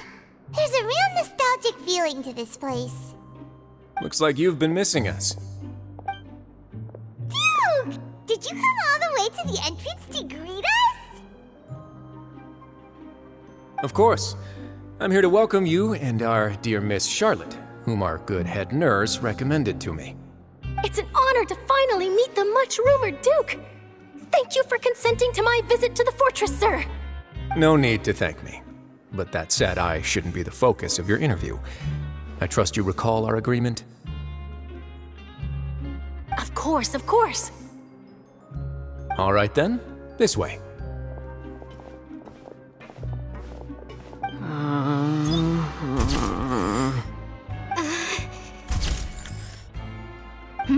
Hey, no need to be so nervous. I've already taken all the photos we need. Miss Charlotte, do these pictures really need to be published on the cover of the Steambird? It would seem that Miss Lorvine doesn't want her face to appear beside that of Mr. Jurier, Sir, please don't say things like that. But it looks like dear Mr. Jurier denies it. Might this interview be very important to you, then? No, I just... This is my first time being interviewed, and I'm very thankful to the Steambird for... Now, I might not look it, but I actually did meet Mr. Edwin once. And I'll be honest, I enjoyed chatting with you more. You've definitely got more of that genius vibe going on. The boat that brought about a miracle, the ark that saved the people. Why, you recreated a myth back there, like an emissary of legend. Still, if I might ask, where's that flying ship now? Huh! Looks like Charlotte's trying to get herself another exclusive scoop. I have to apologize, but that ship is presently in the bowels of our factory. I'm afraid it won't be easy for you to get a shot of it. Really? Well, then in that case, could I have an interview with you to make up for that loss? You already know my answer, I'm afraid. Best you interview our head nurse instead. Or perhaps you'd like to take another photo of this couple of researchers? Did you really have to use the word couple? Well, then, 2 solo photos will do. Is my hair messed up? Please, someone help me have a look. Things sure are getting pretty lively here. We've seen this kind of thing before. Oh, seems like everyone's here. Would any of you like to try this new drink I came up with? Ah, Sigewinne. Hey, Miss Charlotte. Why don't you, take some pretty photos of our head nurse? Sure. Come on, Miss Sigewinne, over this way. Let's find a brighter spot. Huh? Sure. Do I have to smile? So, how have things been at the fortress?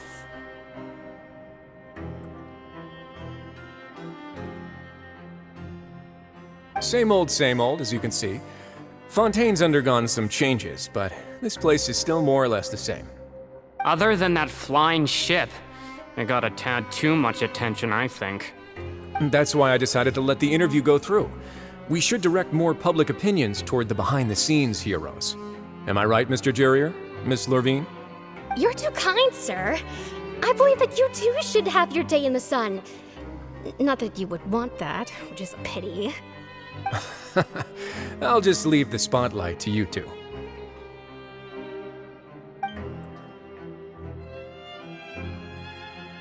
I see. Lots of things happened that day, huh? Anyway, regarding that Harbinger, I'm not sure you remember, but his 3 young followers are still waiting for his return. He sure did win them over, huh? I'll tell them that there's good news and bad news. The good being that their boss seems fine, and the bad being that they must face extended sentences for abetting his escape. Oh, actually, what about you? Are things gonna change for you too? What change can there be? The fortress will keep chugging along, and so will my duties. As to what Miss Farina's departure will mean for the nation, and if our laws and governance will be transformed, we'll leave those to the folks in the overworld. Hey everyone, the photo shoot's done. Good. In that case, let's call it a day here. Thanks for your cooperation. Come on, Traveler, let's go. Till next time, everyone. There'll be a next time? Maybe. Who knows? I might write a story about the underwater factory next time. Until then. All right, last stop, the docks. Oh, you know, I'd love to see you in one of Charlotte's photo shoots one day. Is that really necessary? Our line of work doesn't really require much photographing. It's precisely because we don't need the picture that they'll have value as keepsakes. You don't really look all that opposed to the idea, you know. Maybe I'm just happy that I managed to once again avoid the spotlight. I think this interview went well either way.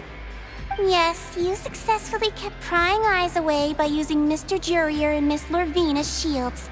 Very good. You should be happy for them. They have a bright future ahead of them.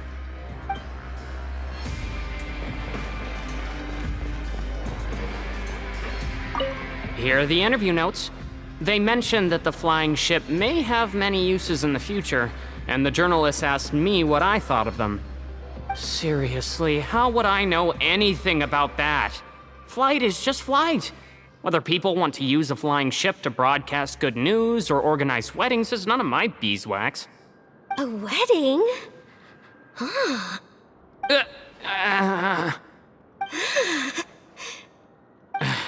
Why are you looking at me like that? So the flying ship can be used for weddings? I didn't say that. That journalist mentioned it, and what does that have to do with us anyway? True. What does that have to do with us?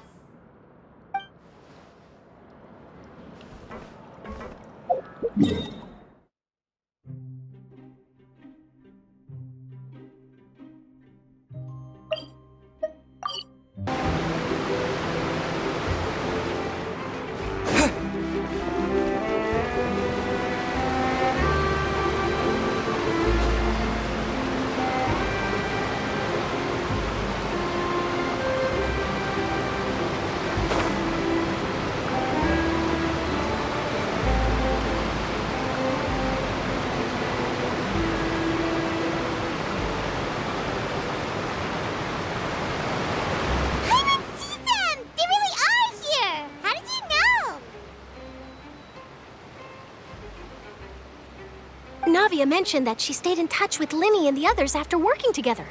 Apparently, they've been at the docks distributing these strange pockets the whole time since.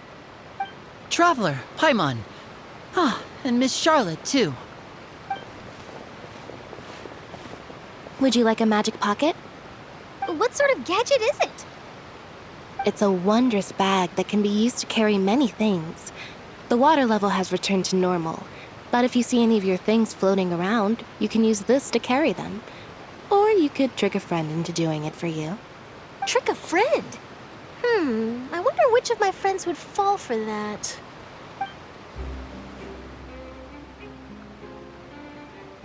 You could just make a friend like Fremine here. Isn't that right, Fremine? Is this what you meant by, I'll help you make some more friends? To be honest, that sounds pretty sweet. Could I have your contact, please? Sure. Please, write down my address. Lynette sure is working hard to help Fremine socialize. He was the one who proposed doing this. He even wants to assist in our magic shows. Yes, I was planning to first introduce Pear as an assistant, and later Fremine himself. In the future, I think we can leave underwater escape magic to him too. That said, would anyone want to see a diver escape underwater? Oh, it'll work out. Every journey begins with the first step. He'll become a part of our show eventually. Lynette, could you come over? Miss Charlotte says she wants to take a picture of us. Got it. My, that Charlotte is rather perceptive. She got rid of everyone the moment she realized I had something to say to you. So, how have things been, Traveler?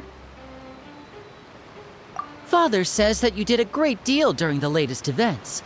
She's very grateful for your contributions to Fontaine. That's all right. We were more than happy to help. So, what's she doing now? Oh, I guess you haven't heard. Well, after Lady Farina left, Father and Monsieur Neuvillette opened negotiations, during which he gave Fontaine's gnosis to her as a diplomatic gift. A diplomatic gift? A gnosis? Yes, I was quite surprised at first myself. But when I thought it over, there were actually a number of things going for it. It could have been done as an apology for the incident with Lord Child, or as thanks for his help in tying the all-devouring narwhal down. Furthermore, Father did also lend significant aid to Fontaine and Poisson. That's true, but this is a gnosis we're talking about. Doesn't this seem a bit irresponsible? I would agree, but I've also heard that it seems that Monsieur Neuvillette has had a significant change of heart regarding the matter. So there's some reason for this that only Neuvillette knows about? I suspect you'll have to ask him about that yourself. Ah, yes, speaking of which, I did see him strolling around the entrance to the Fortress of Meropide a while back. Isn't he real busy and stuff? Paimon didn't think he'd have the time for that. But back to the topic. The gnosis was given to the knave, right? What about Child? They say that he's returned to Snezhnaya to recover from his wounds. I hear that the recent disaster really did a number on his health. That's true. When you think about it, we've had loads of run-ins with the Fatui. To think we'd be allied with them this time. So shocked by such a simple switching of sides?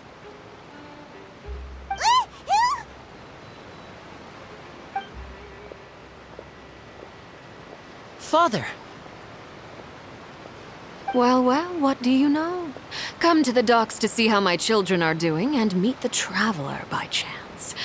Please do not pay my accomplishments in Fontaine too much mind.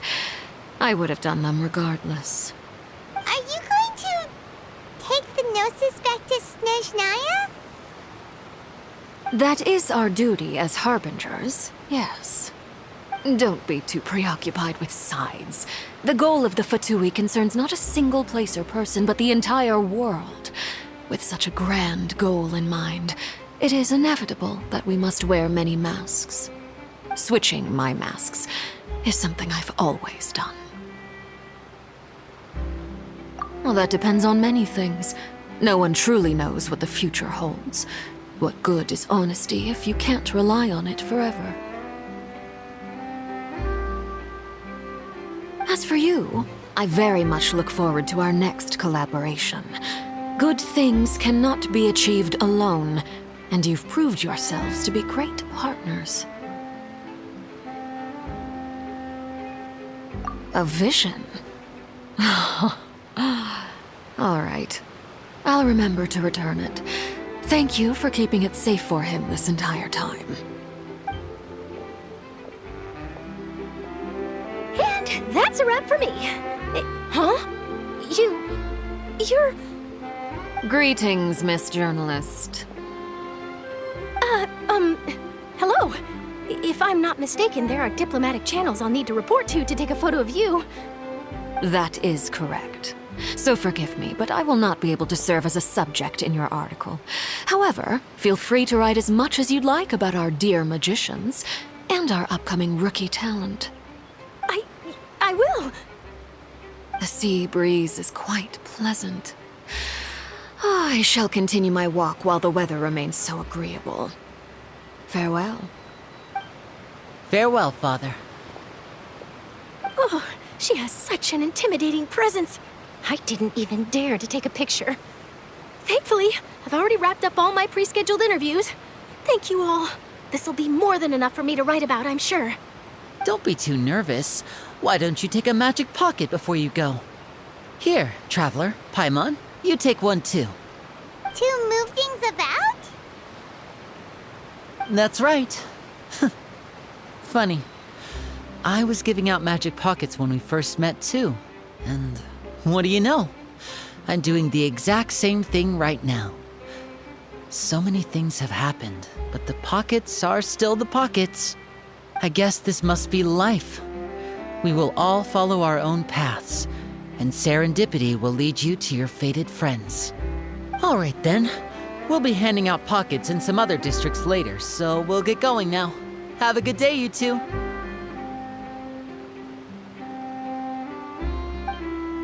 Well, guess we sent Charlotte off. Shall we go see how Neuvillette's doing?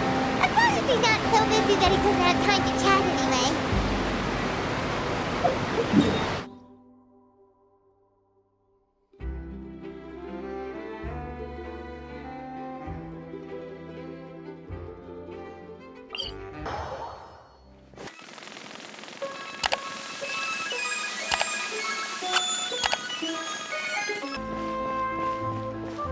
The entrance to the fortress! Ooh, he really is there!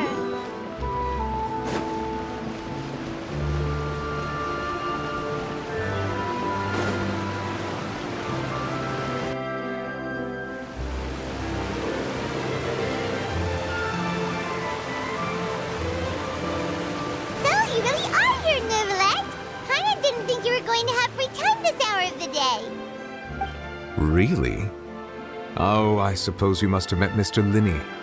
He took the time to greet me earlier when he passed this way. In any case, you came at a good time. I was just considering reaching out to you to set up a meeting, so I may explain some things that I haven't had the time to before. Aw, Paimon's glad that you remembered. Thank you for keeping us on your mind, what with you being busy and all. Alright, let's have it then. How was Fontaine actually saved? The whole business is still quite the mystery to us. It is strange how words can often leave a bitter taste in the mouth when it finally comes time to say them out loud.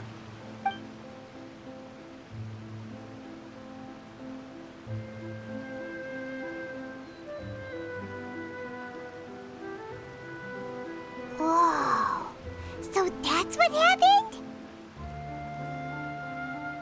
Focalor destroyed the divine throne of the Hydro Archon and restored your power to you, transforming you into a fully fledged elemental dragon sovereign! But Paimon still doesn't quite get what you did to save the Fontanians from dissolving? For me, the authority of the ancient dragons refers to absolute control over the hydro element. Fontanians were incomplete humans born of Egeria's use of the power of the primordial sea, with constitutions similar to that of mimics. But so long as those primordial energies remain within them, I could use the ancient dragon's authority to grant them true blood, after the fashion in which life was first brought into being on this planet. In other words, when I gave my verdict, Fontanians became true humans, and thus would naturally no longer be dissolved by water from the primordial sea. Focalor must have counted on you to make that decision as well. Your verdict was the key to making the prophecy appear to have come true while saving everyone. Yeah, and in a manner of speaking, Focalor finally managed to fulfill the original Hydro Archon's wish to turn Oceanids into real people too! It seems from your expressions that you still have more things you wish to ask. Ask away. I will tell you the truth as I know it. I have investigated his case along many avenues, and I have learned that he once fell into an unknown chasm when he was young. There, by chance, he awakened the all-devouring narwhal. But whether it be by sentiment or reason, that should not have been enough to consider him the root cause of the disaster. At most, he would have had tangential liability.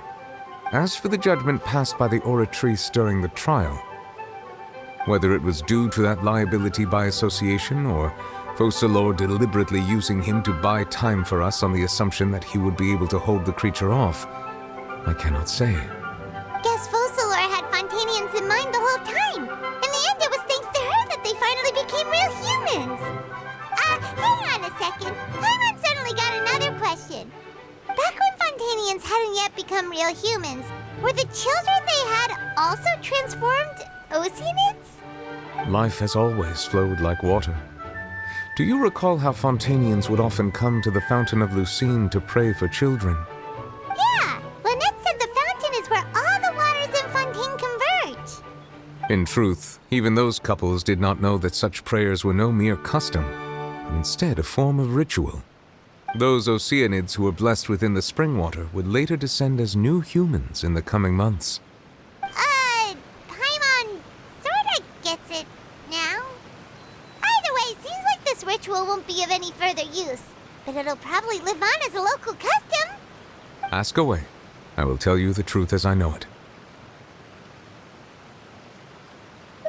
Yeah, about that. Wriothesley said Farina has already left. What's that all about? Ah, Lady Farina. The people are only aware that her death sentence has not been carried out. She abdicated the post of Hydro Archon and left affairs related to that title to me, before leaving the Opera House. I related Focalor's words to her faithfully and completely. After hearing them, she seemed neither saddened nor comforted. She simply said that she was tired and needed to rest. Having said that, she then packed her things and moved out of the Opera House, not unlike how an ordinary person might. But she's still got a place to stay, right? You need not worry. I will make arrangements to ensure that she will not want for food, clothing, board, or travel. In truth, I am somewhat happy for her. The wear and tear on her spirit will, of course, take time to heal. But now that she no longer has to play the role of Focalor the Hydro Archon, she can finally lay down her burdens and lead a normal life. What about you then?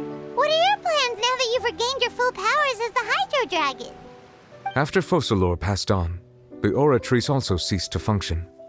This matter will directly affect our trials. After much careful consideration, I've decided to take over its role in our courts. From now on, I shall hear cases and pass verdicts by myself. Looks like you're still considering stuff from the perspective of the Udex, huh? As an elemental dragon, there are indeed many things that I must do. But this power and this duty, in a manner of speaking, you could say that both were granted to me. As such, before I attend to my other responsibilities, I must first and foremost continue to serve Fontaine as its highest judge.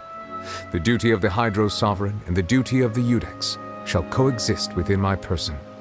Additionally, the Hydro Archon's departure has brought about another problem. which is that the Opera House shall no longer produce indemnitium. That's true. That power was derived from the people's faith in the Hydro Archon, wasn't it? Wait, but the various mechs and machines in the city are all still okay. Where are they getting their energy from? As I am now, I have full command over New Musia, and it can serve as a complete substitute. Another reason why I cannot quite leave Fontaine immediately. Wow. This ancient dragon's authority stuff is really quite useful, huh? Ask away. I will tell you the truth as I know it. Oh, that's right! They say you've given it to the knave as a diplomatic gift or something! Leaving aside their intentionality, the two Fatui Harbingers have indeed done much for us during this crisis. Their sole remaining goal in Fontaine, at least at this point, would seem to be the Gnosis. The Oratrice has ceased to function. The Hydro Archon's divine throne is now no more, and I do not need the Gnosis's power. As such, it has lost all meaning for Fontaine. If the Fatui have impure designs, then we might as well accede to their request now, and avoid unnecessary conflict. What complicated considerations? Paimon thought you were just giving it to them out of gratitude to the knave and as an apology to Child. Ask away. I will tell you the truth as I know it. You will soon be heading to Natlan, I presume? I'm afraid that I have little talent as a travel guide, so all I can do is tell you what I know about that land. As far as I'm aware, Natlan can be said to be a nation of dragons. A nation of dragons? You mean like you? No, I suspect that I would not find myself welcome there. Unlike ancient dragons such as myself, the dragons of Natlan have undergone long years of development and evolution. Large numbers of them have entered a form of coexistence with humanity. Natlan is also the nation of war. War ravages those lands like an undying flame. There is one other piece of information I got incidentally from my negotiations with the knave that I believe may be useful to you. The harbinger known as the Captain has thrown his hat into the endless ring of war. The Captain. Sounds like a real tough customer.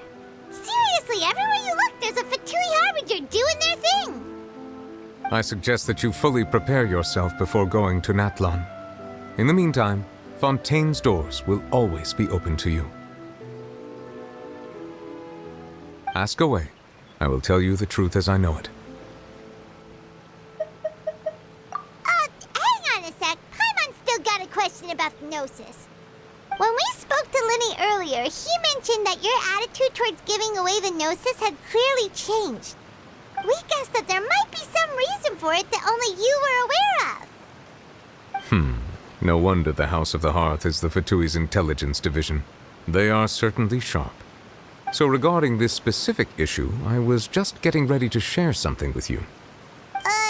What is it? In truth, I exchanged some further words with that lady named Skirk after sending you two back to the surface. It went something like this.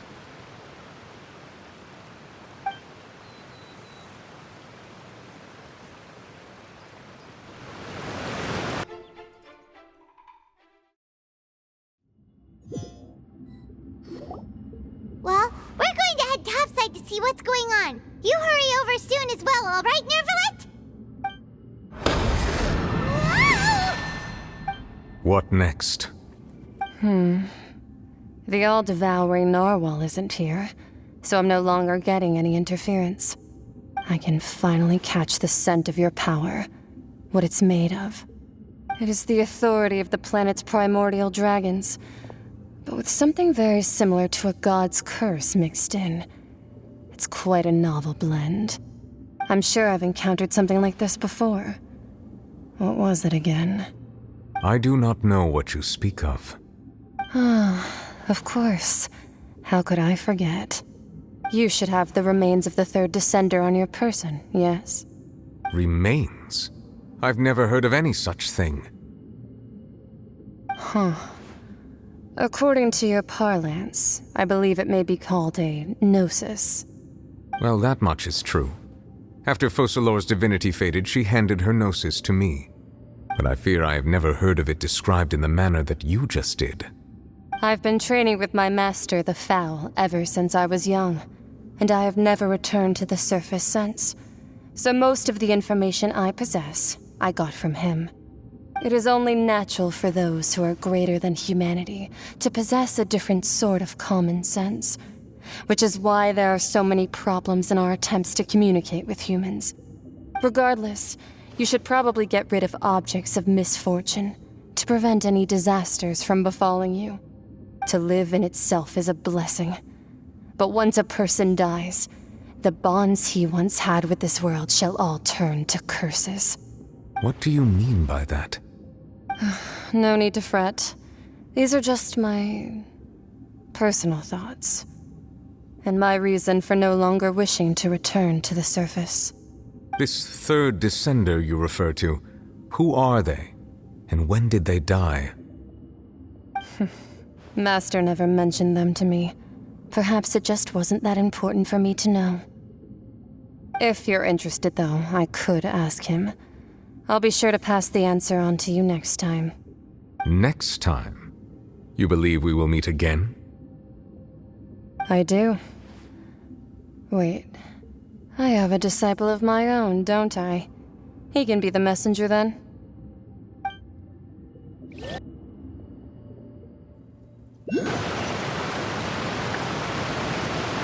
That's what she told me. Whether it would prove useful or not, I wanted to pass that information on to you. The remains of the third descender? So that's what the Gnosis actually are. Paimon just thought they looked like chess pieces. How could they be a person's remains? All the same, assuming that there was no misunderstanding or special metaphor at play, that is what she meant to say. And she said that it would bring misfortune and that you should check it, which is why you gave it to the Fatui. If she speaks the truth, then I would simply be putting Fontaine at unnecessary risk by keeping it here.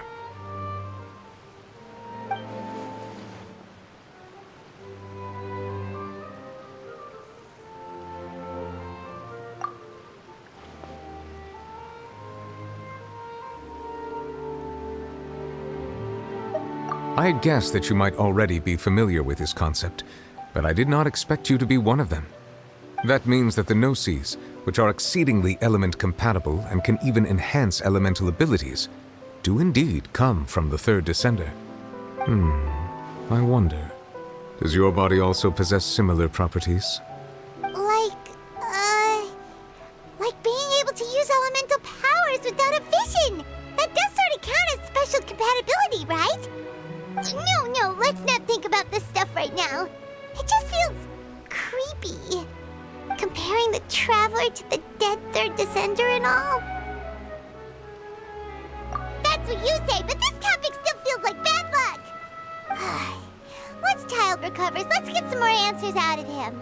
Or go look for his master and get the answers that way. I too believe it unwise to make too many blind guesses when information is lacking. The same is true of being at court. All right. Whatever the case, it seems like the crisis here in Fontaine's over for now. Yes. All of Focalor's efforts were for this moment as well. But she sacrificed herself in the end as a god, and she suffered through all those years as a human. Was that really what she wanted? I suppose that would be the mystery of a god's will. I suspect not. But once in a while, I too would guess that if wishes were like the clouds in the sky, they will one day return to the earth as raindrops. Life flows like water, and rain is the final answer. The water levels may sometimes tilt one way or another, but the rain falls fairly upon all. And what ultimately is the difference between the rains that fall upon all of us?